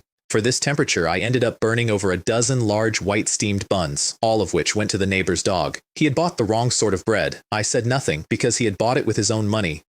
Factory director Chen, do you want a taste? It's piping hot. Then he told me about the defect before I could find it, which is the mark of the only kind of engineer worth having. The heating rods will gradually age if used frequently. The same slice of bread will need more time to toast.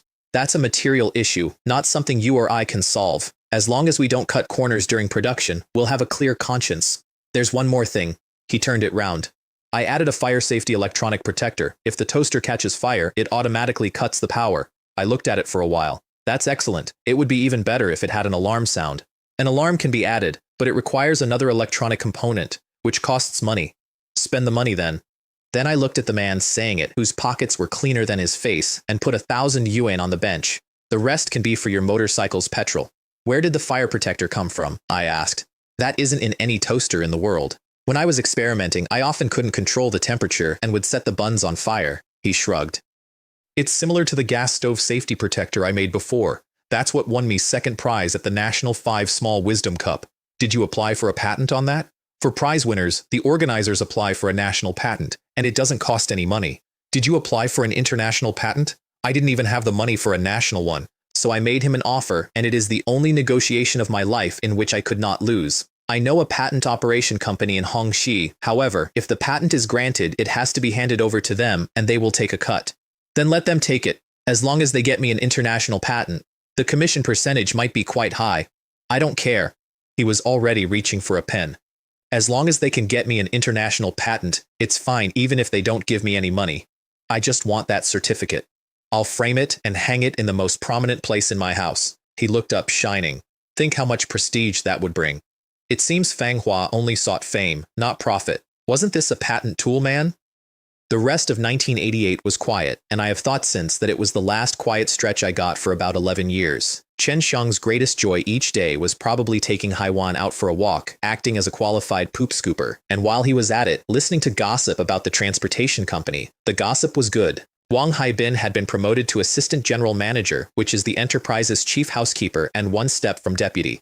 Huang Jun had inherited his old job as head of supply. And the garment factory had gone quiet in a way I recognized because after winter began, not a single order was received, and the workers were on holiday by the middle of November, essentially celebrating Thanksgiving. That is exactly what happened to it in the life I already lived, 4 years earlier than schedule. Haulage was still booming. It was the last glory of the state-owned transportation industry, and in less than 2 years, private operators would outnumber state ones, and the rot inside was not subtle. Our drivers were carrying private cargo on the side, which is to say they used public vehicles, burned public fuel, and earned their own money.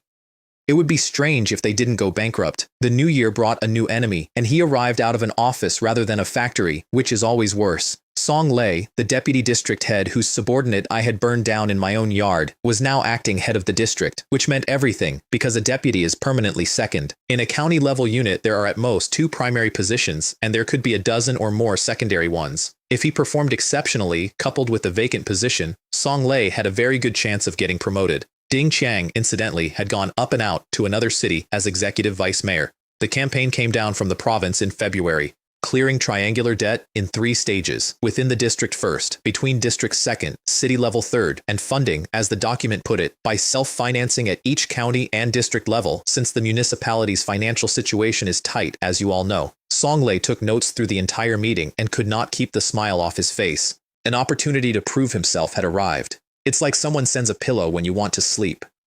I got a summons. Clearing triangular debt? What does that have to do with our factory? It's ranked by tax amount, said Zhao Bo, reading it. The top 30 taxpayers in the district all have to attend.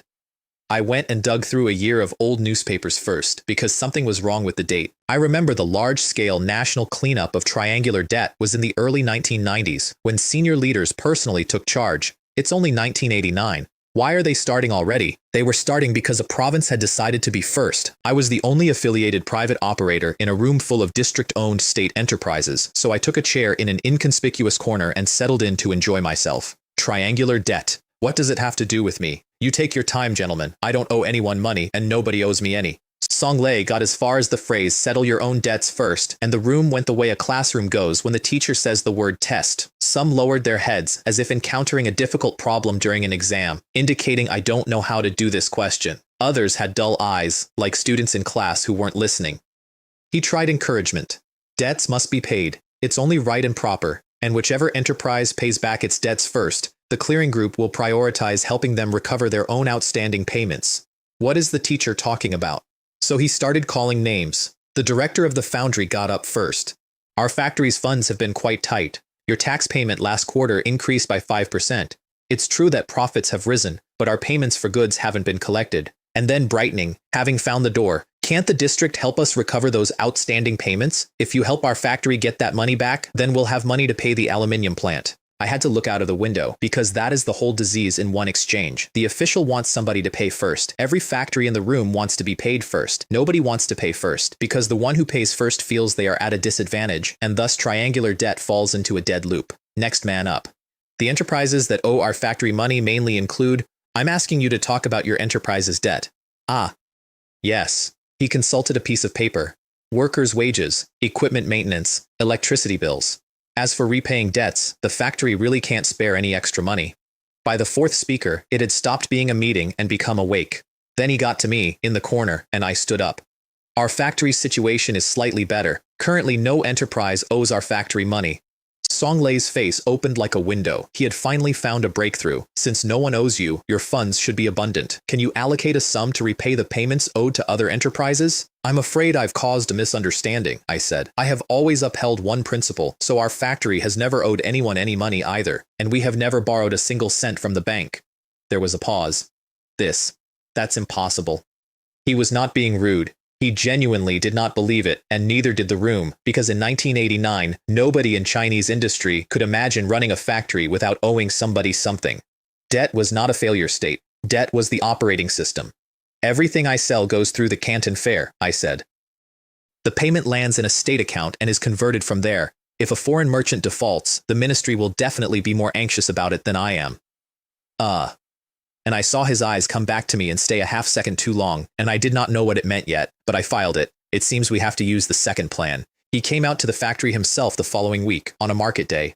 I had spent the morning in the town market, which I did whenever I could, because a North China market day in 1989 was the best entertainment available. Food, clothes, homemade furniture, ancestral antiques whose authenticity was unknown, and a woman folding dumplings on a board balanced across 2 bicycles. I ate more than I should have and bought 2 beef bones on my way out for the dogs, who were now large, entirely unemployable and full of energy, and who could not get through a beef bone in a year, which was the point. Duan Sheng met me at the gate. Song Lei is coming to inspect. Our factory doesn't have triangular debt problems. I handed him the bones. It seems he's here with ill intentions.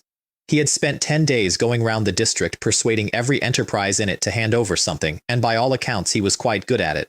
I made his tea myself. This is tea I brought back from the Canton Fair. It's specifically for export. If you think it's good, take 2 boxes when you leave. No need. I'll just have a few more cups here at Factory Director Chen's place. Then he listed his achievements, which were real. The foundry had paid the aluminium plant. The printing works had paid the paper mill 200,000.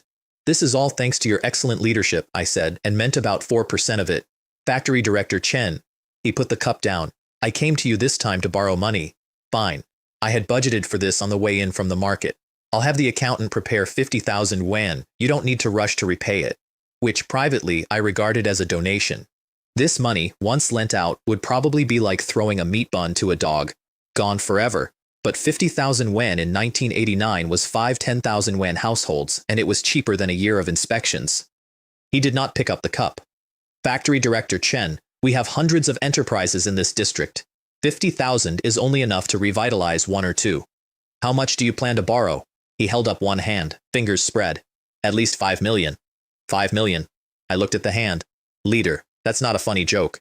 He had a plan, and I want to give him credit, because it was a real plan, and it was the plan every reformer in China tried at some point that decade. 5 million goes to Enterprise A, which pays B, which pays C, which pays D. He personally tracks where the money goes. By the time it reaches the last creditor in the chain, that creditor pays him back, with interest. With this 5 million, we can probably revitalize the triangular debt of 80 to 100 small and medium-sized enterprises. It's like a chicken laying eggs and the eggs hatching more chickens. So I asked him the question that decides the whole thing. Since you have such a great plan, why not go to the bank for a loan? If the district provides a guarantee, well, he shifted. There are loans from the bank side. I don't think so. If the bank were willing, would you need to come running to me? Loans are hard to get approved across the whole country this year. The bank isn't approving it, I said, because they know that if this 5 million is lent out, the district will never be able to pay it back. And then I gave him the lecture, and I gave it properly, because I actually wanted him to hear it. There are 3 kinds of debtor in that chain, and only one of them is temporary. The first is an enterprise that has put money into new plant or new equipment that is not paid back yet. A funding gap appears, and this gap can only be covered by arrears. That one is real, and it clears itself. The second is an enterprise that is simply loss-making, which in any other country would have been closed, and which here is required to keep operating and keep paying its people. It survives on bank loans and blood transfusions from the district. Money entering that one does not travel onward, it evaporates. The third looks healthiest and is the worst. Its warehouse is full, its books show inventory as an asset, and everybody says that as long as the products are sold, the debts can be paid off. But from the perspective of the market, those so-called products are all obsolete junk. Nobody is ever going to buy them. That inventory is not an asset. It is a very expensive pile. This is a problem of industrial structure, I said. If the industrial structure is not adjusted, this is a bottomless pit. Once the money reaches those loss-making and backward enterprises, it becomes new debt and never circulates to the next creditor at all. I put my cup down. So I definitely cannot lend this 5 million. This is 5 million, not 50,000. I can't afford to lose that. He listened to the whole thing with his face composed and his mind entirely elsewhere, and I could read it as clearly as if he had said it aloud. A whole lot of nonsense. Isn't it just because you don't want to lend money? You capitalists would certainly not cough up the money easily. Fortunately, I prepared a second plan.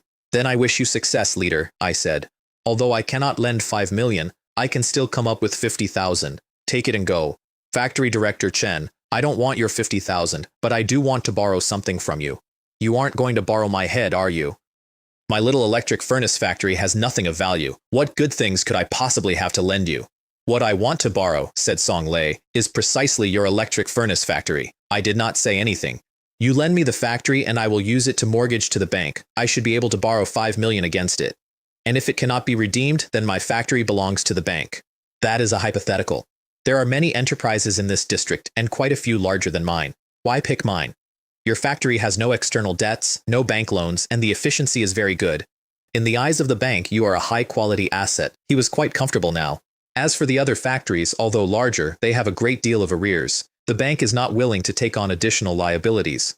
Besides that, I said, it's also because mine is an affiliated enterprise, while the others are district-owned. When it comes time to sell the cubs, it's definitely the stepchildren who get sold first. They can't bear to sell their own.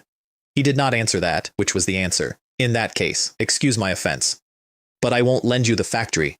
And there it was, the sentence I had written in my own notebook 11 months earlier and never expected to hear so precisely. I'm afraid this matter is not up to you. He set the cup down on my desk. Don't forget that your factory is called the Xiangyang Town Electric Furnace Factory. This is a township collective enterprise.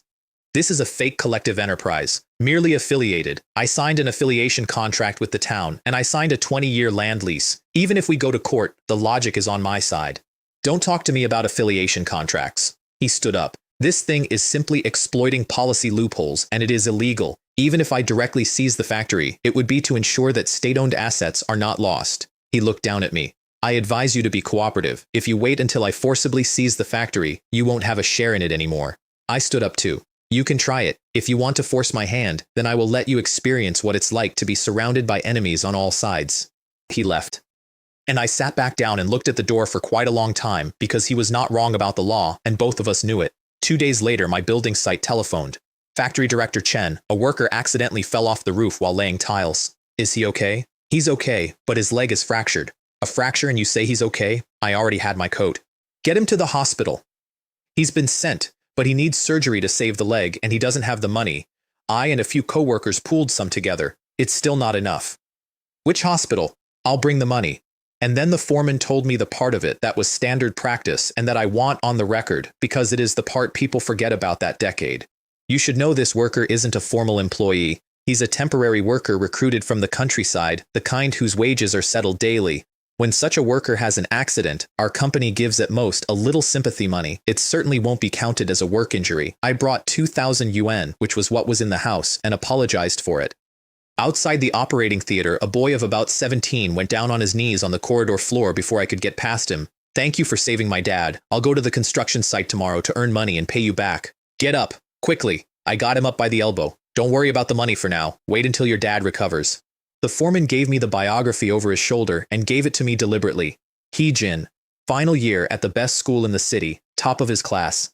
His father had gone onto a building site specifically to pay for his schooling. The mother was ill and could not work. They had a little over 2 mu of land. Then aren't you about to take the Gaokao? He nodded at the floor. The Gaokao is a major event that can change your life. Your primary task now is to focus on your revision.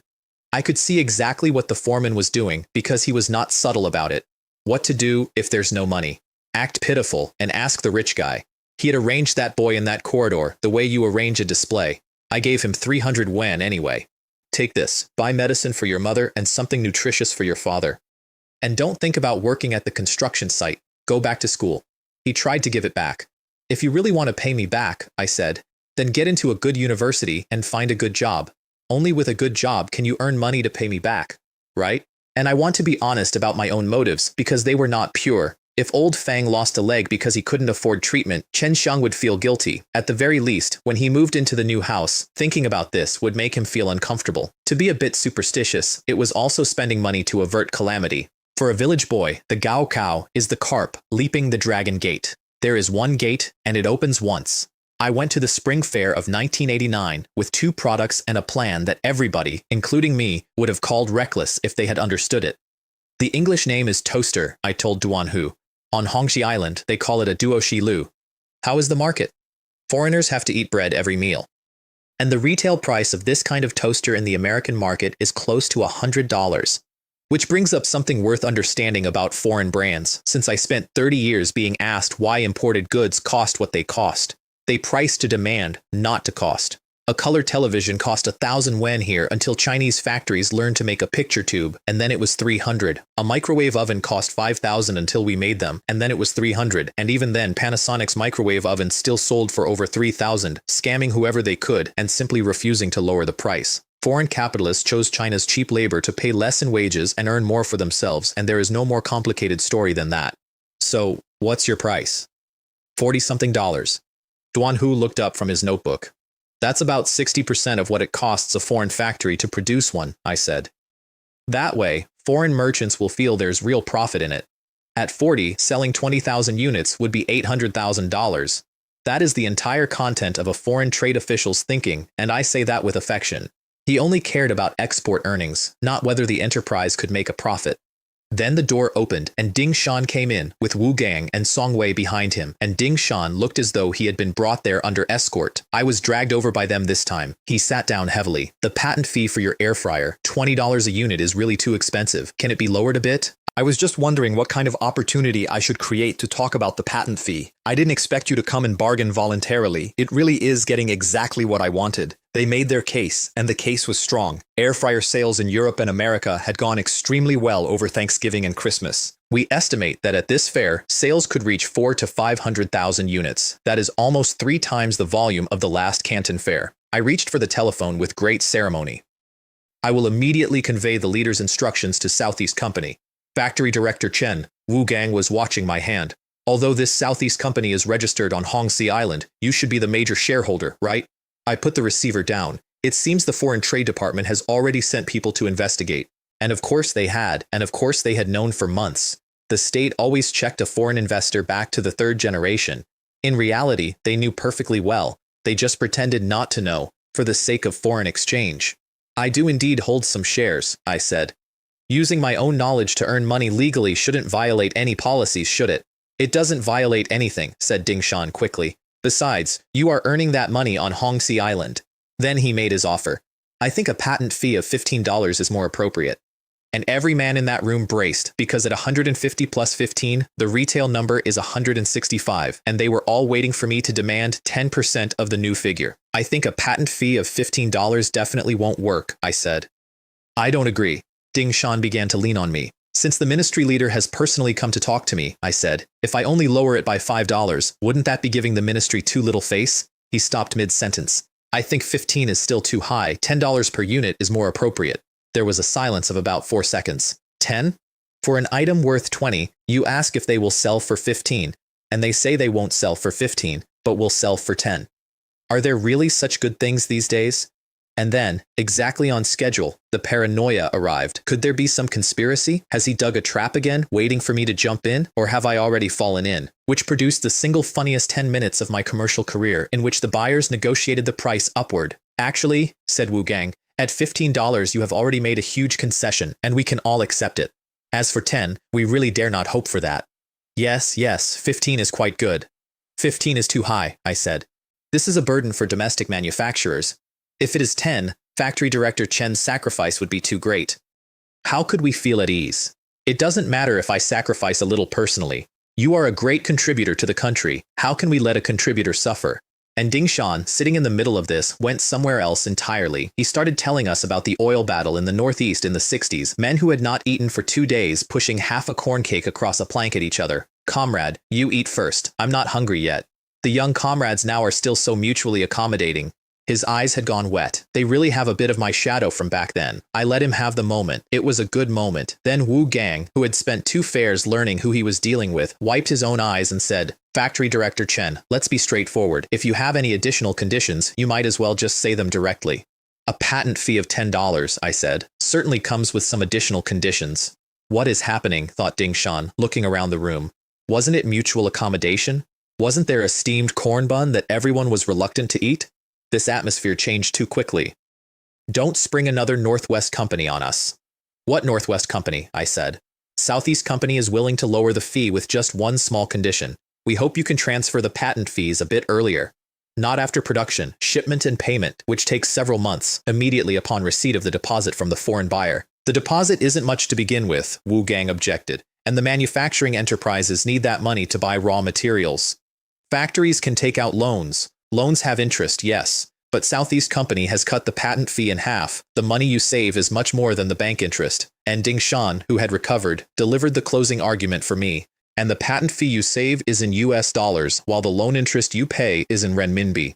They needed a reason for the urgency, so I gave them one, and it was a beautiful reason, and every word of it was plausible.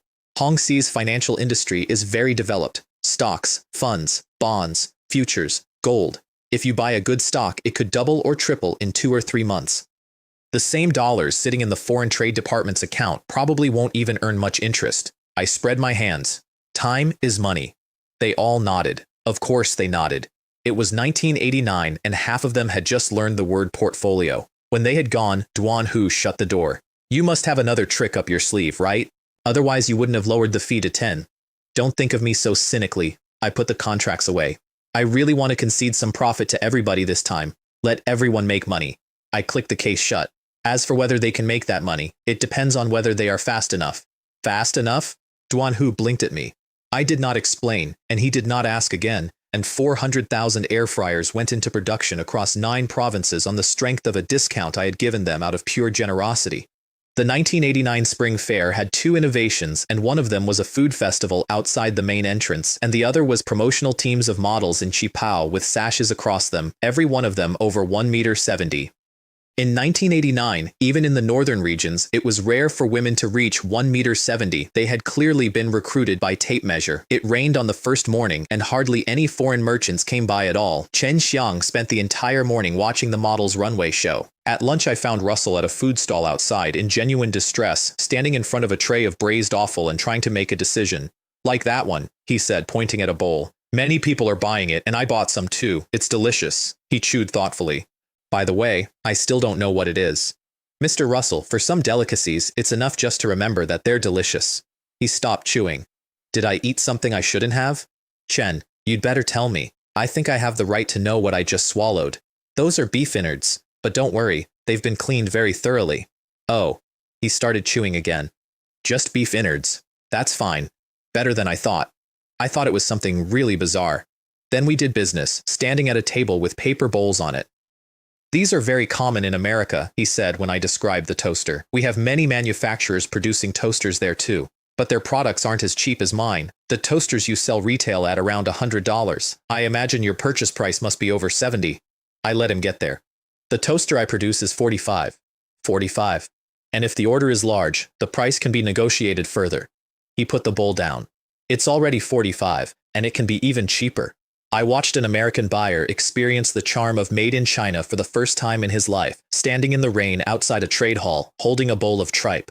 And then I asked him for something that had never been asked of him by anybody, 50% in advance. I should explain why that number landed in that room like a drop tray. Under the planned economy, there had been no such thing as a deposit because you did not buy goods, you were allocated them. During the shortages, you paid the entire amount up front and then queued anyway. And at the Canton Fair, where the object was foreign exchange at any cost, deposits were kept under 10% as a courtesy, and long-standing customers were often given payment on delivery, which is to say we financed the world's retailers out of our own pockets and called it hospitality. In normal international trade, a 30% deposit is already the maximum, said Russell. 50 is a bit too high, isn't it? We have already had 2 pleasant collaborations. He spread his hands. Are you still worried that we at Costco would default? Not at all. The quote of $40 is very cheap. There is no quote lower than mine in the whole world. I said it flatly because it was true. Which means I must procure components in very large quantities, and that creates significant cost pressure. That is why I need Costco to provide a 50% deposit in advance. He was still shaking his head, so I gave him the alternative, which is the only negotiating technique I have ever fully trusted. Of course, if you prefer to pay a 30% deposit, I can give you a quote of $43. I can't be doing business at a loss, right? Russell took out a calculator. I stood there and watched a man argue himself into my position out loud, in English, in a food market. 200,000 units at 40 is $8 million. 30% of the $43 price is $2.58 million. 50% of the $40 price is $4 million. So if I pay an extra 1.42 million in deposit, he said, I save 600,000 in payment for goods. He looked up. Even if I gave that 1.42 million to an investment bank on Wall Street, they might not be able to earn 600,000 in 2 or 3 months. That's true. All right, I can agree to pay a 50% deposit. Plan successful. Then I sold him air fryers while he was in the mood. At last October's fair, my quote was 200. This year it's 20% off. 160. I let him have that for a second. And if you are willing to pay a little more deposit, the price can still be negotiated. Trevor Chang arrived the next day and got the identical numbers and did not argue about a single one of them because Russell from Costco had already procured 200,000 units and Walmart absolutely could not fall behind. Another 200,000 toasters, the same 50%. With one toaster, a huge order of $16 million was signed. The surrounding peers were all drooling with envy. Song Wei did what I would have done in his position, which was to go out and buy one of mine and take it apart. He put a toaster from Hongxi on the desk in front of his own factory manager. Just this little thing cost over 600 Hongxi dollars, and this is still the cheapest one. I originally wanted to take it apart, but since you said that, leader, I don't dare. It's fine, take it apart. Song Wei sat down. If you can replicate it, it can generate millions in foreign exchange. They had it open in 4 minutes. So the structure is so simple. It's just a few heating rods placed inside an iron box. The manager was already writing. We can replicate it. And the materials can all be bought domestically. That's great. Then the manager stopped writing. Leader, I feel something is wrong. He worked through it twice, in a notebook, out loud. Assembling one bread toaster costs almost $40. If Chen Xiang sells it at 40, he is not making any money at all. He might even be losing money. Did you calculate it wrong?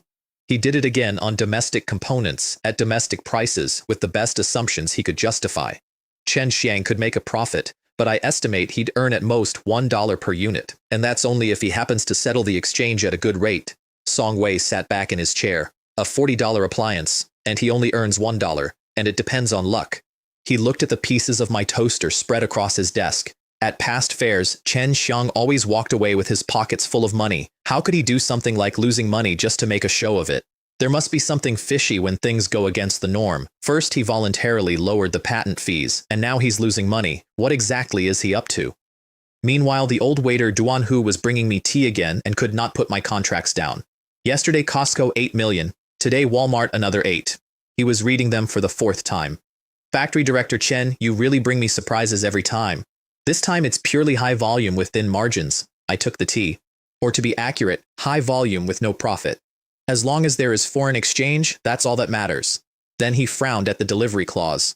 400,000 units. Can your production capacity keep up? I've already negotiated. The delivery time can be delayed by 2 months. Who told you I'm going to produce them as soon as I get back? What I'm selling this time are futures for small home appliances. The final tally for that fair was toasters at $16 million, of which $8 million was deposit, and 40,000 air fryers at over $6 million, of which more than $3 million was deposit. Over $11 million of other people's money in an account in advance. Plus nearly $3 million more heading to Southeast Company in patent fees from 300,000 air fryers I had not built, would not build, and had cheerfully discounted the license on. Duan Sheng met me at the factory gate with the June problem already solved. I've worked it out. We do the same as last year, 3 batches and the number on the wall. That way they won't want to go home to harvest wheat. Brother Ma, it's fine. I gave him my bag.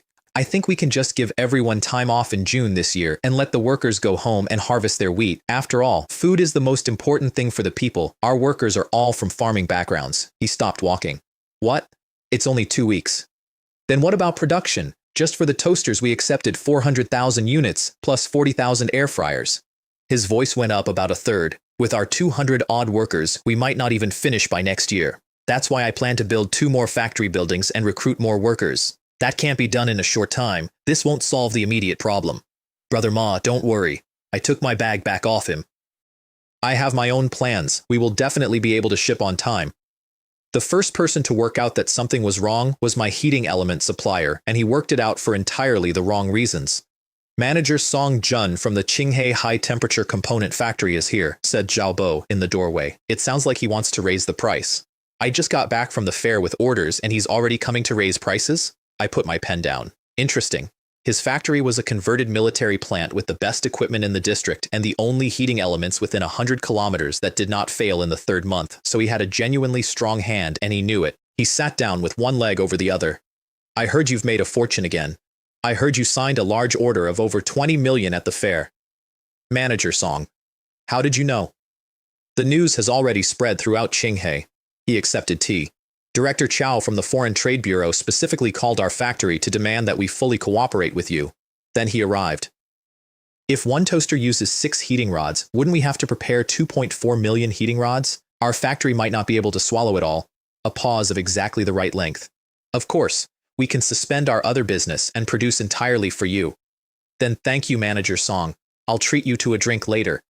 But if we go all out, it will cause our factory a certain amount of loss. He put the cup down. So I think the price needs to be raised. Here comes the price gouger.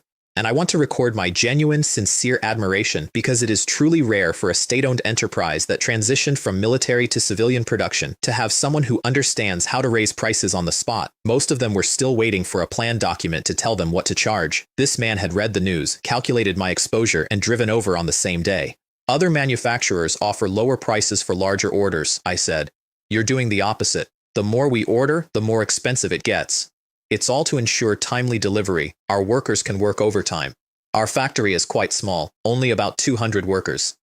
If you supply at a normal pace, it will perfectly meet our requirements. I smiled at him. So you don't need to work hard or put in overtime. If I deliver at a normal pace, what reason do I have to raise prices? Actually, he said, recovering well. Our factory has a very important production task next month. Of course it does. We'll just raise the price by 1 yuan per heating rod. 1 yuan per rod. And that's not much? 6 rods per toaster is 6 yuan, which at that exchange rate was about $1.20 on a $40 appliance, 3%. On a labor-intensive product with a $1 margin, 3% is not a negotiation, it is an amputation. Didn't your factory secure orders worth over $20 million? He was expansive now. Converted to renminbi, that's at least 100 million. If you're eating meat, you should at least let us component suppliers have some soup. My 20 million order also has costs of over 20 million. All right then, for your sake, a 90-cent increase. And I refused flatly and kept refusing, and the reason was not the 6 yuan. If I gave him 90 cents, the switch supplier would be here on Thursday and the sheet metal works the week after, and if all component suppliers were to raise prices by a few yuan, wouldn't Chen Xiang be making a losing deal? This unhealthy trend must be firmly curbed. We'll purchase at the original price. If it goes up by even 1 cent, I won't buy it. I came to you with good intentions, and this is your attitude? We're doing business. It's about mutual willingness. You want to raise prices, and I have no opinion about that at all. I stood up to see him out. But whether or not to buy is still in my hands. So he played his card. 400,000 toasters are waiting for delivery. If you don't have heating rods, what will you use to produce them? Not only will you not make money, you'll also affect the country's foreign exchange earnings. He was at the door now. And you are the primary responsible person. Thank you for the reminder. I've been handling foreign trade orders for 2 or 3 years, so I understand this much. He got into his car working on the only theory available to him. Did he contact other suppliers, or is he deliberately bluffing me? Well, I'll let you stew for a few days. Manager Song, I said, through the window. If your factory's prices ever have a discount, please be sure to call and inform me immediately. Our small factory, with poor technology and a thin foundation, just loves to buy discounted products. Jiaobo was waiting inside with an expression of enormous relief. You must have found a new supplier, right? Where would I find a new supplier? I said. To be honest, their quality is quite good. At least around Qinghai City, there isn't a more suitable supplier. His face fell off. Then what about our orders? Without heating rods, how are we supposed to produce? This year's orders aren't really urgent to produce. I picked up the fair file. Even if they are produced, they might not necessarily sell. Won't sell? He was on his feet. We've already signed contracts and taken deposits. Are the foreigners going to back out? They don't want their deposits back? Well, I put the file in the drawer. Allow me to keep you in suspense for now. You'll know when the time comes. Here is what I actually knew, and it was not clairvoyance about foreign trade. It was a policy document I remembered reading in a newspaper in another life. From the start of 1989, the state was tightening hard. Budget compression, credit compression, control of the money supply, cuts to capital construction, restraint on incomes. And after those measures were implemented, they indeed successfully curbed the rise in prices, which meant prices would be relatively stable for the next 2 years, so there was no urgent need to purchase components at all. The next real price increase would not arrive until 1993, so instead of buying 2.4 million heating rods at a premium, I bought land. more ground from the town, 2 new workshops, and a plan to take the workforce from 250 to 500, which in that district made me a medium-sized enterprise, since anything over 300 employees was already considered medium-sized. The town was delighted, and not because of the tax.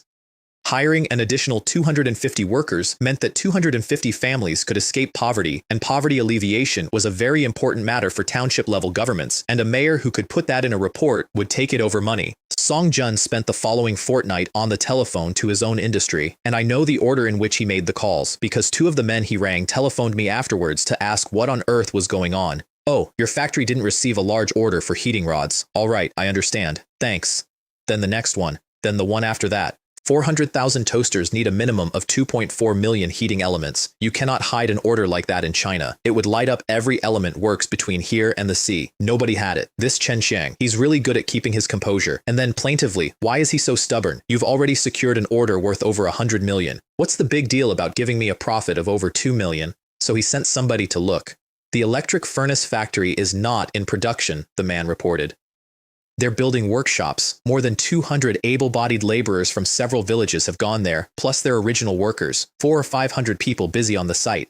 Song Jun put the telephone down, holding an order for 400,000 toasters and not producing them, but instead building workshops. What kind of trick is this? To be fair to my workforce, none of them thought it was strange in the slightest. In a village, you build your own house. Everybody can mix cement, lay brick, tile a roof, and do rough carpentry, and I was paying factory hands building site rates to build their own workshop, and as long as they could earn money, they weren't picky about the work. I have thought about that generation a great deal since, particularly when I later interviewed young men who wanted to know whether there were night shifts, whether there were many female workers, and whether the dormitory had wireless internet. What? No wireless internet? Find someone else then. This grandpa isn't serving. Duansheng came in off the site one afternoon with his shoes white to the ankle and stopped at the door to beat the dust off himself with a towel before he would step on the floor. "Brother Ma, come in quickly and sign this." He picked it up, read the heading, and his face changed. "Xiang, what is the meaning of this? Equity transfer agreement, 3%. This factory was built under your watchful eye, and its daily production relies entirely on your efforts. Please accept it." "No, I can't." He put it down on the desk and stepped back from it. "You paid to build it. You developed the products. You found the channels. By my reckoning, I haven't done anything." He was getting agitated. "Besides, you pay me several hundred a month plus bonuses. That's more than our town mayor earns. I've bought a motorcycle. My home has a color television, a refrigerator, and a washing machine. I'm already quite content. Look at Zhaobo. Didn't he also get 3%? Zhaobo is my father's apprentice. I treat him like a brother." I put the pen on top of the agreement. "Brother Ma, we've known each other 2 years. Chen Xiang treats you as an older brother. If you also consider me a brother, then accept this 3%. He signed it standing up and then had to sit down. I chose him for reasons that had nothing to do with sentiment, although the sentiment was real. He was honest, he was fair, the workers respected him, and his workshop was in order at 7 in the morning without him having to shout. Duansheng's personality made it impossible for him to become an outstanding entrepreneur, but he was definitely a good factory manager. And scientific management, which everybody in China was praying to in its Japanese translation that decade, is useless in a shed full of men who did not finish primary school. Managing a group of farmers with low education still required managers like Duansheng, who came from a rural background and knew every one of their fathers. The way to keep such a man is not salary, it is a share. This method had been used for hundreds of years, starting from the business houses of the Ming and Qing dynasties, and I did not invent one part of it. Then I gave him his hiring instructions. "Only from this town," I promised the mayor, "and try to pick honest and decent people. A lower education level doesn't matter as long as they're willing to listen and work hard." I stopped. "I expect some people will try to pull strings with you, so you'll have to be firm. I know all the villages very well." He was already nodding. "I just need to ask around to find out who the lazy ones are. I absolutely won't let anyone who's just making up the numbers into our factory. And one more thing. See if there are any clever and respected old employees. Select a few. Give them a promotion." I looked at the wall where the countdown board had hung. "It's time for us to start building a management team." Song Jun lasted until the beginning of June. A month of silence from a customer with 100 million yuan order is longer than most men can carry, and eventually he stopped waiting for me and drove out himself. He found the gates shut and the yards silent. He put his eye to the gap between them, and 2 large dogs hit the other side at speed. Haiwan and Baiji were insatiable eaters and entirely without dignity, but they were not sloppy when it came to guarding the gate. An old man came out with a pipe. The tobacco in it was homegrown, and Songjun's eyes started watering from 3 meters away. Who are you looking for? I'm here to see your factory director Chen. Factory director Chen isn't here. Then factory director Duan will do. Factory director Duan isn't here either. What about accountant Wang? Accountant Wang isn't here either. Songjun looked at the shut workshop doors behind him. Who among your managers is here?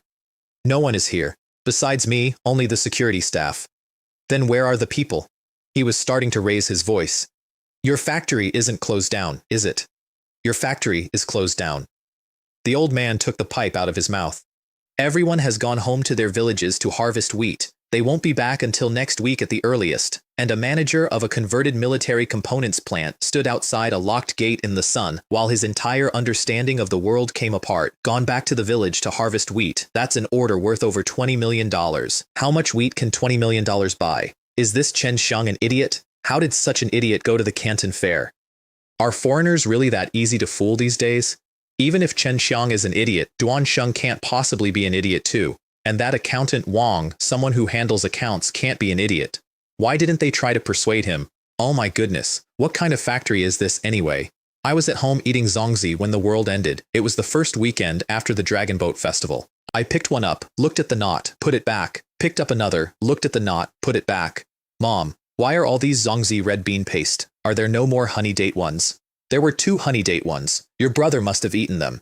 She brought me a saucer of sugar, which restored my faith in the household, and then the telephone rang.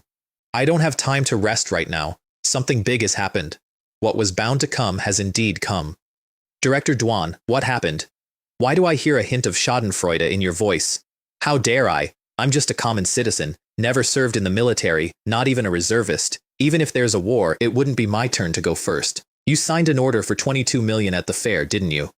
16 for toasters, 6 for air fryers. His voice was climbing. I just want to ask you, are you panicking now? Have Walmart and the others returned the goods? Not yet, but it should be soon.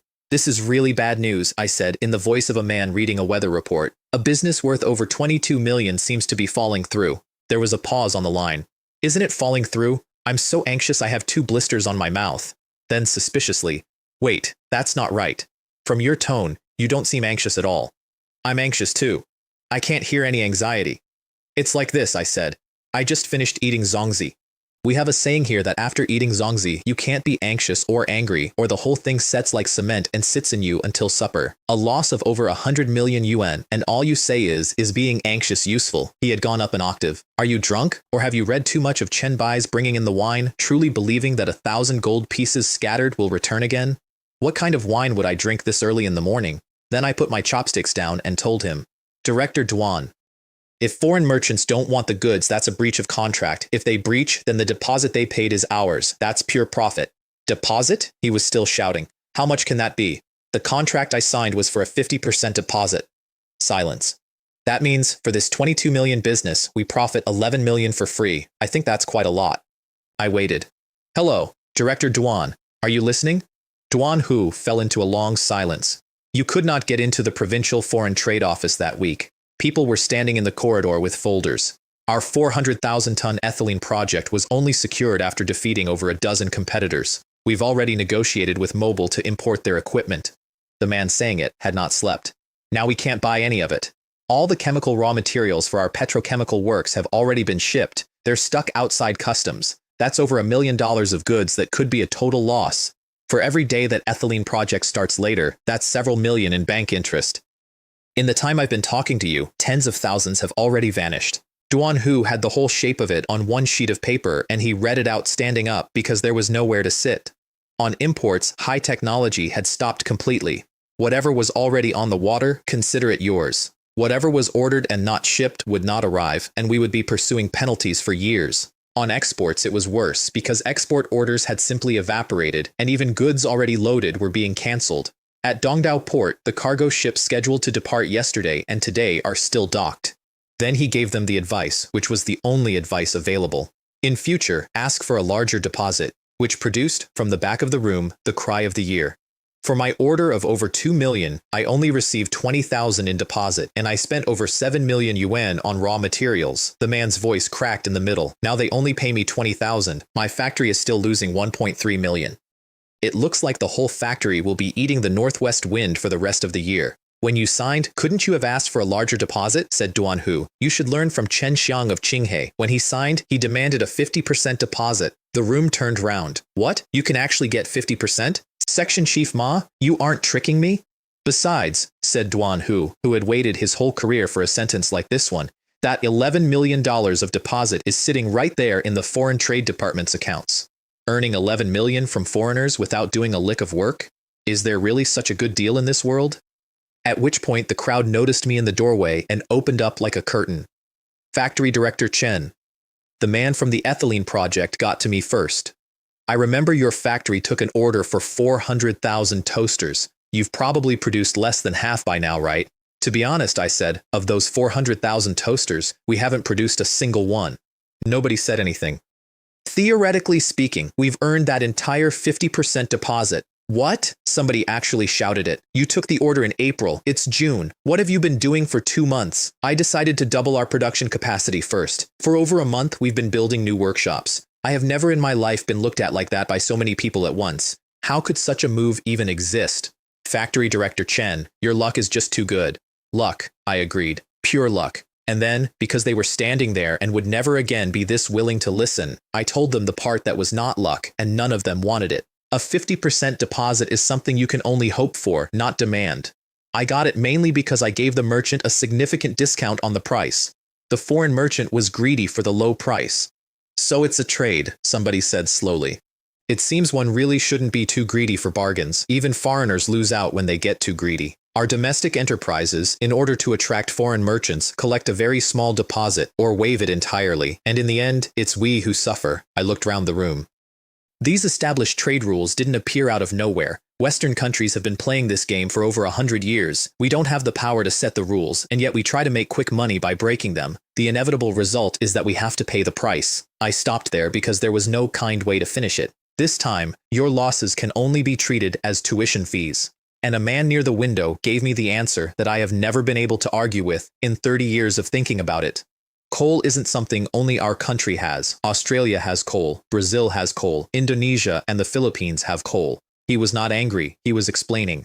The key is that our coal isn't even as good as theirs. If we want to sell it, we have no choice but to accept smaller deposits. He was right. Everything I had done that spring rested on owning something nobody else had, and most of that room owned nothing of the kind. I waited until the corridor cleared and then told Duan Hu what I actually wanted. I want to continue doing business with Walmart and Costco. He looked at me as though I had asked to be punched. You still want to sell them those 400,000 toasters? You haven't lost money. You've made a large deposit. I haven't lost anything, and I've even made a big profit. But I don't think that's how money should be made. I sat on the edge of his desk. I'm in manufacturing, not speculation. I can't always rely on sudden policy changes to pocket someone else's deposit. Running a business isn't a one-time deal. $11 million, Xiang. Even if I pocket this $11 million, what about the future? Customers like Walmart probably won't order from me again. My proposal was a supplementary agreement. Delivery deferred. We ship when the export channel reopens.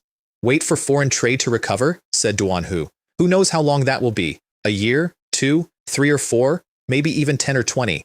Anyway, I've already received a 50% deposit, so I can afford to wait. Can Walmart afford to wait? You hit the nail on the head. And this is the part of the plan that I had built in a food market in April with a calculator on a paper tablecloth, and it had nothing to do with policy.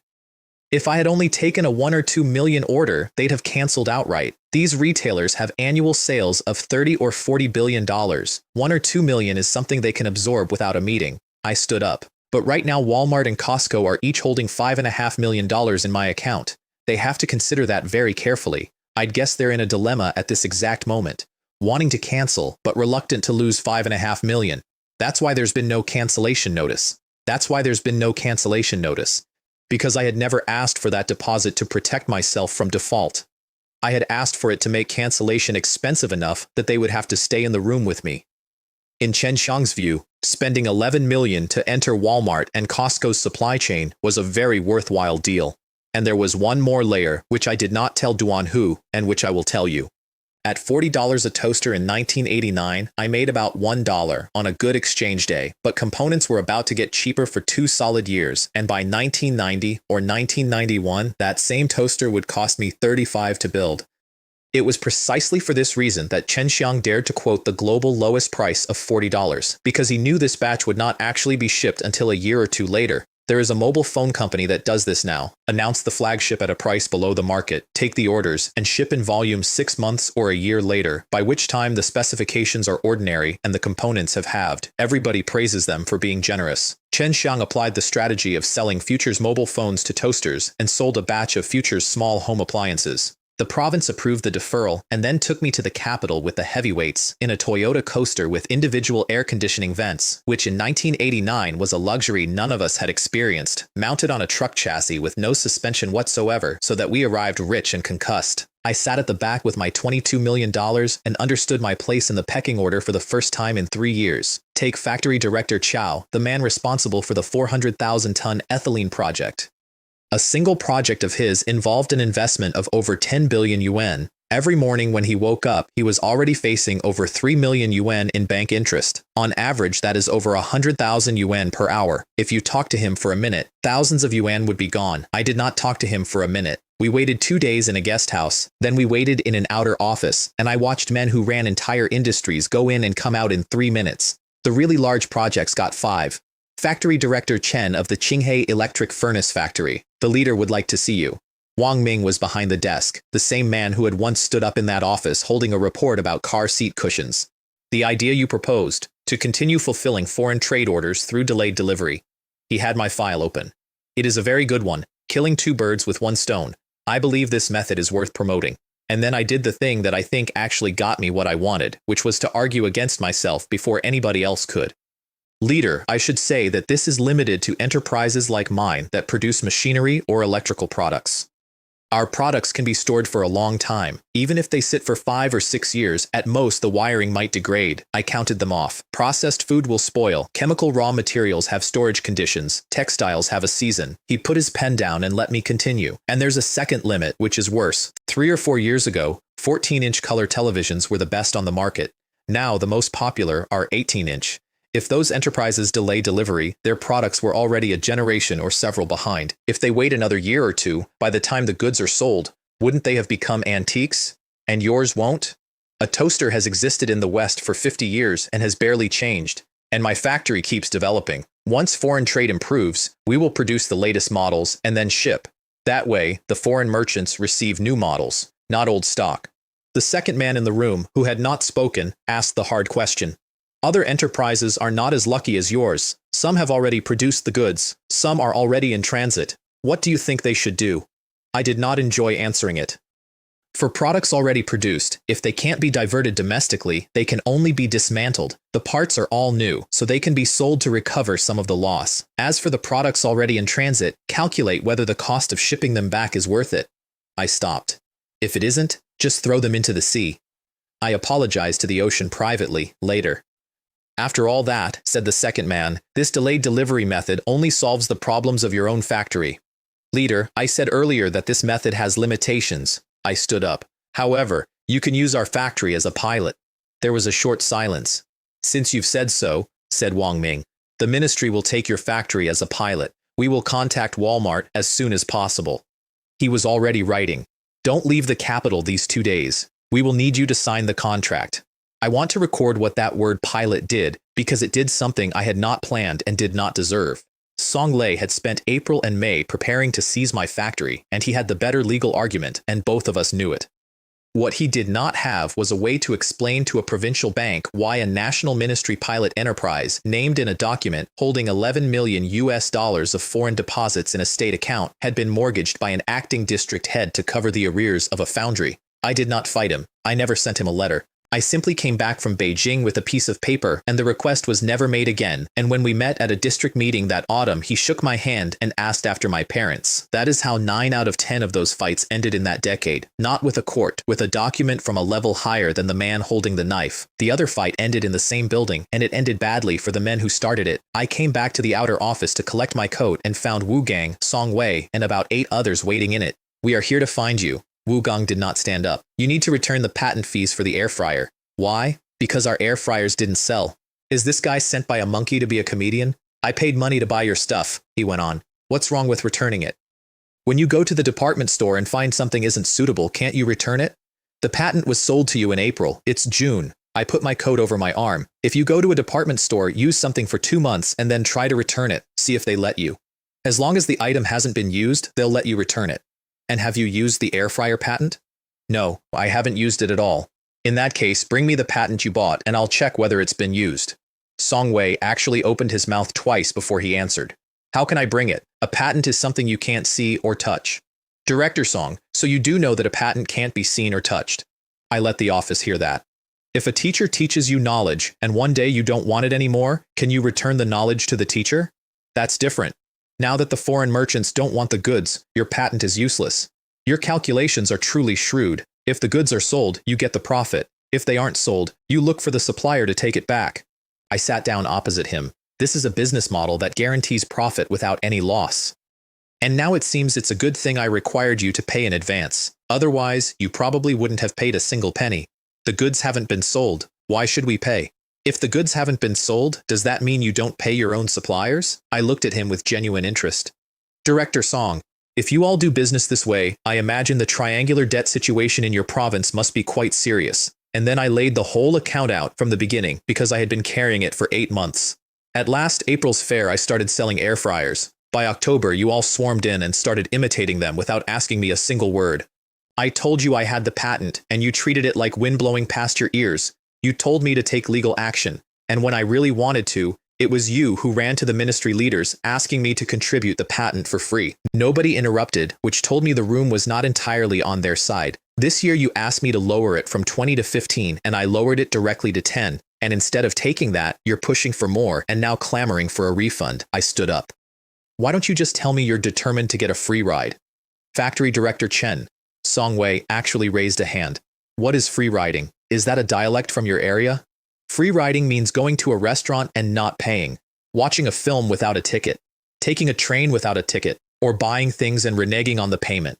And reading web novels without subscribing, I thought, and kept that one to myself. I earn money through my own labor, guarding against you free riders like I'm guarding against thieves. And then you turn around and tell me free riding is great. Let's keep free riding. I picked up my case. Have your consciences been eaten by dogs? I haven't sold the goods, so why should I pay? He had gone red. If you go to a restaurant and haven't even touched your chopsticks, would you pay? And a voice from the doorway said, you ordered the dish yourself. If you don't pay for it, who will? The chef cooked it and served it to you. If you didn't take a single bite, then pay the money and pack it up to take away. The entire room came out of its chairs. He was a white-haired old man in a plain jacket, and the 8 men who had spent 10 minutes being wolves turned into lambs so fast I could hear the wool. Leader, why are you here? I've been listening at the door for half a day. He came in without hurrying. I'm telling you, Song Wei, you've become more successful in the last few years, and you've become increasingly unreasonable. How could you do something as absurd as asking for a refund on patent fees? Leader, don't think I don't know your little schemes. He stopped in the middle of the office. Now that foreign trade is facing difficulties, you're thinking this year's export target won't be met, so you ran here to find a way to make up for it. And even if you can't make it up, you can have an excuse to give later. Isn't that right? And there it was, and I had not seen it, and I had been in the room for a quarter of an hour. The refund was never going to happen, and they knew it was never going to happen. The entire performance existed so that a line could be written in an annual report saying that vigorous efforts were made to recover patent expenditure from the rights holder, these old foxes within the system. None of those who could reach this position were fools. It's just that the methods they used were often quite simple and crude. This Song Wei is using me to practice shifting the blame. What are you still standing here for? Said the old man. Don't embarrass me. Get out of here now. They went out past me without looking up. I waited a decent interval and then asked the man beside me, quietly, who that had been. He gave me a look of profound pity. You should read the newspapers more often. Then he told me the name. As expected of the capital. Back in Qinghai, the Foreign Trade Bureau exhaled because a deferred order is still an order. Chen Xiang earning $11 million for free definitely couldn't compare to earning $22 million in export foreign exchange. Even if the $22 million had no profit in it, it was still better. That is not a business calculation. That is a reporting calculation. But it kept me on the right side of every official in that city for 2 more years, so I have never complained about it. And Song Jun read the same newspapers I did. He telephoned the bureau, casually, the way a man does. Our Qinghai hasn't been too affected, right? How could we possibly stay out of it? There was a pause. Then the electric furnace factory's orders? Factory Director Chen went to the capital and managed to save this batch, but the shipping time has been delayed. Delayed by how many months? The man on the other end laughed out loud. A few months? If it were only a few months, that would be great. But production will continue, right? The goods can't even be shipped. Why would they continue production?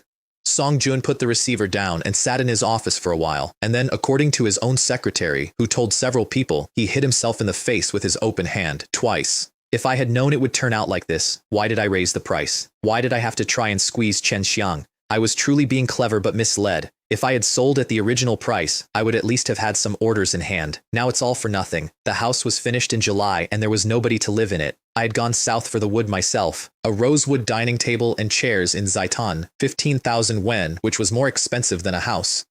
Armchairs at several thousand each. A 21-inch color television at over 2,000, at a time when a 14-inch Changhong had fallen to 300. An automatic Little Swan washing machine, 2,000. Air conditioners at 4,000 each in both bedrooms and the sitting room. An imported audio system with a turntable because my father listened to Peking opera and nobody was issuing Peking opera on compact disc, and a CD player because I was not going to live in 1989 forever. I also asphalted the lane up to the gate, which the neighbors praised extravagantly and which raised the price of every house on that lane by 500 yuan, not per square meter, per house. Underfloor heating in every room, off a small boiler of the type they use in the big steamed bun shops, and all of it stood empty because my father would not move. His entire case was the transportation company family compound where all his old colleagues lived. My mother had twice announced that she would move alone. She had not moved alone, and she was not going to, because the old couple had been together for most of their lives, and neither could live without the other. And for me to live alone in a large 2-courtyard house, even with the dogs for company, would be too empty, and I would be afraid to sleep at night. I tried again in August with a watermelon. My brother took 2 slices and left for the billiard hall before the discussion started. Mom, it's getting hotter. You and Dad should move. It has a courtyard, good ventilation, and I've installed air conditioning. Your dad doesn't want to move. If he moves, he won't find anyone to play chess with. I wanted to install an air conditioner here too. The electrician says the voltage in this building can't handle it. If one were installed on this floor, the fuses for the entire building would blow. Why do we need air conditioning? She was cutting more melon. A fan is just as good. A couple of years ago, we didn't even have electric fans. We just relied on a hand fan, and we still got by. So the house sat there with its underfloor heating and its rosewood, and the thing that finally moved my parents into it did not come from me at all. It came in through the door on a Thursday morning in the form of 2 men from the Hongxi and Taiwan Affairs Office. Excuse me. Is this Comrade Song Yan's home? You're looking for my mom? She had gone white before they finished the sentence. I got her into a chair. Don't be afraid. I'm here. It's nothing serious. They were extremely polite and their questions were terrible. Had she changed her name? No. Was she originally from Qinghe? No. My ancestral home is Dongdao. I came here with his father the year the transport company was established. And before liberation, your family ran a dyeing factory in Dongdao, didn't they? My mother put both hands flat on the table. I'm already a married woman. At most, I'm considered a rich peasant, not a capitalist. 40 years. That is a sentence she had been keeping ready for 40 years. Comrade Joe, we are not here to investigate family background. The older one leaned forward. What is your father's name? Song Hua. Very quietly. He went missing before liberation. I have a younger brother named Song Bing. He also went missing. Comrade Song Yan, I first need to inform you that we now have news of your younger brother. She did not say anything at all for about 2 seconds. They're still alive. Your father passed away in the 1970s. I'm sorry. He waited. Your brother is currently a professor at a university on the other side. So they went to the other side. She had known. Everybody in that generation with a missing father knew, in the way you know something you are not permitted to confirm, for 4 decades. Comrade, can I send him a letter? We also cannot contact Mr. Song directly, but if he learns of your current situation, he might come back to see you. Really? To reconnect with relatives after 40 years of separation. Such complex emotions are truly difficult to describe in words, and I am not going to try because I was the only person in that room not crying and I had an unfair advantage. I had already lived this. In my previous life, my uncle came back every 3 to 5 years until he grew too old to fly. And there is a debt in that which nobody else in the room knew about. In the early 1990s, after Chen Xiang was laid off from the transportation company, he found a way to go to Japan as a trainee. It required not only several assessments, but also a deposit of over $1,000 US, which might as well have been a deposit of the moon. In the end, it was his uncle, Song Bing, a man he had never met, on the other side of a strait, who put the dollars together. Everything I had done in this life started with a man I had not yet been introduced to. My uncle decided to come, and the route tells you what that decade was like. There were no direct flights. Hong Xia first, then Shanghai, where my aunt had relatives, then 200 kilometers by road to Qinghai. My mother panicked immediately and in the wrong direction, which was housekeeping. My father was no use, because he had never in his life hosted his wife's family and did not know the drill. My brother was less than no use, spending his days engrossed in the billiard table, and had in fact spent the previous week campaigning for me to buy him a dedicated billiard table for the courtyard of the new house. "Where will my uncle and aunt stay when they arrive?" I said. "In the living room? Your dad and I will clear out our room. We'll sleep in the living room. You might be willing, my uncle might not." I let that land. My aunt used to be a young lady from a prominent family in Shanghai. Would she be used to this small flat? "I reckon they'll book into the Qinghai Hotel." My mother straightened up. "What's wrong with being a young lady from a prominent family? I used to be too." Then, after a moment, "Never mind. Let's not talk about that. Why don't you and Dad just move into the new house?" She stopped stacking bowls. "It's new. It's spacious. It has a dedicated guest room with its own bathroom." I did not push. Besides, it's a 2-courtyard house and the sitting room is furnished with red sandalwood. Hosting my uncle there would also save face, wouldn't it? The two of them arrived at yes from completely different directions, and neither of them mentioned the air conditioning. My mother wanted 40 years of conversation, and she wanted it somewhere she could hold it. And my father, who had objected to that house for 8 months on grounds of chess, had been quietly running a different film in his head, which was his brother-in-law walking through a door and looking around and thinking, "I entrusted my sister to you, and you let her live like this." As a man, no matter what, he couldn't embarrass himself in front of his wife's family.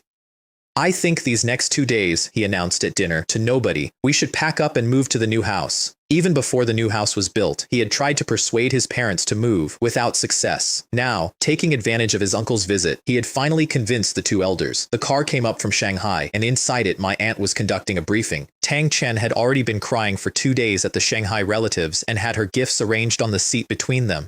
A video cassette recorder, because although the mainland already has televisions, a VCR should still be a rarity, and a red envelope with $300 in it. As her sister-in-law, it's your first time meeting her. It's a small token. She patted it.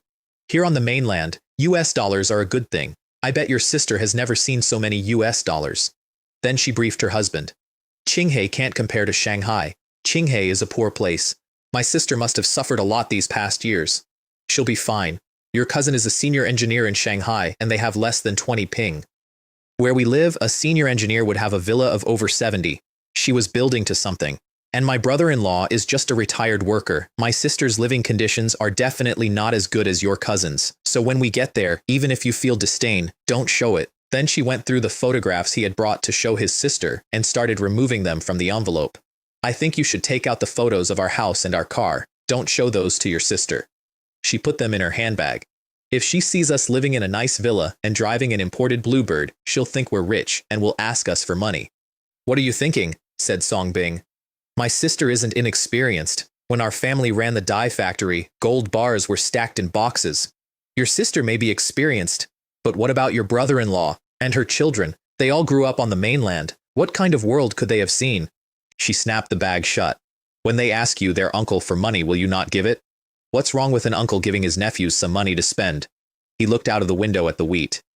"Qinghai is a poor place after all, and my sister's life must be very hard. I only have this one sister left." They had set a table out in the reception room of the district office with fruit and sunflower seeds on it and a banner on the wall, and my mother could not stay in her chair. "Why hasn't Bing arrived yet? Could he be unable to find the place? He has 3 cars and 2 officials with him. Will anything happen on the road? If there are highwaymen, losing some things doesn't matter, but I hope no one gets hurt." "No matter how bold highwaymen are," said my father, "they wouldn't dare rob a car carrying a Taiwan compatriot. Is the road from Shanghai easy to travel? I hope the car doesn't break down halfway." "Stop nagging. Can't you just wait quietly?" "He's not your brother," said my mother, "so of course you're not worried." Then the cars came in through the gate. "Mom, my uncle is here." They came out to the top of the steps and he came round the door of the car, and both of them stopped for about a second, because a face at 70 is not a face at 30, and there is a moment where you have to do the arithmetic. Then neither of them did any arithmetic at all. Bing. "Sister, The siblings hugged each other and wept, standing in a courtyard in front of two officials, a photographer, and their own families, and they went on doing it until all four of their eyes were swollen. Nobody said anything. The official from the office signaled the photographer to take pictures because such a touching scene was worth writing a report about, and even he did it quietly. I put them in my car afterwards because we had 200 meters to drive and I am not a good person. Uncle, aunt, come with my parents and take my car. My aunt got into the back of the Bluebird and I watched her recognize it in the mirror. I'm familiar with this car. My family bought this model too, only ours is black. She sat back. Then she looked at the roof, then at the space in front of her knees. Why does this one feel a bit bigger? It's the long wheelbase version. Xiang, your car even has a sunroof. Is it electric? It's electric. This is the highest specification Big Bluebird. There aren't many in the whole province. I watched her arrive at the only conclusion available to a reasonable person, which was that my mother had borrowed a car in order not to lose face. Sister, you've really gone to a lot of trouble, even specially borrowing a car to pick us up. And my father, in the front passenger seat, took the deepest breath of his entire life. Sister-in-law, this car wasn't borrowed, it's our own. Xiang spent money to buy it. He's had it 3 or 4 years. He adjusted his collar. It cost over 300,000 yuan when he bought it. Faced with his wife's family, he absolutely could not show weakness. My aunt did that some twice and could not make it work. Didn't Bing say his sister's family was poor? How can the car they drive be more expensive than my family's? She tried to get out of staying the night while we were still moving. Bing always snores when he sleeps. I'm afraid of disturbing your rest, so we'd better stay at a hotel. Snoring? Said my mother, turning round. Bing, I remember you didn't have that problem before. Is it because your windpipe is not good? After all, I'm a teacher, said my uncle to the window. I have to talk all day, so I have a bit of bronchitis. I think it's wife-controlled instead. Then we came round the corner and stopped at the gate, which had bronze rings on it and a whitewashed wall running about 20 meters in either direction. Sister, my aunt did not get out of the car. This is our house? Of course it's our house. She looked along the wall again and found an explanation, and I want you to appreciate how hard she was working. I've seen this in Shanghai too. Many old Western-style buildings house several families. Since this place is so big, there must be 4 or 5 families living here, right? Sister-in-law, said my mother, opening the gate. This is our own home. Where would 4 or 5 families come from? Only our family lives here. It took her about 11 minutes to go through the sitting room, and I have never watched anybody take that much damage from furniture. Sister, your house is quite large. How many ping? I don't know. You'll have to ask Xiang. Including the rooms and the courtyards, about 800 square meters. 800 square meters. She said it in Mandarin and then again in her own arithmetic. That's roughly 250 ping, a luxury mansion. An absolute luxury mansion. Tang Chen had always felt that her own 70 ping villa was quite large, but compared to somebody else's 250 ping courtyard house, it wasn't even as big as their courtyard. Then her eyes went round the room, and every stop cost her something. A 21-inch color television. Check. An air conditioner on the wall. Check. Large stereo speakers. Those too. And those speakers look a bit familiar. They look just like that imported set I couldn't bear to buy last year. She sat down and put her hands on the arms of the chair, and stopped. This is red sandalwood. This kind of furniture was only affordable for wealthy families 40 or 50 years ago. Didn't Bing say his sister's life was difficult? Then my father came in carrying the tea things, which were a full 11-piece Xisha set, and by the luster of it, an antique, just like the heirloom set in my family. Tang Chen had prepared herself on a 200-kilometer car journey to face a struggling sister, gaunt nephews, and an old house with bricks and tiles missing. What she got was a top-specification Bluebird, an 800-square-meter courtyard house, imported speakers she hadn't been able to bring herself to buy, red sandalwood furniture, and an antique teapot. The sister who was supposed to be living in poverty was wealthier than her own family, and her first coherent thought after that, she admitted to my mother years later, was pure survival instinct. Tang Chen quickly looked at the space beside the television to make sure they hadn't bought a video recorder. Fortunately, there's no VCR. Otherwise, I wouldn't even be able to give this gift. Then she went out to the kitchen to be helpful and stopped in the doorway. Sister, is that an air fryer? That's what it's called. My mother did not look up from the fish. Xiang got it. It feels less convenient than deep frying, so we don't usually use it much. I should mention that Tang Chen had wanted one for a year. She had priced one through a friend in America and been told over $500 and had decided against it, and here was one on a kitchen counter in Qinghai with dust on the lid. Sister-in-law, if you like it, I'll give you one when you leave. Oh no! This thing is too expensive, I can't take it. It's fine, it's just an electric pot. My mother waved the fish at her. Take a few more back with you to give to relatives and friends. I'll have Xiang get them for you tomorrow. Take a few more. An air fryer costing over $500, which she couldn't bear to buy one of, sounded like common cabbage in Song Yan's mouth, sold by the pound. Those words weren't very damaging, but they were extremely insulting. The real damage happened at dinner, after the third round of drinks, when my uncle relaxed enough to ask me about myself. Xiang, I heard you started a factory and became a factory director yourself? He was being kind. Has the mainland's policy opened up that much? There are already many individual proprietors, and future policies will become more and more open. What is the scale of your factory? Currently fewer than 300 workers. We just added more factory buildings, and I plan to expand to 500. 500. He put his cup down and looked genuinely impressed, which I enjoyed, because it was the last time that evening he looked at me from above. An enterprise with 500 workers is quite a significant scale, so how many orders can your factory take in a year? At the April fair we received 22 million in orders. 22 million yuan. He nodded, doing the conversion out of politeness. That's quite a lot. In Taiwan dollars that would be, Uncle, it's 22 million US dollars. I refilled his cup. Transactions at the Canton Fair are all calculated in US dollars. US dollars. He did not say anything else for a moment because he was a professor and he could do the sum. Even 10% of that is $2.2 million, and Songbing wouldn't be able to earn that much money as a university professor for his entire life. And then my father, who had waited 58 years for this exact evening, leaned back in his chair. Xiang also opened a company in partnership with someone in Hongxi. There's a company in Hongxi too? It mainly handles some patent operation business. My father waved a hand, dismissive, magnificent. It doesn't earn much, just 2 or 3 million a year. 2 or 3 million Hongxi dollars is not a small amount either, Uncle, I said.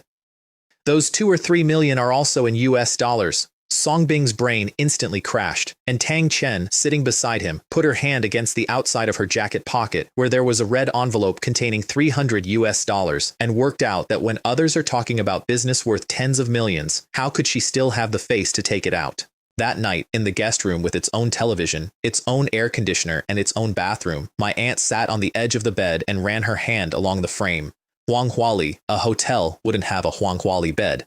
Bing. She had turned round. Didn't you say your sister's family was poor, driving luxury imported cars, living in such a large courtyard house, red sandalwood furniture, the latest American appliances in the kitchen, and a Huanghuali bed in the guest room? How would I know? How could I have imagined that nephew of mine would be so successful, doing big business worth tens of millions? I always thought my Su family was a wealthy family. Now it seems that compared to your Zhou family, we're nothing. She folded her arms. Songbing, what else are you hiding from me? Come clean now, or don't even think about coming to bed tonight. They stayed 5 days, and on the last morning there was more crying at the gate than there had been at the arrival. I gave my aunt 4 air fryers. The expansion finished that month. Duan Sheng was hiring, village by village, with a list of names in his head that no personnel department could have assembled. And Fang Hua, on his summer holiday, was living in his laboratory and consuming various raw materials, although in fairness, the raw materials were welding rods, sheet tin, wire and tubing, and the whole habit cost me less than 1 banquet. I gave him a new drawing. He turned it around twice. Below is a heating tube, directly connected to an iron plate. He held it up. Is this an electric hot pot? Look at the top. Then what is this stand with round holes on it? It's for holding eggs. You pour water in, power it up, put the eggs on the stand, and steam them. He put the drawing down on the bench and looked at me with real disappointment. Is this really necessary? Isn't this just doing something redundant? Just boil the eggs directly in water. Why bother with a special egg steamer, wasting resources and electricity? Teacher Lu, this item is for sale to foreigners. Foreigners don't know how to boil eggs? Of course they do, but foreigners are lazy. I tapped the drawing. So they need my egg steamer, and I want it to cut the power automatically once the eggs are done. He wrote that down. 3 degrees of doneness. Soft, normal, and hard. And the body in stainless steel, not iron. Stainless steel? It's for foreigners. Stainless steel looks more upscale. Stainless steel is indeed better. It resists corrosion. He was already frowning. However, I must warn you, it is much more expensive, and the raw material is hard to find. I told him I would handle the raw material, which turned out to be the single most optimistic sentence I said that year. Why an egg steamer, of all the objects in the world? Because my factory could do exactly one thing, which was to put electricity into a heating element and control what happened next. Air fryer, toaster, egg steamer, same skill, 3 products, no new machines. And because any home appliance that can make people lazier is bound to achieve good sales, which is the only law of consumer goods I have ever found to be universal. The market was not the West either, it was Japan. According to the market analysis Chen Xiang saw in his previous life, Japan is the world's second largest market for egg steamers. China would not pay for one, because boiling water directly would suffice, and Korea was not an option since we had no diplomatic relations yet. Jin and his father were waiting for me outside my parents' old building that evening. The old man went down on his knees on the concrete before I could get to him. Director Chen, if it weren't for you, my leg would have been crippled. You are a great benefactor to our whole family. I kowtow to you. Get up, quickly. I got him up, which was not easy, because he was still favoring the leg. Your leg isn't fully recovered. You can't kneel. Thanks to the 300 yuan you gave us, my son was able to take the exam with peace of mind. He was crying and grinning at the same time. This child really made us proud. He got into university. Which one? Harbin Institute of Technology. I put my hand out to the boy. That's a great university. And I meant it without any qualification whatsoever, because in the 80s, Harbin Institute of Technology did not flinch in front of Tsinghua or Peking University, for the simple reason that the Northeast was still the industrial heart of the country, and that is where the machines were. What major? Materials forming and control engineering. He said it carefully. It's a new major. It opened this year. Mechanical engineering then. He stared at me because that specialization had appeared in the national catalog approximately 4 months earlier, and there was no reason on earth for a man who ran a village appliance factory to have heard of it. I gave him 100 yuan. Take this as my congratulations. We absolutely cannot take this money. We came specifically to thank you. Jin will need money at university. A wash basin and a kettle all cost money. I put it in the father's hand because the boy would not take it. Once you're in the Northeast, study hard. Getting into university isn't the main goal. Strive to get a master's degree too. Hongxi called in September with the first piece of bad news. I consulted with patent experts. Your egg steamer patent cannot be registered as an invention patent. It can only be a utility model. Wen Jiaxin was reading from her notes. Electric steamers already existed, and your egg steamer is just a new technical solution based on them. Will I still get a PCT certificate? Yes. The PCT organization's interpretation of patents includes utility models. Then having something is better than nothing. There's a caveat, and I want you to hear it properly. Some countries do not treat utility models as an independent category of protection. When disputes arise, it's more difficult to defend. I understand. I had the receiver against my shoulder and a drawing in front of me. Honestly, patents are meant to keep honest people honest, not to stop villains, but rights that belong to me should not be abandoned. Then I gave her the errand. Help me check where the Hongxi office of Toshiba Electrical Appliances is, and whether there is a person named Sato Kenji working there. The second piece of bad news I had to go and collect in person. Section Chief Ma, I'm using stainless steel on this one. I hope the department can help coordinate the supply. Duanhu looked up from his tea with an expression I had not seen on him before, which was pity. Stainless steel, that stuff is really hard to get. He put the cup down. It's a planned material. You need a requisition slip from the State Planning Commission. He tried anyway for 2 days, which is more than most men in that chair would have done. The stainless steel capacity of the major steel plants was already allocated at the beginning of the year. Originally, we could have imported stainless steel, but the foreign trade environment is bad this year, and foreign exchange is scarce. He was reading a telex. What is produced must first prioritize military enterprises and the 863 program, then key domestic enterprises. It is very difficult for other enterprises to get any. I understand. If you can really secure orders that earn foreign exchange, I will report it. Even if I have to go to the ministry and pester them, I will find a way. He put the telex down. However, man proposes, God disposes. Thank you, Section Chief Ma. It seems it's time to implement Plan B. The October Fair of 1989 was the emptiest hall I ever stood in. Looking around, businessmen from Southeast Asia and Africa were in the majority, and apart from them, Hongxi businessmen speaking Cantonese, which was not a coincidence, since almost 40% of Chinese exports went out through Hongxi as re-exports in those years. In the tea section, a man was explaining his year to anybody who would listen. The British businessman who used to buy our black tea transferred all his orders to Kenya a few days ago. Do foreign countries also have tea? Said the man next to him. I thought only we in China produce tea. India, Kenya, and Sri Lanka all have tea. Even the British grow it themselves, in places I couldn't find on a map. How do you know he moved the orders to Kenya? The Kenyans said so. Just a moment ago, a Kenyan even wanted to ask me about tea-making techniques. Did you tell him? Of course not. This is something left by our ancestors, our livelihood. Raw materials were still moving, more or less. Finished goods were not. And appliances were the worst category in the building because China's home appliance industry only had the advantage of cheap labor, and once you added imported components and shipping, Chinese home appliances did not have a significant price advantage at all. So we sat in an empty annex and watched the models walk past with their advertising boards, and into that came Wu Gang and Song Wei, who had traveled several hundred kilometers to enjoy themselves. Oh my, why isn't there a single foreign businessman here? Oh, isn't this factory director Chen? Song Wei stopped in front of my stand with his hands behind his back. Long time no see, you must have signed a big order again, right? Is it 10 million or 20 million? Old Kai, said Wu Gong, with the market this year, let alone 10 million, even 1 million is very hard to sign. Factory director Chen is different from others. He comes to the Canton Fair to eat meat. A mere 1 million is half a bowl of soup which he wouldn't even look at. Even orders of over 1 million are viewed by factory director Chen as nothing but worthless. Nobody at the surrounding stands came to my defense, and I did not expect them to, because I had been the most visible man in that hall 2 years running, and there is a price for that. These two lackeys are truly born villains, coming here to ask for trouble again. Isn't it better to just stay quietly? They just have to come and offer their faces for me to slap. So I said nothing at all, and let them work, and enjoyed it. Because just like with that air fryer patent back then, the more boisterous these two acted, the harder they would fall later. At the end of the first day, I went to find Duan Hu. I plan to take a trip to Hongji Island. I want you to help me with the documents. For what? We cannot just sit and wait for death. We must take the initiative. Are you going to Hongji to look for orders? Since the foreign merchants won't come to make purchases, I will go to them and pitch.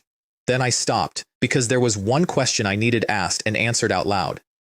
Except that our factory has no import or export rights, so even if I get an order there, I still have to route it through the Canton Fair. Does that comply with the rules? Duan Hu looked at me over his cup for a moment. Rules are rigid, but people are flexible. Canton Fair orders don't necessarily have to be signed at the Canton Fair. If you can really bring back a contract, just come to me for registration, and I'll process it through the fair for you. The permit took 3 days, and then I was on a boat. The purpose of my visit, I told Wen Jiaxin, is to pitch products to Toshiba Electrical Appliances. Please help me make an appointment with Sato Kenji. How do you know this Sato Kenji? I don't know him, I've only heard of him. She wrote it down. Also, what are some famous dried seafood shops in Hongxi? Dried seafood? I need some high-quality fish maw, and I don't have much Hongxi currency on me right now, so I'll have to put it on Southeast Company's account. She put the pen down. Are you buying fish maw as a gift for Takakura? Don't let the fact that he's Japanese fool you. He loves fish maw soup. You said you didn't know him. She had folded her arms. How do you know he likes fish maw? Of course I have my own intelligence sources. Here is the intelligence source. In my previous life, after Japan, after the trainee program, after everything went the way it went, I spent 4 years in a Japanese garage in a coastal city repairing cars. One of my regulars was a retired executive with an ancient Volkswagen Beetle he refused to part with, who brought it in every other day for something trivial because he was lonely. His name was Sato Kenji. He had been posted to Hongxi until 1992 and had a few phrases of Cantonese, so that is what we mostly spoke badly over an engine bay for 4 years. He talked about fish maw soup the way other men talk about their children. The Toshiba office in Hongxi had a view of the harbor and a receptionist who took my coat. Mr. Chen, hello, I am Sato Kenji. He said it in Cantonese, carefully, the way a man says a sentence he has practiced. I answered him in Japanese and bowed, and I got the depth of it right, and I watched a 60-year-old executive lose his footing for about a second and a half. Then I gave him the fish maw, and his favorability toward Chen Xiang instantly increased by 1. We spoke Japanese for the rest of it, which left my own lawyer sitting beside me understanding nothing whatsoever, and the way Wen Jiaxin looked at Chen Xiang had a bit more strangeness in it. She didn't expect him to speak Japanese. I made the pitch. This product can simply and quickly steam eggs, ensure the nutritional components are not destroyed, and allow the user to choose the level of doneness according to preference. Our Toshiba once made a similar product. You are talking about an electric steamer. Electric steamers are too big and too inconvenient. I turned the sample round. I think it is precisely because the PCT recognized that difference that they granted me the patent. He picked it up and put it down and folded his hands. Mr. Chen, I am very sorry, but our Toshiba cannot purchase this product of yours. He did not look away, which I respected. I think you know the reason. I understand. Nobody said the word embargo in that room, and nobody needed to. However, said Sato Kenji, our Toshiba is very interested in the patent for this egg steamer. There it is.